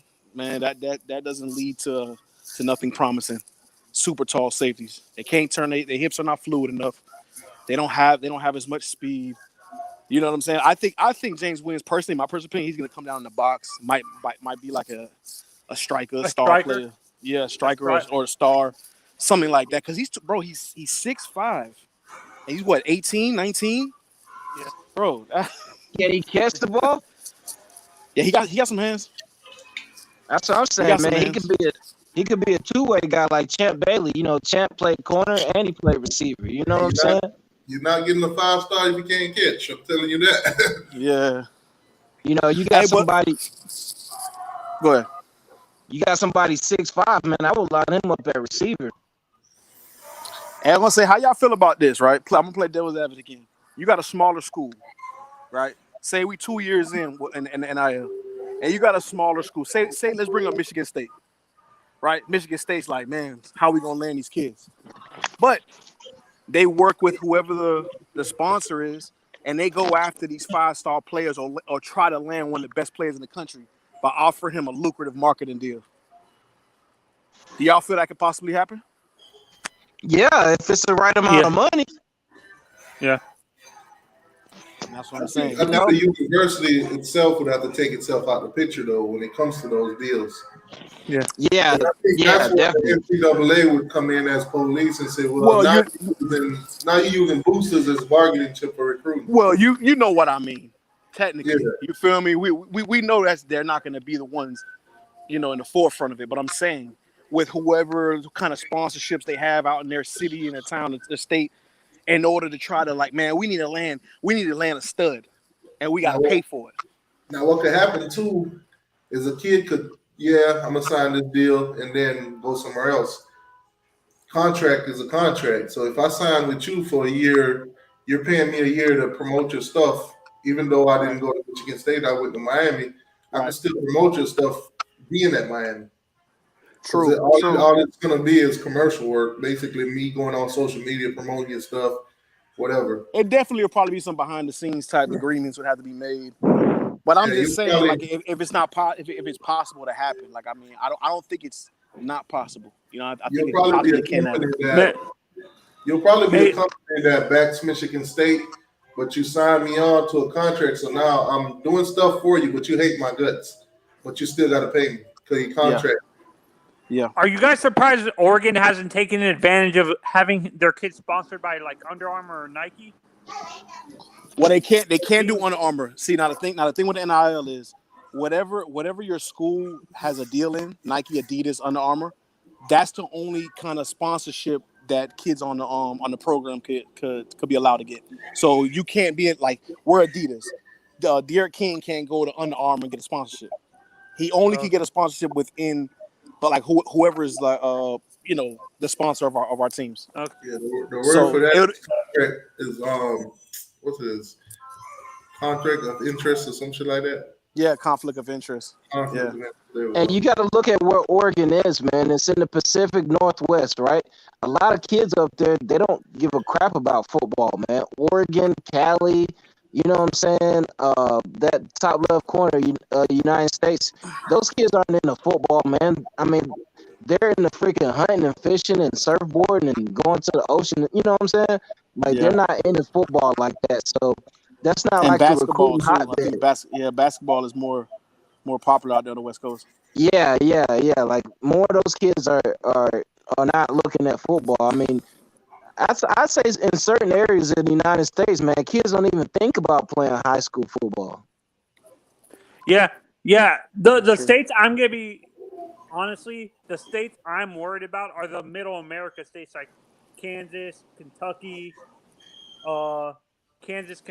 Missouri, like Ohio. Honestly, besides Ohio State, they're mainly a basketball state. Am I correct? Yeah. Yeah. And wrestling, like most of the Midwest and northern states are wrestling and basketball. It's only the South that really focuses on football. Am I correct? Am I being correct on that? Or Well, Yeah, the South focuses on football, and then you had so many people move down here to this area, to the southeast of the United States, because what? The jobs, the economy, the weather. You don't have to worry about freaking, digging your car out on a 5 feet of snow like you would in Washington State.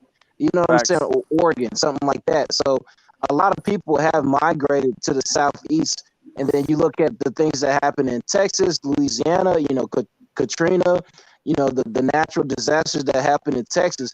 A lot of people migrated to this area, so the more people you have, the more talent you're going to have. Yeah, and I have a question. What major universities in Dallas? Is that Texas, or am I thinking of Baylor or? Well, you got TCU. That's in Fort Worth, right? Yeah, TCU's in Fort Worth. Yeah. Okay. I don't know who's in Dallas. That's a good question. I think No, because I SMU think is in Dallas. I think TCU, being that they're close, like maybe Fort Worth is only like an hour or 2 hours away from Dallas, right? Maybe 30 minutes. Yeah, Dallas, Fort Worth, all those that whole area, they're all close together. Yeah, Dallas, Fort Worth, and Arlington, they're all close to each other. Yeah, you got Baylor. You got Baylor out there too, I think. Yeah, and I think Baylor, and being that they're near Dallas, I think they can benefit from the NIL too, because they have the big tech companies that are owned by like Mark Cuban or something like that. Man, yeah, Texas right there. Yeah, I'm see, agreeing that's with you. why- Man. Texas is going to be big, man. Texas is going to be That's huge why for the earlier NIL. when we were talking about, bringing in teams to the ACC and somebody was like Baylor, I was like, I just canceled that out because Baylor's way out in Texas. And if you look at all the teams in the ACC, they're right along this coast. Baylor would be too far off. See, that makes no sense to me. Then why did Texas A&M? Texas A&M doesn't make sense in the SEC. Do you guys agree? If you It's look at money, man. It's money. if you look at the SEC, look at how the states align.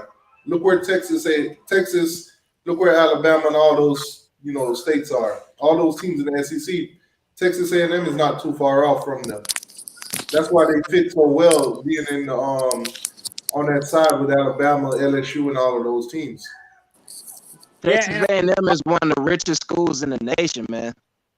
Yeah, and to me, I think Cincinnati would be better suited in the Big Ten. Am I correct? Cincinnati? I can see them being in the Big Ten. Yeah, I can see that. Yeah. They'll be the bottom feeder. And I honestly think West Virginia and Notre Dame fit better in the Big Ten as well. Not in the ACC. They're Big Ten. But the problem is Notre Dame, their basketball program is in the ACC. I think that's the bigger issue. Not even just the basketball program. Every single program they have is in the ACC. Except football. Except for football. So Notre Dame joining the conference, the ACC would be the most logical thing for them to do. But they don't want to do it. They don't want to do it because they don't want to lose, man. Yeah, Hey, no, but you the understand. inevitable. You guys understand what I'm talking about. Geographically, I understand why they did it because of the money, but geographically, Notre Dame doesn't make sense at all in the ACC. For those, it doesn't. Those of you that keeping up with the Miami Hurricanes recruiting, Traquan Fegans just got 2 crystal balls to the University of Miami, Andrew Evans and Gabby, both Let's go to the University of Miami. For those of you keeping up with Georgia recruiting, yeah, we got some big decisions that's going to be made within the next month. So hey, we might get some players, man. A lot of people, saying Georgia's not recruiting enough wide receivers, but nah, man, we got the quarterbacks and we'll get the receivers. We'll find the guys to come, but it's some guys that's going to sign with us within the next month that'll definitely turn some heads. AR. Wait, is this AR? Yeah, what's up? Being that you're a Georgia fan, don't you? I understand why you guys are recruiting a ton of like quarterbacks, but aren't you worried that the quarterbacks that you're recruiting? Anthony, sorry to interrupt you, but Beyonce had the best fit. No, I'm just playing, but anyway, FSU Insider just dropped a Miami Hurricane crystal ball for top linebacker Wesley. Oh, Bassett? Yeah, so Josh Newberg, which is a Florida State insider, he just dropped his crystal ball predicting Wesley to go to Miami. Oh, wow. When a Florida State insider is projecting another team for a recruit you're recruiting, that's a bad sign. And he's a superstar in the. But honestly, like I was saying, do y'all follow? I'm gonna drop a hint. Are you guys following Pop Cooney? Yeah. AR probably not. But. Did y'all see his recent? I think it was yesterday. He posted his recent photo on Twitter or whatever. This and that. I see. It's showing two Spider-Mans pointing at each other. Oh wow! And that's basically the hint that I dropped earlier. Got you. So if you understand that, if you could look at that photo and analyze it and understand what it's meaning, Mary Kay Ashley Olsen. Somebody, thank you. All right, enough said. We ain't gonna repeat it. I mean, recruiting is good, man, but these guys can commit, decommit. You know what I'm saying? I really don't pay attention to recruiting until maybe September, October, November. Like if your team is doing good and more players are signing, that's good. But you can have so many guys commit and then decommit between now and freaking January is ridiculous. You got 6 more months. It's true. And that's exactly what I've been telling people, man. Trust the process that Manny is doing this season.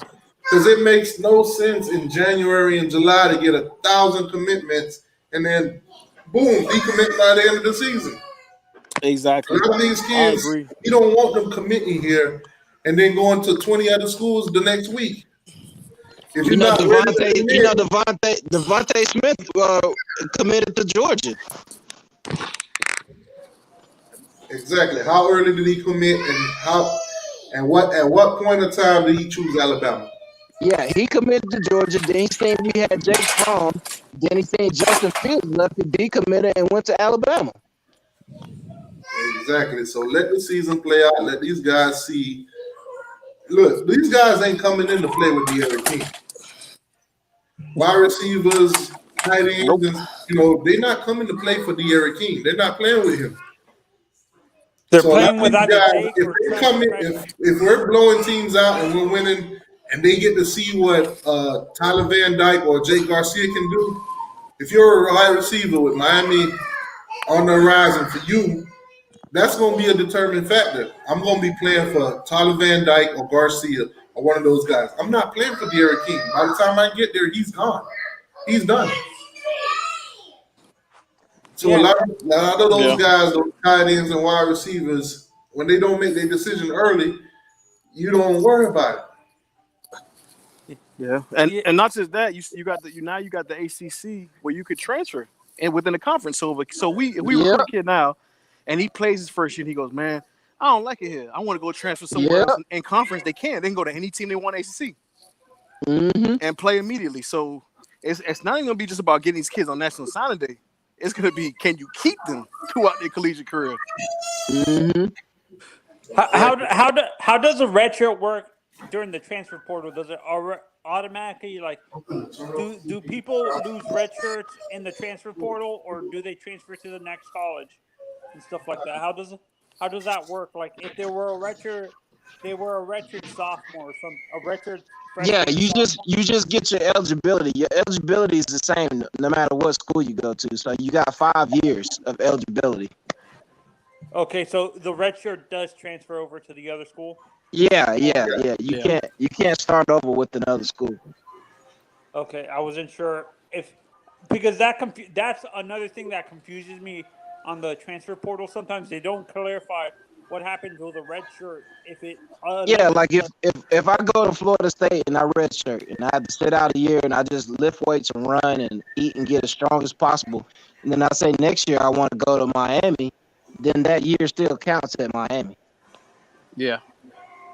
Okay, because they The did. ACC made it so much easier too, because like the ACC made it easy. You're not sitting out a year moving to another college. Look at Isaiah Walker, for instance. When he transferred from Florida to Miami, he had to sit out a year. Yep. If he would have transferred from Florida State to Miami, he would have played right away. Immediately. Yep. So I don't know if other conferences are going to do the same, but I think they are, bro. They're gonna have to. They're gonna have to because it's gonna give the athletes a more edge being in the ACC rather than going to SEC or Big 10, Big 12, Pac-12, whatever. I think all of them are gonna have to adopt to that, man. Yeah, because then you might have teams in the SEC that's like, let's say a kid want to transfer from Alabama to Georgia. If their CC doesn't pass that same law, you might have guys like Nick Saban. Well, I don't want him to go over there and play right away and cause problems for us when he plays us. Right. Depending on how selfish the teams are in that conference. But I know the ACC's already passed it, so. Yeah, and that's what I'm saying. Even for us, so if a kid comes over here and he's playing, he goes, man, I don't like the way they scheming me. I want to go to Florida State because they was my second team. We can't do nothing about it. He goes to Florida State the next year. That's it. It's the same way in the SEC. Like Demetrius Robinson didn't really get no playing time with us. Now that we brought in Arik Gilbert and we're getting all our receivers back, he's probably not going to get the snaps with us that he would get at Auburn. So he's just transferring to Auburn. True. So I'm telling you, way out. That when we see these kids being recruited by us, weighing out their options, let them do it. Let them go, have fun, do this. I mean, as long as they ain't commit yet, go ahead and do your thing. Because at the end of the day, we go. We say, go ahead. Yeah, because that's the problem we see with the fan base and Quan Lee. Quan Lee made his decision. He said he's shutting it down. Miami is it. But then the next couple of weeks, you see him, wearing Georgia, wearing UCF, So when you say you shut down 100%, driving golf carts all around. Yeah. Exactly. So when you say you shut it down 100%, that's it. When you go out and do all that other stuff, now that's playing out disrespect. It is, man. Because if you shut it down, we're not looking for somebody in that position. We got you, you got us. But when you still looking, guess what? We still looking. And that's the thing with my squad, man. I don't want players like that. Like, if you commit to the red and black, I don't want you like 1 foot in. You know what I'm saying? See, the thing with Quan Lee is from Gainesville. And I think Quan Lee feels very disrespected that the one team that he wants to offer from has not offered. Speak on it. Because if you've been following Lee, you know. So with him committing to Miami boosted him and gave him an edge. Because if you look at the teams after he committed to Miami that started, battling for him, the teams that started offering him when they saw Miami was on the list. Yeah. He boosted from that, but it still didn't give him what he wanted. He didn't get the satisfaction. Because UF said they still don't care. Because UF said they don't care. They didn't give a damn about him as he's not good enough. Nope. And if I was UF, I wouldn't sign his ass anyway if he wishy-washy like that. Facts. From day one, he wants that offer. He still hasn't got it. Hey, I'm gonna say this about UF right now. UF might lose. They possible that's supposed to be committing there, and somebody that's already committed they might lose out on both. They might literally strike out at wide receiver this year. So they better be careful. That's all I got to say, bro. There's a kid signed already, and there's a kid that they've been coveting hard, but so have we. And they might lose one decommitment, and they might not get that other one ever to commit. Right. So UF it might be in fucking trouble. Because they projected to have like the best wide receiving commit class this year, but that's all depending. Yeah. And I don't think it's gonna happen because it's a long way between now and January, man. Yeah. A lot can happen, man. Facts. Now with UCF, earlier on, as you guys know, Jamal Johnson. He was a committed defensive end to Miami. Miami went other way, told the guy basically open up your recruitment in a different direction. So now he's a kid that had an offer from UCF, and he decided to go ahead and commit to him and join Gus Malzahn them. So, shout out to Jamal for at least getting somewhere, because even though Miami let him go, when you follow these kids, you still want to see them go somewhere else. Of course. Whether UCF or even Florida State or any team else that we play against. Him. Exactly. And then on top of that, you had Brandon Cleveland, who now is going to NC State. He committed to NC State. So those are two kids that they decommitted, but it wasn't by choice. It was by basically Miami Hurricane told them, hey, we're going in different directions. Yeah, we got a different staff now, so we're moving in different. We recruiting different type of players. Yeah, and they might have been promised playing time right away, and then things happen and they can't get it no more. So you don't want to lie to the kid and tell them, hey, you can start as a freshman, and we're not gonna gray shirt you or red shirt you. So you know what I'm saying? You got to be straight up with these kids, man. Exactly, right. and that's what Manny was preaching. I mean, he kind of took a shot at Norvell. But that's what he was preaching when he told him, hey, we making genuine, authentic connection relationships with these kids. Yeah. We're not suited to go out here and sell promises in the middle of June and July. Yeah. You can't, man. And that's the biggest thing. You can't lie to these kids, man. You can't bring that kid in, give them steak and caviar, take them out on town, you know what I'm saying? Let him meet, the pretty little college girls, and he done made a connection with a couple of chicks on campus, and tell him, yeah, when you get here, man, we're gonna start you as a freshman, and then you get somebody from the transfer portal come in, and then you give them a call and say, by the way, you're probably not gonna start as a freshman. You know what I'm saying? You just can't do that to kids, man. No, what they're gonna do, they're gonna continue to tell them, they come on in and practice, this, that, we evaluate, let's make it on the field. But that ain't what you told me when you were recruiting me. You told me I was ready to go right away. Exactly. That's true. I mean, I've seen that happen time and time again, man. I've been on recruiting trips, man. I took a trip to West Virginia. I took a trip to the Air Force Academy. I took a trip up to West Point at the military academy. I've seen time and time again kids, when they get to the academy, when they get to that school, they sign right away on that recruiting trip. Mm-hmm. Sign right away. And then, 4 months later, when they show up, we're gonna redshirt you. Your position that was promised to you, you said you was gonna start at corner as a freshman. Guess what? We got this guy who we switched from wide receiver to cornerback, and he's gonna start at corner. Yeah, that's what happened a lot of times. Kids commit, they sign, and next thing you know, boom, go into the transport to get this guy and bring him in. Very true. And that's why I feel for the Hurricanes this year, we got to finally do something that we haven't done in a long time, and that's finish strong. We got to close out the team strong. We got to beat the teams that we're supposed to beat, and the teams that we're supposed to lose to, we got to find a way to win or at least keep it close. But we got to go into the offseason with some kind of momentum, and I think that's what kills a lot of our recruiting class. Outside of last year, because of COVID, we was able to recruit all these kids from the crib, but outside of that, bro, we got to finish strong. We got to close out the season strong because, man, we just always fall apart at the end of the year. I don't know for how long. It's been a long, long, long time. We start strong. We run out of gas.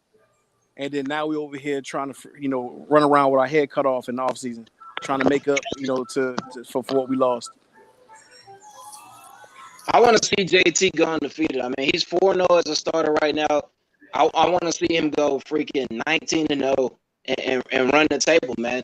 Looking at our O-line, our running backs, we got 3 NFL running backs on the roster right now.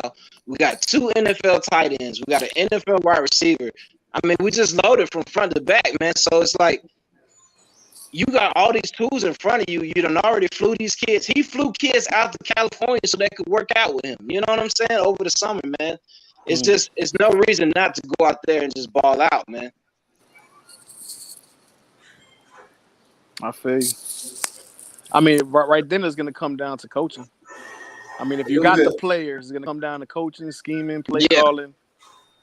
A little bit off the topic right now, but I don't know if most of you guys are into the stock market, but basically SPCE, which is Virgin Galactic, today they did a launch mission to go to space. They did a live they did a live on YouTube right now. They did it, they went up there, blah blah blah. They're showing basically, they're showing live video from space, look down right there on the third. So I'm just saying that if you got some money into that stock, tomorrow when that market opens up, watch your money. I got like $3,000 on that company, so trust me. Tomorrow I will be watching that bit from the beginning to when it hit the highest point. I'm selling. Yeah, I'm finna get this moolah. Yeah, as long as they don't crash out there. Nah, they good. They good. I'm skimming through it right now. They good. No crash, no nothing. No crash and burn. Stay with the space. Hurricane Miller said we run out because of depth not having depth. It cost y'all late in the season not having depth. Very true. Yeah, once some of the positions get depleted, I agree. You start seeing some players that you ain't seen the whole year. But then again, having depth can bite you though, because the way Georgia does it is we rotate our players, we keep our players fresh. But then you got guys like Jermaine Johnson. It's like, hey man, I don't want to come out. I want to play every snap. I'm trying to go to the league, and then he freaking hit the portal and go to Florida State. You know what I'm saying? So depth is good. Depth is good, but then sometimes it's bad too because you got some guys. It's like I'm trying to come here and shine. You know what I'm saying? But you got that depth to where if he mess up one play, he gonna get taken out. And some guys they get feelings. You know what I'm saying? They get in their feelings if they get took out. And also, you have the issue with that happens over here where, we like seniority players ever since Mark Richt got over here to the staff. We've been a seniority play team, man, and that kind of hurts us as well because there's a lot of young bulls that deserve to start getting rotated, but they don't get the shot. They don't get the shot because they believe in seniority, and that's something that they said has changed, but we won't really see if it change until the season starts, bro. Yeah. You know what I mean? And especially if we want to sell these kids, hey man, you come over here, you could possibly get burned as a true freshman or you as a sophomore, you definitely could be competing for a job. We got to start living by that as well because right now all we've shown is, man, it doesn't matter if this is NCAA football 14 and you are ranked 65, or that rank is an 85. If that 65 is a senior, he's gonna get more reps than you. Yeah. And that's something that we got to change here in Miami. I remember in the old NCAA, man, where you could like budget out your discipline and your training and your was it discipline, training, and something else, man. But I will put like 95% discipline and like 3%. 95% training and like 2% discipline. Bro, I would have these players, bro. I would have these players on the squad. They would get suspended like every 3 weeks in the season. But when they was on the field, boy, they was ranked like 97 across the board, bro. Well, your ass had last chance U team over there. Oh yeah, yeah, academics. Yeah, you had academics, discipline, and training. Yeah. So I would go like 88 training, 7 academics, and like 5% discipline.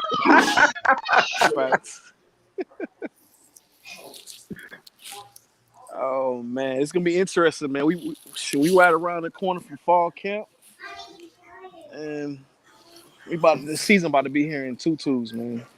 Yeah, man, I'm about to be in the stadium August 7th, man. My Dirty Birds got an open practice to the fans August 7th, so I'm gonna be at the 50-yard line, man, trying to check them out. Speaking of your Dirty Birds, hold up. Speaking of your Dirty Birds, what's going on with this contract extension for your boy, man, for your quarterback? Wait, time out. They gave Matt Ryan an extension? There's talks. Nah, it's talks to extend him like 3 more years so he can retire as a Dirty Bird. But I don't know if we're gonna do it or not. Don't do it. Don't do it, bro. You got the coach. You got the coach that believes in him, but you got the GM that doesn't. You know what I'm saying? Don't tie that money up. He not Tom Brady, man. He not aging gracefully, bro. Yeah, I think he was a little beat up last year. He wasn't the same last year as he had been before. But you know what I'm saying? Looking at the weapons that we got, I can't wait to show up to this practice, man. August 7th, man, I'm gonna be right there, bro, at the 50. You know what I'm saying? Checking out the team, man. New offense, new coaches. Matt Ryan jersey on? Nah, man, I'm gonna be rocking that Deion Jones, bro. I got about 4 Matt Ryan jerseys, man. I got the new Deion Jones. I'm be rocking with Deion. Man, when Bailey first started recruiting for us, bashing him because of used code. Oh, go ahead. No, I'm saying you got a question on the screen for you. Says, weren't Hurricanes fans when Mandy first started recruiting for us, bashing him for being a used car salesman, making promises to recruit he couldn't keep? I'm gonna be honest. I believe when he first took over as the head coach, yeah, he was trying to do anything and everything to try to get kids to come to the U. Hey man, you don't come to Miami? We'll beat you. We'll beat you at whatever school you go. He said you don't come over here. We gonna 86 you. I was like, oh, okay, all right. But yeah, he definitely was. He was acting out of character. That's not his character. You know what I'm saying? Like I think Manny. You know, personally, bro, my feelings for him is mixed, and he'll stay that way until it changes. But I feel like the best thing he could do is what he's doing now. He's having football minds surround him, and you know, and he's having a lot of success with a lot of our positional coaches. They are good recruiters, and I think this is the best thing for him to do is just manage, like, you know, just be a manager, be a CEO, and just let everybody else do their job, because I just don't think he has it in him to be both. I don't think he could be the CEO and like this, you know, X and O head coach. I just don't see it.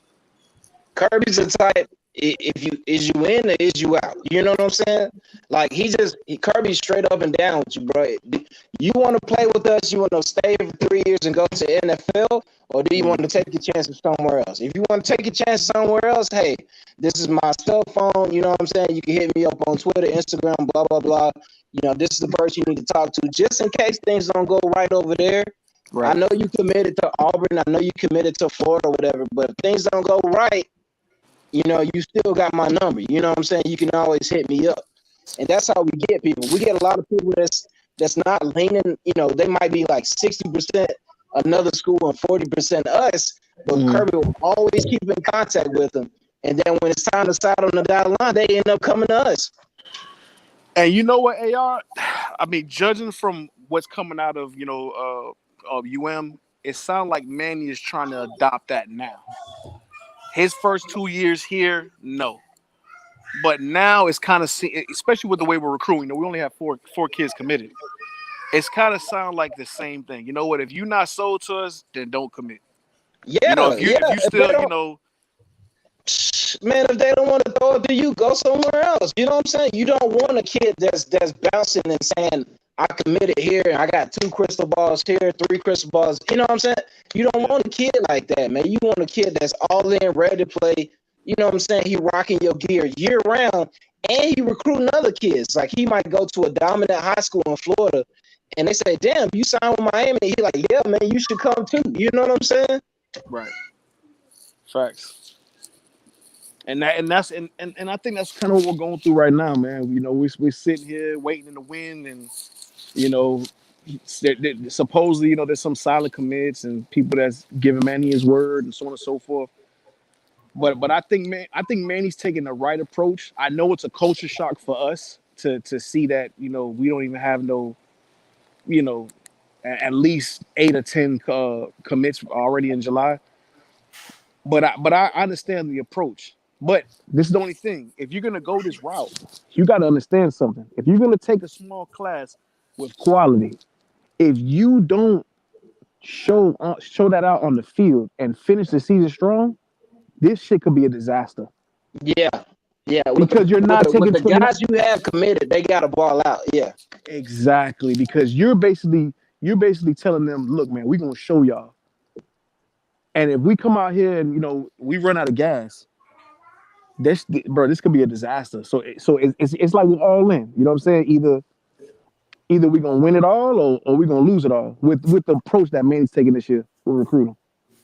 John Shields, don't act like you a real Succaneers fan. You wasn't a Succaneers fan until Brady came down there. Don't even trip, man. 80% of their fan base was in hiding. They wasn't wearing no jerseys until Brady showed up. Brady showed up, and then now all their season tickets gone. Man, 2 years ago, I could have took a bus down there and walked in that stadium and gave them a $10 bill. They would have gave me a seat at the 50-yard lines. So I don't want to hear all that trash. all these bandwagon Succaneers fans. When Brady leaves, them same fans ain't gonna be wearing them number 12 jerseys no more. I guarantee.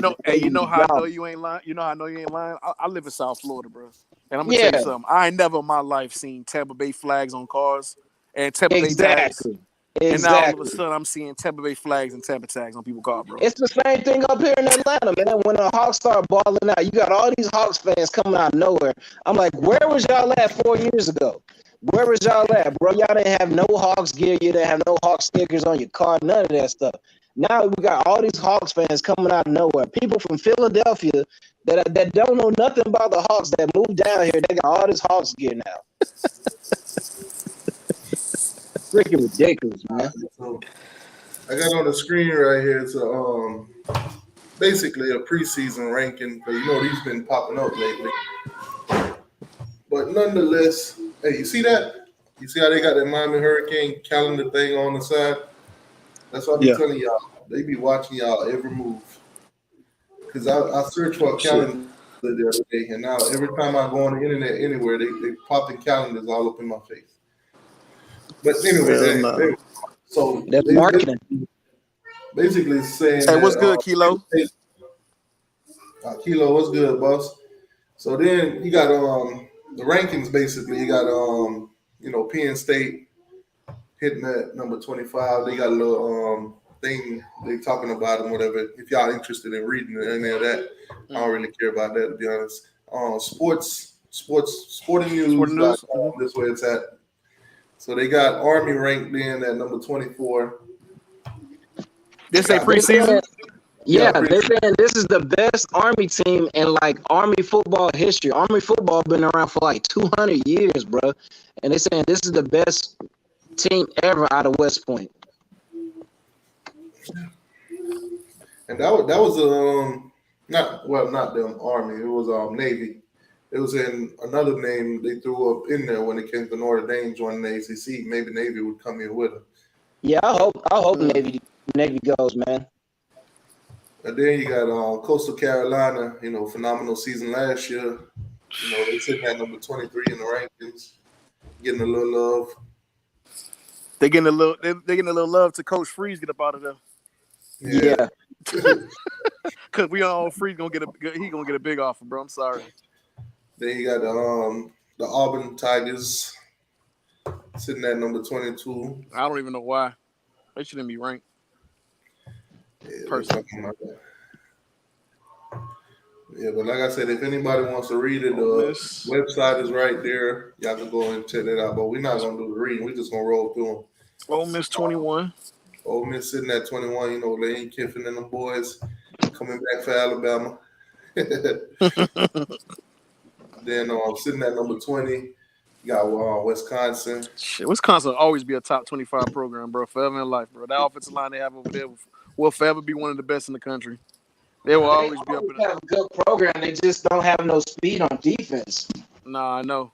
All right, then now they got us ranked in there at number 19. Now, 19. Okay, that's fair. Said De'Aaron King remains on the comeback trail after suffering knee injury in the Cheez-It Bowl loss to Oklahoma State. If he Terrible. returns, then the Hurricanes can build off an encouraging second season with Manny Diaz, but don't discourage freshman Jake Garcia, who completed 19 out of 25 passes for 255 yards and 2 touchdowns in the Hurricane spring game. Miami also needs to reestablish a pass rush after losing Jalen Phillips and Quincy Roche, NFL, and start with Bradley Jennings, Bubba Bolden, bring All-American potential to the secondary. The ultimate measuring stick comes in the opener against Alabama and Atlanta. Hey, I agree with everything that's said except Bradley Jennings. It damn sure does not start with Bradley Jennings. If it's anybody, it's Corey Flagg. Bradley Jennings is not going to be the one to establish anything with, bro. I'm sorry. Bama's going to line up 2 tight ends. They're going to run straight at y'all. If I say first quarter, they're going to try to destroy y'all. We good. We're going to have 2 safeties out. Bro, we run a hybrid, bro. We're going to have 2 striker star players, bro. We don't even have the depth to have linebackers out there. I think we're going to see a surprise in Brooks this year too. I hope so. We got to let Brooks do what he did in high school. Come off the edge, blitz the motherfucking quarterback, bro. We got to let Brooks do what he has been doing, what he did in high school. We totally changed his position here, bro, to be honest. I hate that. But go ahead. Hold on. All right, so we got Bahama in the building. What's going on, Bahama? How you doing, man? That was good, Bahamas. What's up, man? We got Dog for Life. What's going on? Dog for Life. Ain't seen him in a minute either. What they do, bro? So number 18, they got Iowa. I don't really keep up with Iowa too much, so I'm not quite sure why they got them so highly ranked. Yeah, me either. Then you got Oklahoma State. Cowboys. Damn, 17. Wow. Yeah. Let's see. They say Trace Ford, Tyler Lacey. Those guys, combined for 8.5 sacks in 2022. So I'm guessing they're looking at them. Hey, Bahamas say he did a reaction video to vax that thing up. Hey, Bahamas, man, don't get the vaccine, bro.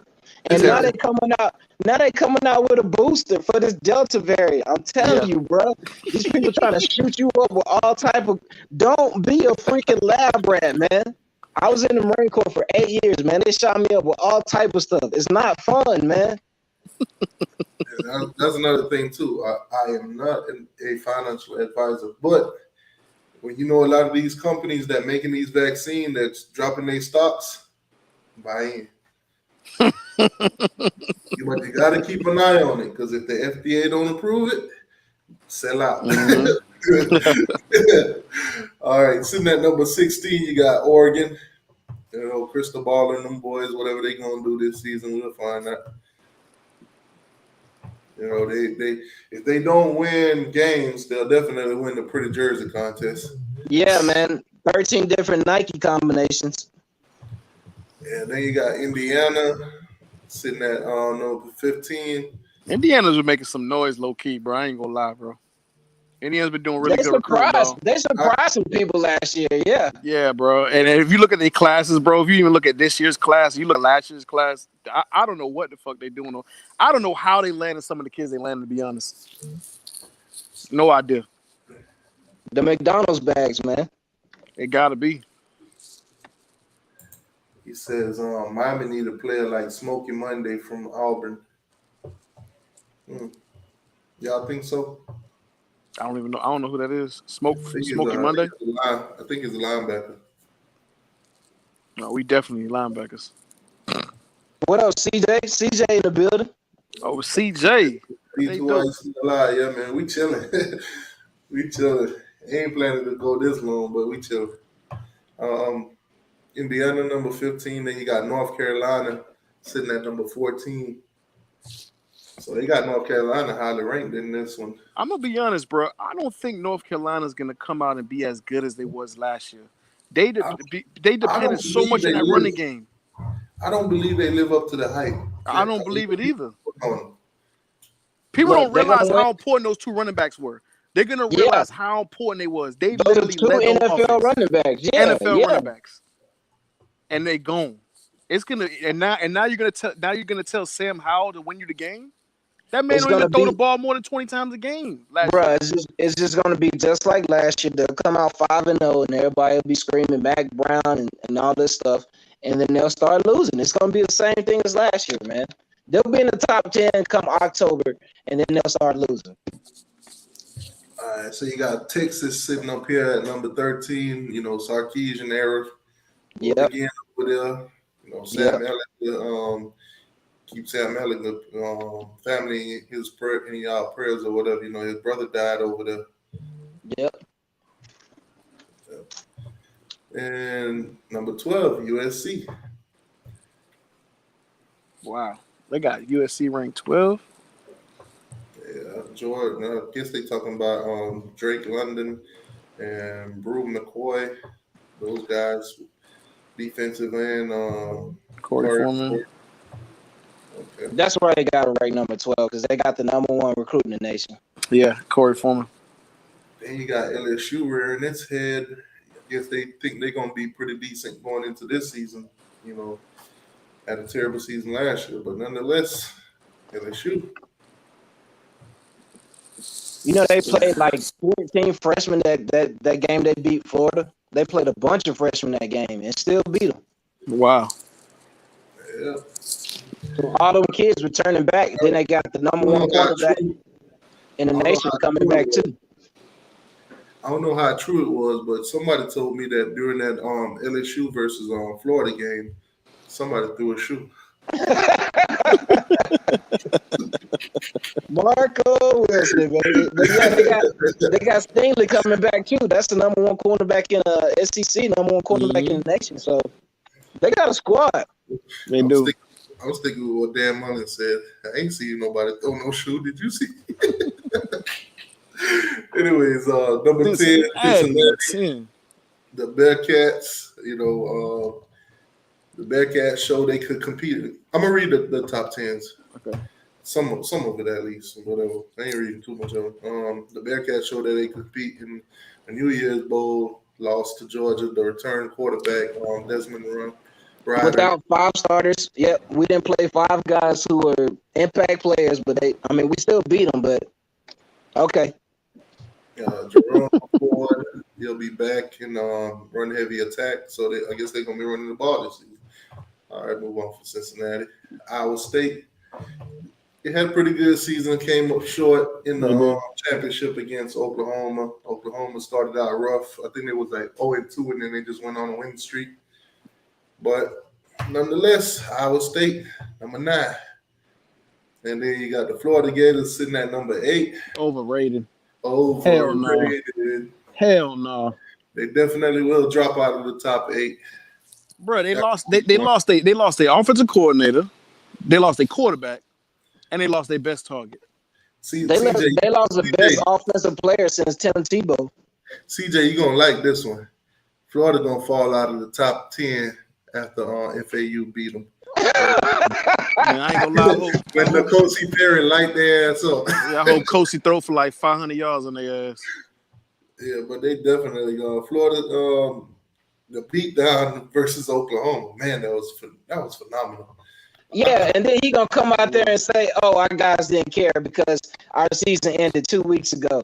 Man, that's the dumbest shit I've ever heard, bro. Facts. So Florida basically lost Kyle Trask, Kyle Pitts, Kadarius Toney, you know, those guys in the NFL. Yeah, and they OC. Don't forget about that. The OC gone. Yeah. He in the NFL. Jerry Jones coming in under center. Emily Jones. It was defensive loaded. I guess they say they're going to have good defense. Zachary Carter, Brenton Coles or whatever, Ventrell Miller, and all those other guys, blah, blah, blah. So Texas A&M sitting at number 7. Jimbo Fisher already calling out Alabama. Saying he going to whoop Nick Saban ass. He ain't waiting for him to retire. Yeah, that was a big mistake. Big mistake doing that. Don't give a team like that bulletin board material. You know what I'm saying? Big mistake, man. Yeah, boy said they finna tear his ass up. Hey, Can't wait for him to retire. He if ain't on that. if one of these quarterbacks here, they saying Zach Calzada or Haynes King, if one of them could be good out here, Texas A&M gonna make some noise. But right now, they don't have no quarterback. They don't even know who their quarterback is. Yeah, we never seen these guys play before. Nope. All right, so sitting at number 6, overrated again. Overrated again, man. That's crazy, bro. All right, so the Notre Dame Irish. That's crazy. They return to their independent status. They ain't in the ACC this season or next season. 2023 is yet to be determined. But Brian Kelly and his team, they're not gonna play nobody either. That's the funny thing. I mean, if you look at their schedule, though, they got USC. They play them every year. You know, Florida State. They play Florida State the first game. Yeah. They got a lot of good rival games. I mean, it's good matchups for TV ratings. Right. But I don't see them. I see them doing the same thing they do every year. Overrated. Yeah, they ain't doing nothing, man. See that surprise look on your face when you lose 3 games this season? Didn't Notre Dame just lose a whole bunch of people in the draft? Yep. And they ranked 6? Okay. Sitting at number 5. Super overrated. I'm messing with you, man. Yeah. We're gonna see. We're gonna see in December. When it's December, we're gonna see what we rank then. All right, so Kirby Smart is 52-14 the last 5 seasons. Not bad. Bulldogs have finished no lower than second in the SEC East in that stretch. Hey, congratulations. Second. Oh shit! Do I see 10-2 against top 10 teams? His record is 10-2 against top 10 teams. Wait a minute. Do I see a 1980 on that screen, or am I tripping? So yeah, you're gonna see a 2021 too. So basically, Kirby Smart is doing pretty much the same thing Mark Richt's done, except with an extra loss. 52-13 after 5 seasons. I'm not making this up. It's right there on the screen. He's been to the chip. He's been to the chip. They're not putting that in there. JT Daniels steadied the offense when he take over last season. Zamir White returned at running back. NFL running back. James Cook, NFL running back. Rocky McIntosh, NFL running back. ACL in spring practice. Oh, so y'all gonna be out. Oh man, that's y'all best receiver too. Nope. Eric Gilbert is our best receiver. 6'5", 240. Yep. From LSU. Yep. Okay, defense is loaded with top 2 tacklers. Okay. Yep.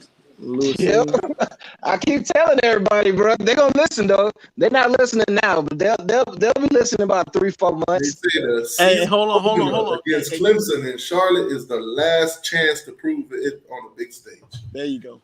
The latest chance to prove it on the big stage, which we all know we also know Georgia doesn't perform well on that big stage.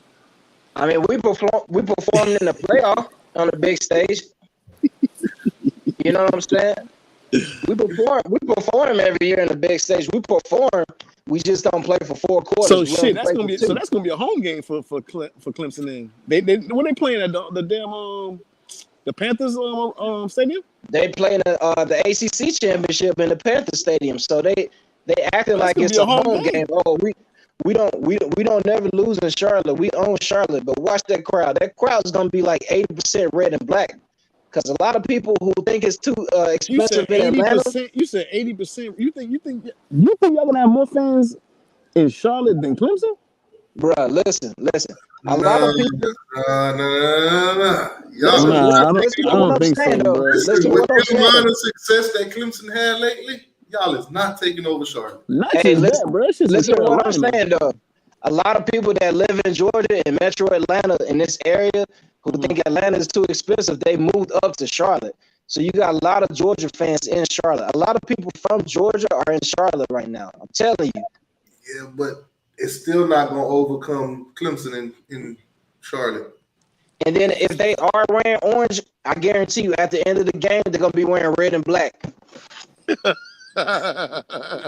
might be wearing orange. Hey, they might be wearing orange now, but September 5th, they're going to be buying Georgia gear. This conversation is on a to be continued. Yeah, that's to be continued. After that game, Oh, we'll talk hey, about side note, I don't know if you ever been to that damn stadium, but I went over there for the ACC championship game when Miami played Clemson. Let me tell you something. That stadium is fucking terrible. I'm gonna be real with you. That Panther Stadium is. I thought it was gonna be like really nice and stuff, and that shit was trash. And the reason why I'm saying it's trash, bro. It was raining. It started to rain and it was cold. And literally, there was no way you can go in the stadium to stay warm. Bro, that shit was just like it was just cold all through the whole entire stadium, bro. It was like That's nowhere to that go. Georgia weather, man. bro. That was in I'm telling you, Carolina. It was in after, Charlotte. after the first quarter, if you was cold, wet, and everything, you could have just went to the car and drove home, bro, because there weren't nothing to see. Yeah, I was about to, bro. Trust me. I was pissed off, especially when it started to rain, like in the first quarter.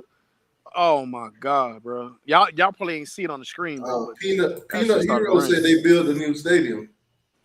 They building a new stadium. Oh, for the Panthers? That's good. They need to. Cause that Probably shit's won't be terrible. built this season though, so you'll Yeah, still be working with that stadium is terrible, bro. Sitting at number 4, you got Oklahoma. This is the year the Sooners break through for their national championship since 2000. Oh, they already talking. They already looking past y'all and looking at Oklahoma now. Yeah, we heard the same thing when we played Baker Mayfield in the playoffs and whooped their tail. So that's nothing new. All right, so you got Heisman Trophy favorite Spencer Rattler. He's at quarterback. Yep.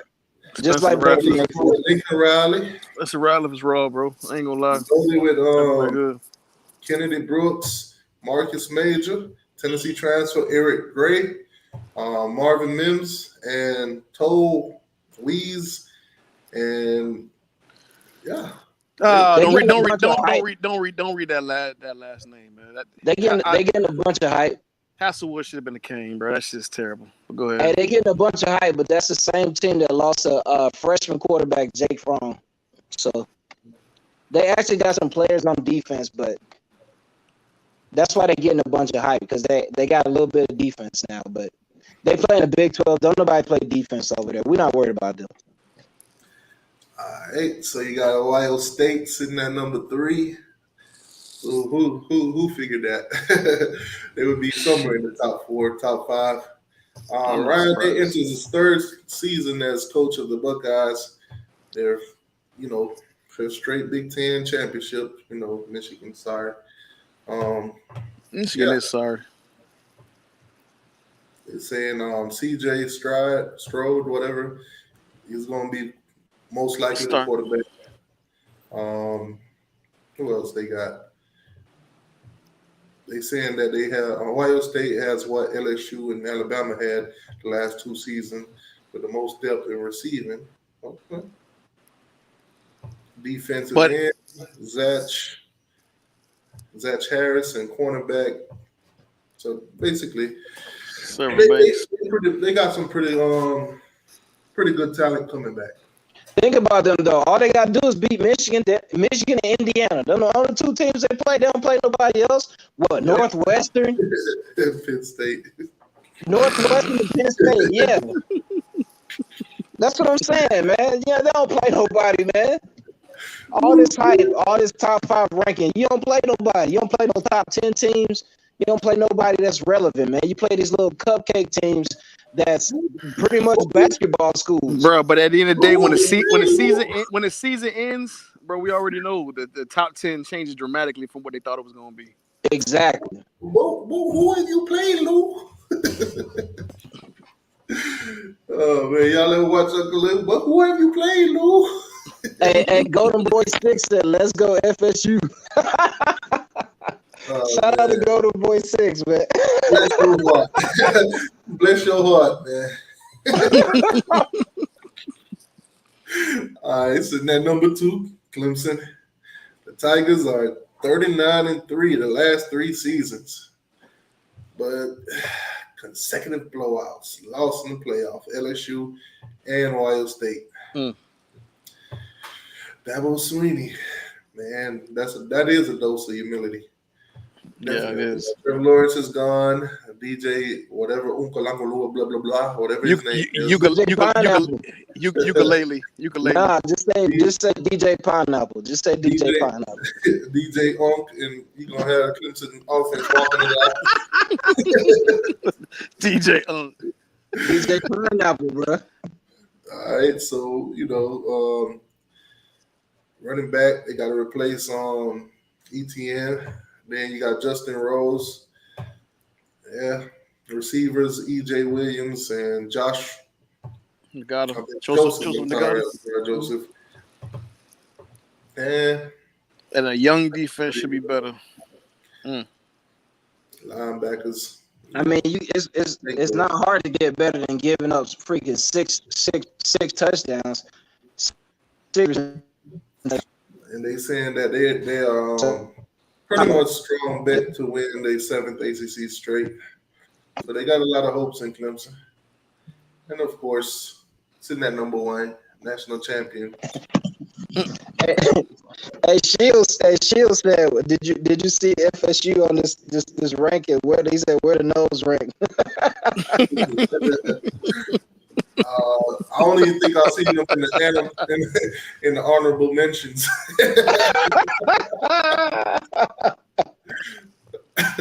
Let's scroll down to the bottom. Maybe they say something about FSU. No. Nah, nothing. Hey, I got them beating Notre Dame though. I got them shocking the world, bro. Let me see if I can find a different one. I gotta see, bro.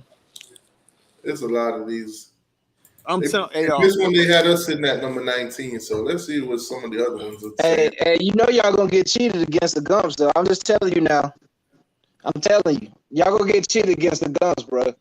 It's gonna be a phantom hold, a phantom offside, a phantom roughing the quarterback, something in the fourth quarter that's gonna change the whole game.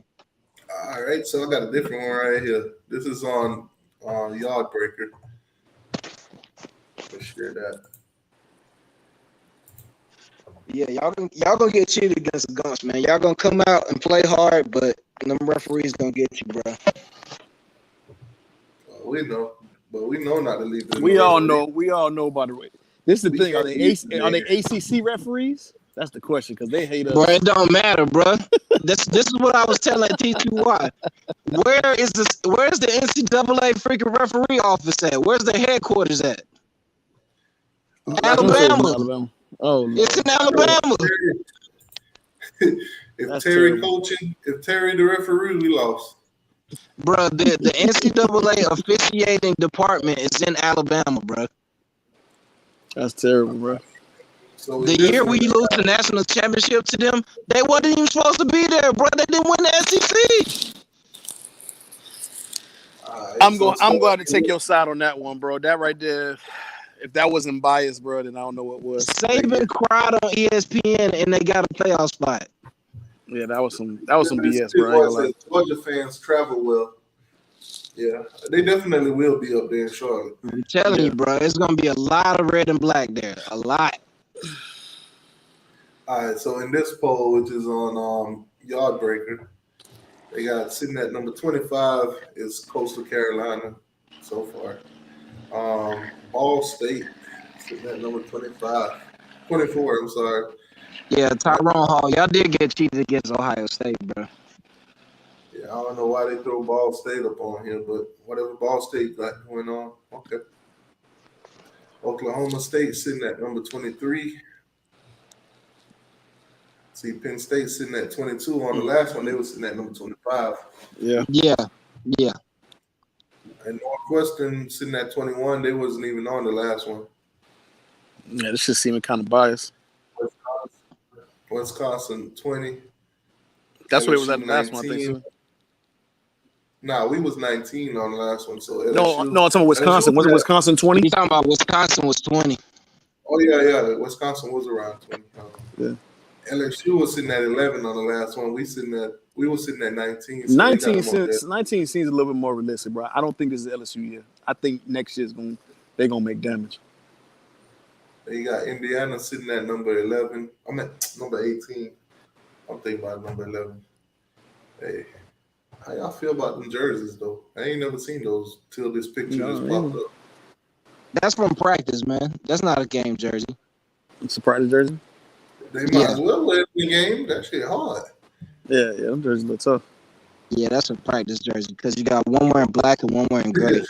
Jerome Brown need to call him up and say, "Hey man, what y'all doing?" All right. Hey, sitting at hey, number brother Jay 17. Blaze said the NCAA national office is in Indianapolis, Indiana. You mean? Not the national office, the director of officiating, the officiating office. Yeah, he talking about the referee Yeah, crew. he's talking about the referees, brother Jay Blaze. Is in Alabama. They in Alabama. All right, sitting at 17 on this one, you got Iowa. All right, Oregon sitting at number 16. I feel like I like this one a lot better. Yeah, it seemed a little bit more realistic. Yeah, then you got Mississippi. 15. Kiffin crew, 15. All right, so on this Ole one, Miss Miami's always sitting at got offense, but they never had defense. Yeah. so they tough. They got Miami y'all Derrick 14. King on. Look, CJ, your boy on the cover. Yeah, leave CJ alone. Oh man, sitting at 13. Texas. Start calling speed sweeps on the 2-yard line. USC with a 12 spot. CJ said Jay Garcia.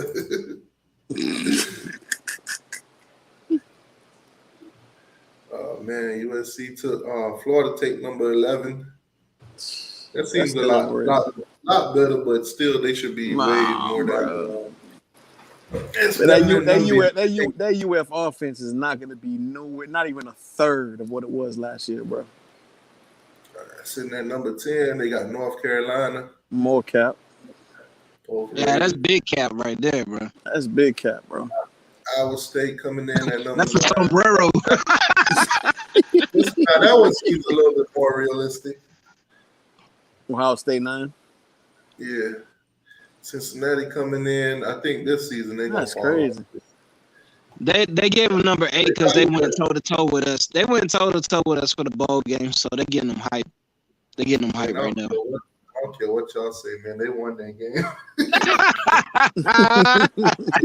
They won that game. No, they didn't, bro. That's the L, bro. This was the That's last the L. second phone call, man. That's the L, bro. That's the L. Coming in at number 7, you got Texas A&M. Seems about right. Yeah, if Texas A&M get a Here we go again with the overrated bull. Notre Dame 6, so they went down one spot. They were 5 in the last one. Nah, Georgia was 5. In Oh, Georgia was 5. Yeah. Georgia should be number 5 in this one too. Oh, Ohio State. Ohio State number 5. Oh, okay. Georgia number 4. Okay, them boys say put some respect. Oh, whoa! Oh, Clemson and- UGA. They putting a lot of respect on UGA. Number 3. Georgia sitting at number 3. JT Daniel Christ. Okay. All right. Yeah, people sleep, man. People sleep right now, but they'll Oklahoma find number out. 2. Yeah, Oklahoma sitting at 2 and Alabama Well, they at really 1. think Spencer Rattler about to throw about 6,000 yards this year, bro. Yeah, and you got to think about it. They're playing the Big 12, so he gonna have down there 1,000 yards after 2 games at Oklahoma. They got a little question here too. I don't know if you guys. I'm gonna let you guys in the comment section answer that. It said which team has won the most overall conference championships?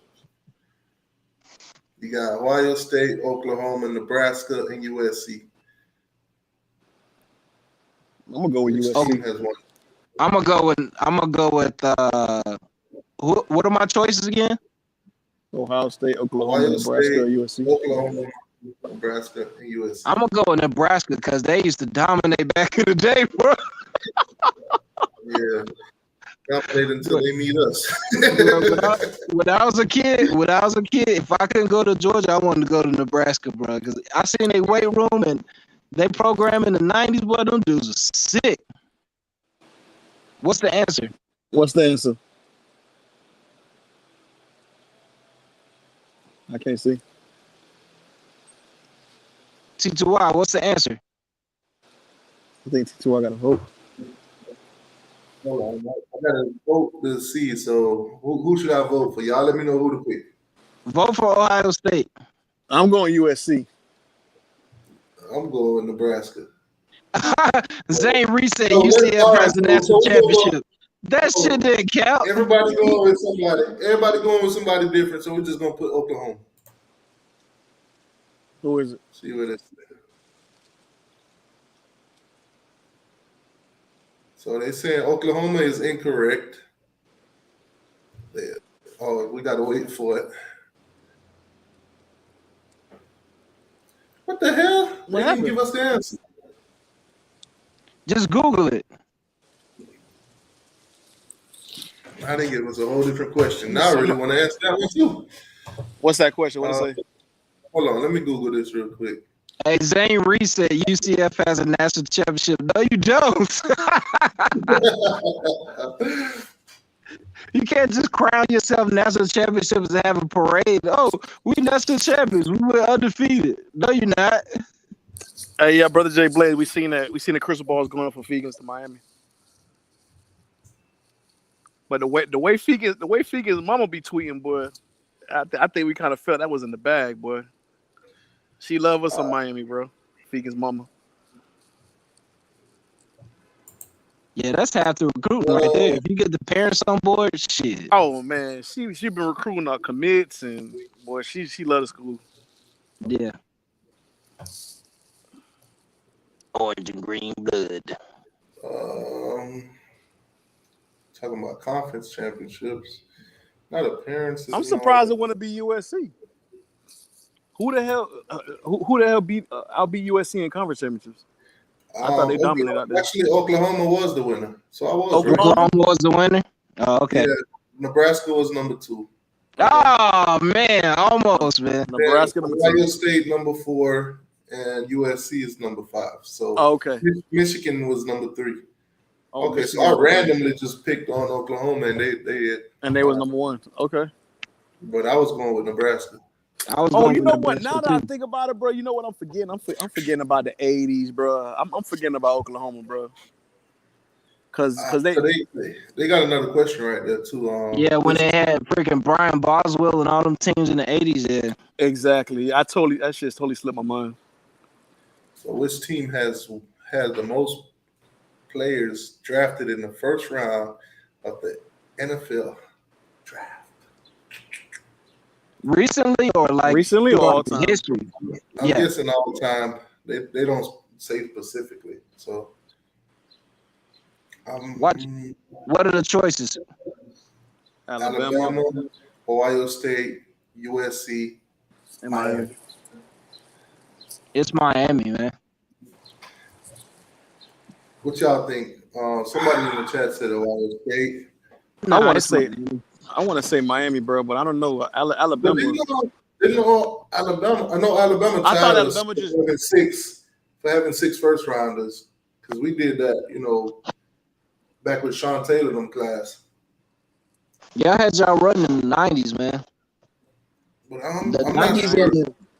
the 90s and from 2000, to 2000 to 2003, yeah. 2003, yeah. CJ said it's either USC or Miami. So, like I said, the choices are Alabama, Ohio State, USC, Miami.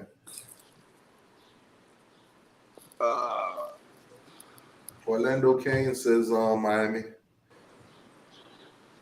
Jay Blade said Miami. All right, we're going to pick Miami. Hopefully they actually give us the damn answer this time, and I don't have to go Google it again. Incorrect. It's not Miami. It's Alabama. It was USC. USC? Yeah. Okay. Damn, who the hell USC? Damn, what year that was with USC? So USC was that answer. They moved pretty fast on it, but it clicked green on USC. Yeah. When was the first NFL quarterback who was the first NFL quarterback to throw 3,000 pass completions? Who they got up there? They got Sony. I don't even know how to say his last name. Jorgensen, yeah. He got Fran Turkington or whatever. Fran Turkington, Buffalo. Lynn Darson and Brett Starr. Bart Starr. Bart Starr. I'm gonna go with Yeah. Bart Starr. Yeah, I'm gonna go with Bart Starr too. Let me make this a little bit bigger. See if I can make it a little bit bigger. What the chat saying? Make sure the chat Bart. can see it a Golden little Boy bit said better. Bart.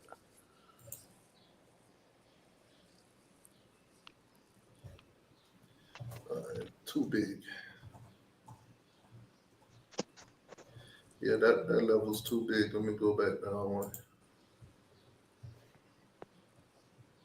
That way people can see the question. All right, so we're gonna go with Bart. Bart Starr. What they say? Incorrect. Who was it? Turkington. God dang it. I think it was Turkington. They didn't give a green light like it did with the USC.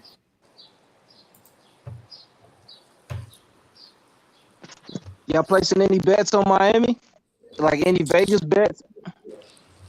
What is that now?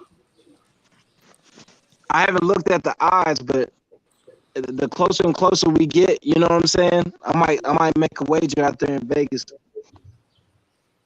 It depends, bro. To be honest,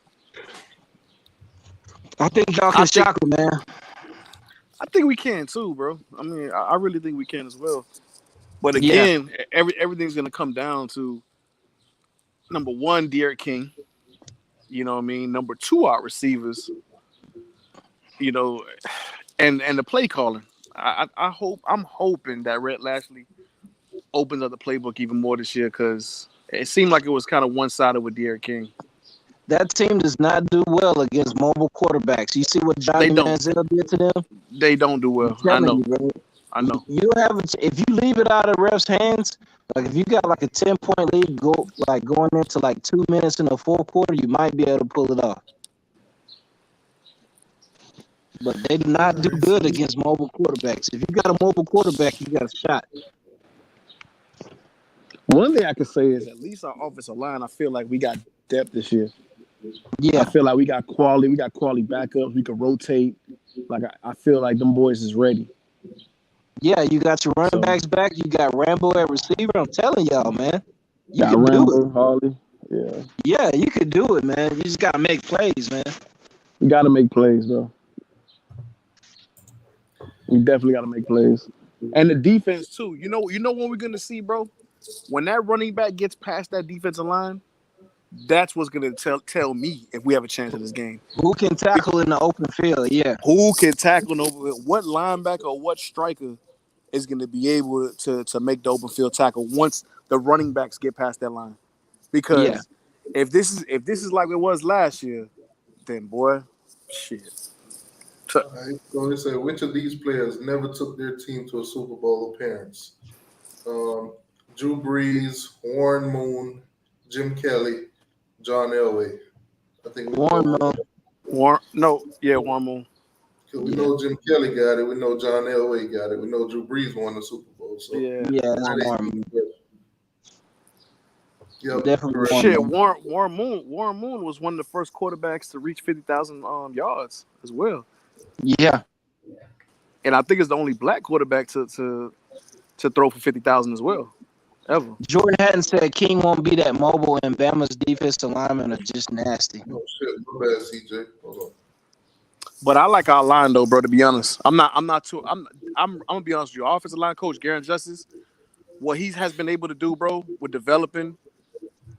I'm not as worried with the old line as I was in the past at all. My fear again is on defense, the linebackers. When them running backs get past it, when them running backs get past the defensive line, are our safeties or linebackers, are they gonna be able to tackle, bro? That's gonna be the biggest question. Are they big hitters though? You know what I'm saying? That's the biggest thing. Like if you got linebackers and safeties that are big hitters, them running backs or them receivers would be tiptoeing, man. I'm telling you, bro. If you could put shoulders in their chest and in their freaking mouth and you slam their ass on the ground, they'll think twice about, you know what I'm saying, juking, man. I seen dudes first and second quarter, they trying to run everybody over. You know what I'm saying? After halftime and they all lumped up, Man, Right. they running out of bounds. As soon as they catch that 5 yard out, they run out of bounds. You know what I'm saying? Yeah, for sure. CJ, what up, CJ? But I just feel that that Alabama is gonna say, you know what? Let's see what them linebackers look like. You get What what I'm up, saying? Like CJ? I think they're gonna go on the ground. What's up, CJ? What up, y'all? What they do? You see my starting quarterback on my avatar, right? I wanted to go ahead and start with that. My boy Jake. Derek King is not going to be as mobile as he was before, and that's going to be a problem. I'm hearing he's faster than he was before right now. Yeah, and hear a lot of lies every time they keep on talking about these people at practice, but that's none of my business.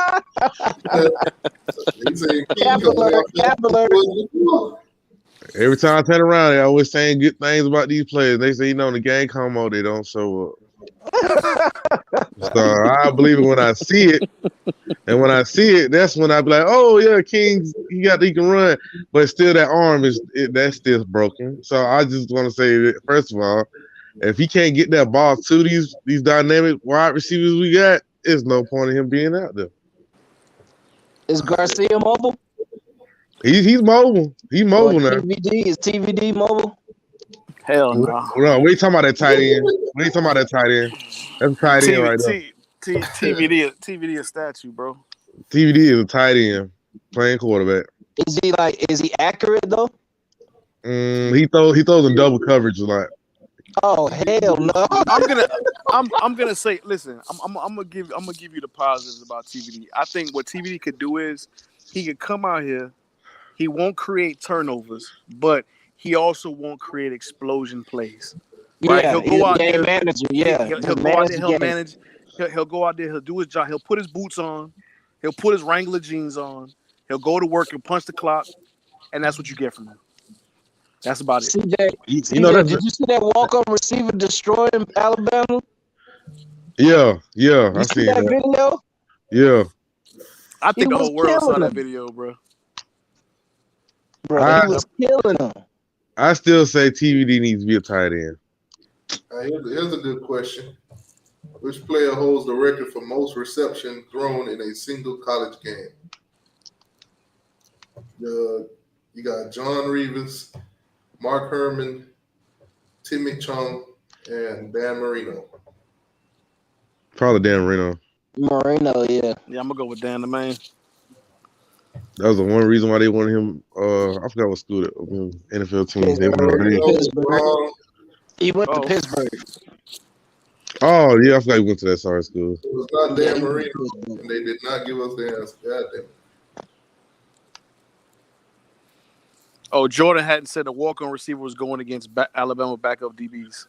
Yeah, we always hear that. It was the backups. Look at the jersey number. It was the backups. Make excuses. They just like that. None of those backups are gonna play. None of those backups are gonna play against Miami. Come on, man. Yeah, so all the players on the starting team, they're gonna be out there. They're not gonna get fatigued. They're just gonna be out there fresh the whole game. We're not gonna see none of these backups come in. And it's a walk-on receiver. They probably didn't want to put the starters out there because he was cooking the backups. Yeah. Who was the first African American to win the Heisman Trophy? Jim Brown, Ernie Davis, Walter Payton, Barry Sanders. Jim Brown. Jim Brown. I don't even know who Ernie Davis is. Man, that might be the answer. It definitely wasn't Jim Brown. So Ronnie Davis. Ernie Davis didn't. Yeah, Ernie Davis. I noticed that when I play, man, a lot of things, man. Like if you killing the starters, man, they'll take you out because they don't want to jack up the starter confidence. You know what I'm saying? Like if you out there and you go against the first team and you on the third team and you killing the starters, they'll take you out, bro. Now this is a dumbass question. When was the 2021 college football playoff national championship game held? March 21st, February 15, January 11, and April 5th. January 11, I think. It's always in January. Yep, January 11. Man, ask some juicy college questions. Who designed the Rose Bowl back in 1921? Oh, we ain't doing this. I think that Gump quarterback's overhyped, man. I really do. I don't think he that good, bro. Who? Bryce Wilson. Bryce Wilson? Who that is? What's Bama's quarterback name? Oh, Bryce Young? Bryce Young, yeah, Bryce Young. Yo, I heard he about to say hi to Derek King. I said, dang, you got a Kevin Hart and That's what I'm saying, man. That's what I'm saying, dog. Y'all got a chance, man. yeah, but they still got a defense, though. I can't take their defense away other than their Man, secondary. I'm going to Vegas, man. I'm putting some money down in Vegas, bro. I think their secondary ain't all that good, to be honest with you. I think that D line they got is gonna be good. Got Mommy Flo in the building. What's good with you, boss? What up? Yeah, I don't think Bryce Young is all that, man. I don't think so either. I ain't seen nothing spectacular from him. So That's what I'm saying. I mean, he can scramble. He kind of quick, but do he got an arm? Can he throw the deep ball? Can he throw, between the corner and the safety? You know what I'm saying? that's I don't that's know, man. that's the same question I asked about Derek King. I don't know, man. So the Red River rivalry kicked off in the 1900s and was first won by Texas by a score of 28-2. Which team has won the most in the series? Oklahoma. Or Oklahoma. Texas? Or Oklahoma. I'm gonna go with Oklahoma. I think Oklahoma got the most last championship Somebody in too. the chat saying Texas. Somebody saying Oklahoma. If Oklahoma got the most conference championships, then it's got to be them. Mm-hmm. Yeah, but that don't mean necessarily they won the most regular season. I don't know. So I got 2 Texas and 1 Oklahoma in the chat. We're gonna go with Texas. Texas is right. So Texas got the most wins. Oh, what, between Texas and Oklahoma? Yeah, they lead the rivalry. Yeah. All right, which team has the highest total wins in college football? Notre Dame, Alabama, Ohio State, or Michigan? Alabama. I'm gonna go with Notre Dame because they've been around for forever. I'm gonna let the chat answer this one. Which team has the highest total wins in college football? Notre Dame, Alabama, Ohio State, or Michigan? It's either Notre Dame or Michigan. Them teams been around for 100-something years. BF says Michigan with a question mark.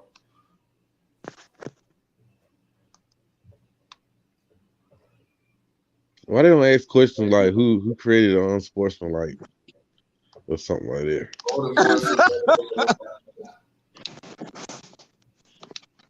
What the rule on sportsmanlike was modeled after? Yeah. You know the answer, Miami. Who came up with targeting? I want to know who came up with targeting. It's crazy because I watched that 30 for 30 the other day, man. They was watching that video and they was all like they talk about us. They got all the videos of us. Mm-hmm. Who came up with targeting? Who came up with freaking defensive players? All this concussion garbage is what I want to know. All right, so Michigan got the most wins. I think when they came out that targeting stuff at the CTE thing. Oh, when players start suing for CTE? That's when they started coming up with it. And then when when Will Smith made that movie as that Nigerian man. Yeah, the doctor, that really pushed it. But they already knew that CTE was even it was already happening because you remember Any Given Sunday when Shark used to have concussion things in that movie. Lawrence Taylor character. I think they should change the rule for targeting. If you get accused of targeting, you shouldn't get kicked out for the whole game. It should be that quarter. If it's the fourth quarter, then it's the fourth quarter. It should be that quarter, not the whole freaking game. Well, they said now that all they're gonna do is let them. They still gonna kick them out, but they just gonna have to sit on the sideline depending on how bad the targeting level is. I mean, they've been doing that. They did that last season. Yeah, Even when Amari Carter laid that hit on Trevor Lawrence, he got kicked out the game, but he stayed on the sideline. Yeah. That's the only thing they doing. They ain't talking about doing nothing as far as sit them But out don't quarter. kick them out for the entire game. What if it's in the first minute in the first quarter? You know what I'm saying? And Let him sit for that quarter. Amari got kicked out of that game in the first quarter. Yeah, he got kicked out of the first quarter.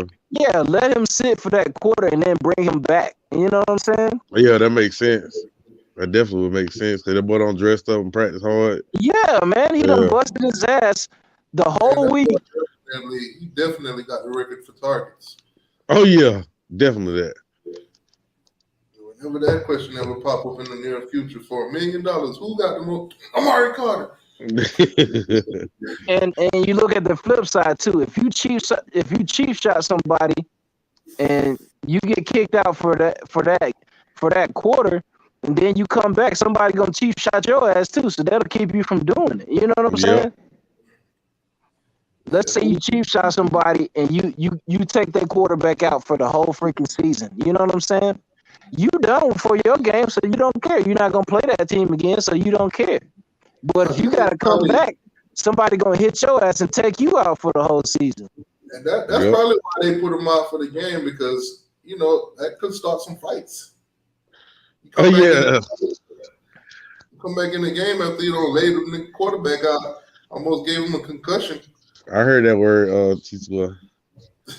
Yeah, but if you do that, if you do that and they change the rule, your ass got to come back in the game. All right, who holds the record for the highest number of attempt passes in a college game? You got Jeremy Moses, you got Evan Jones, J.J. Harp, and Connor Holiday. I have no idea who these guys are. Hurricane Millie say Harp, so we going with Harp. I don't know none of these guys either. I think the most points scored in the game was Georgia Tech. It's Connor Holiday. Georgia Tech played somebody and they scored like almost 200 points in one game. Was that Citadel or it was some? I heard about that. Yeah, I don't know who they played. I know played exactly somebody like back in the damn leather helmet days, and they almost scored like 200 points. They should say a question should be like, which college team had the worst fight on the field? Miami.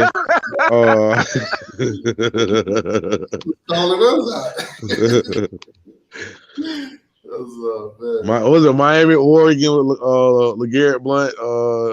I forgot the other team. Georgia had a fight with Georgia Tech. The Pickens fought. What's called? Pickens beat the crap out of that dude.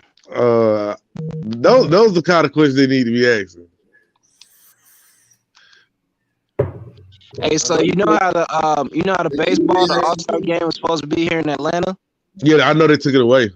They took it away, but guess what, man? They found in a hotel room right next to the damn Colorado Stadium a bunch of body armor, like 4 long rifles, like 1,000 rounds of ammunition. Ooh. These dudes had helmets and everything. It was 4 dudes that was about to shoot up the All-Star game. Dang. Just because they moved it. Yeah, they moved it, so I'm kind of glad they moved it now. Michigan Stadium in Ann Arbor is the largest stadium in college football. What's its actual capacity? Hurricane Millie got it right there. Hurricane Millie just said it. What is 107,601. He on his Google thing today. He got it right down to the T. All right. Which team has been to the most bowl games? Alabama, USC, Texas, Nebraska. I'm going to go with Nebraska. I'll go USC. I'm going to take Nebraska, too. They've been around forever. It's in the USC or Texas. I don't know. Maybe Alabama. Yeah, go with Alabama. But they do it in the little picture that's playing on the screen. They do have USC running out the tunnel. So maybe that's a hint. Clue. That's a Maybe clue. it's something to throw you off. Maybe it's something to throw you off so you Pick get it one, wrong. man. Pick one. Pick one. Y'all ever watch the movie what's it called? Slump Dog Millionaire? Nah, man. Yeah, It's gotta be, maybe bro. It gotta be between USC and Texas. But it's USC. It gotta be USC though. Somebody says Texas. It gotta be USC. Somebody says Texas and somebody say USC. So Pick USC, man. Let's see what they say. Pick USC. All right, USC. Wrong. See? Damn. They setting us up. Alabama. Oh yeah, that's right. Because back then they didn't have a lot of bowl games. They had something had a different thing for. I forgot what it called. I forgot about that. What school can claim the most NCAA titles in the poll era? Georgia. I'm just playing. Damn. I'm playing, but answers are Yale, Alabama, Notre Dame, Michigan. I thought it was Yale, wasn't it? Hey, CJ, watch how many Georgia fans we have. Watch all the Gump fans be Georgia fans. As soon as we hold that trophy, I think it's Alabama. It's Yale, bro. It gotta be Yale because Yale got the most. Yeah, but they say the poll era. Oh, you talking about the crystal ball era? Yeah, the poll era when they started ranking teams. And what's the teams again? Yale, Alabama, Notre Dame, and Michigan. Notre Dame. It ain't Michigan. It between Notre Dame. Yeah, it's about Notre Dame or what's it called Alabama. Or the Gumps, yeah. Yeah, in between those two. All right, so we got Because last time Michigan won. Michigan. Got two Michigans. We're gonna go with Michigan. Nope, it ain't Michigan. It's Alabama. Yeah. Because Michigan ain't won a national championship in hell, I don't know how long. I think the 70s. Yeah, 70s or early 80s. Hey, T2Y, you gonna make a video when my dogs win it all, man? Since you like to troll so much. I'll make a video for y'all, but it ain't gonna be in the nature that you think. All right, Georgia has won the national championship. Buying those players paying off. Yeah, see, they already got a built-in excuse, CJ. See that? You get a player. No, you get Hey, a player. I put it like this, but Georgia, if Georgia win that championship, boy, the city gonna like the whole city gonna go fire. I was hoping the Hawks won, man, but the referee kept cheating them so bad. Man, they start acting different once Trey got hurt, man. I mean, they already was fighting through the refs, but then you lose Trey on top of that. It's hard. That's hard, man. All right, so the Ohio State / Michigan rivalry started in 1897 when the Wolverines beat the Buckeyes 34-0. Which 1897. Which team has the most wins in the series? Ohio State or Michigan? Ohio State. I'm definitely going Ohio State. Everybody saying Michigan. They've been destroyed. Yeah, I'm gonna go Michigan too. Michigan ain't beat them in like 7 years, right? Yeah. Oh, they talking recently or they talking about overall? I think overall, Michigan. Yeah, Michigan been whooping their tail for years. Oh, it is Michigan. Yeah, Michigan been whooping for years because Ohio State didn't get good to coach? Overall, Michigan lead the series. Yeah, Michigan, because Michigan whooped them for years. What that dude with Tressett? What's his name? That coach that came when they cheated us in 2002. What's his name is? Mike Tressel. Yeah, that's when they start really coming back. All right, so the next question on the list is who's the highest paid coach in college football? Nick Saban. Nick Saban, Gus Malzahn, Dabo Swinney, or Ed Orgeron? No, Nick Saban. There ain't no question. That's easy. It's definitely Nick Saban. Hey, T2, I'm going to step out, man. I'm getting hungry, man. Yeah, I'm about to end it too. We've been on this thing for about damn near 5 hours. All right, I'll catch up with y'all, man. All right, right. boss. All right, so whatever question they load, this gonna be. Nah, we ain't doing this. These dates. We're gonna move on to another question. The next question will be the last question. Oh, I got it right. That's how I passed the FCAT. I just picked something and I got it right. Why? Hey, I said I used to see them FCAT tests. Them things was not nothing to play with. All right, Walter Payton had a standout career with the Chicago Bears, scoring 125 touchdowns between 1975 and 87. Where did he go to college? Jackson State. That's easy. All right. Oh, I ain't even, you gotta read the answer that because that's the main thing Deion Sanders talked about. Jackson State is where all the pages came from. That's the easiest answer ever. I guess since that one was too easy, whichever this one is, as long as it ain't something crazy. Most touchdown pass in a single college game. Patrick Mahomes, Case, whatever that dude's last name is, David, and what's his name? Keenan Randalls. I'm gonna let y'all answer that. I ain't gonna say nothing.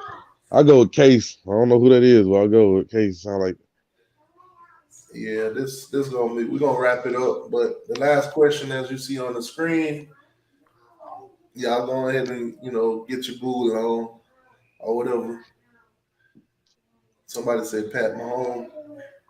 that would make sense because he was at Texas Tech and they don't have no defense on that conference. Most touchdown pass in a single college game. So this is not an overall. This is just one game. Oh, yeah, that should be Patrick Mahomes then. Somebody says Kingler. Somebody says David. All right, so we got a Patrick Mahomes. We got a David. Any other names? Anybody else wanna? All right, so we got 2 for Kingler. So we're gonna go with Kingler. We're gonna wrap the show up. I mean, appreciate everybody for coming through, hitting that like button, staying on here chit chatting with us for about 4 or 5 hours now. Dang, 4 hours and 18 minutes. Like, share, subscribe. All right, so we're gonna go with David. I think that they don't Googled it already. Yup, David, it is. All right, guys, take it easy. Have a good Sunday and go Canes. Man, Maiden Dave with the $10 donation. Great show today. Appreciate the vibes. Appreciate that, boss. Thank y'all for coming through, man. Appreciate that, Maiden Dave. Appreciate you for coming on, giving your thoughts and opinions and helping us carry the show along. DF says go Florida State. Yeah, go straight to hell, Florida State. Oh, man. Y'all have a good day. Hey, college football is great, but of course, it's even better when you're a Miami Hurricane. # beat Bama. Damn right.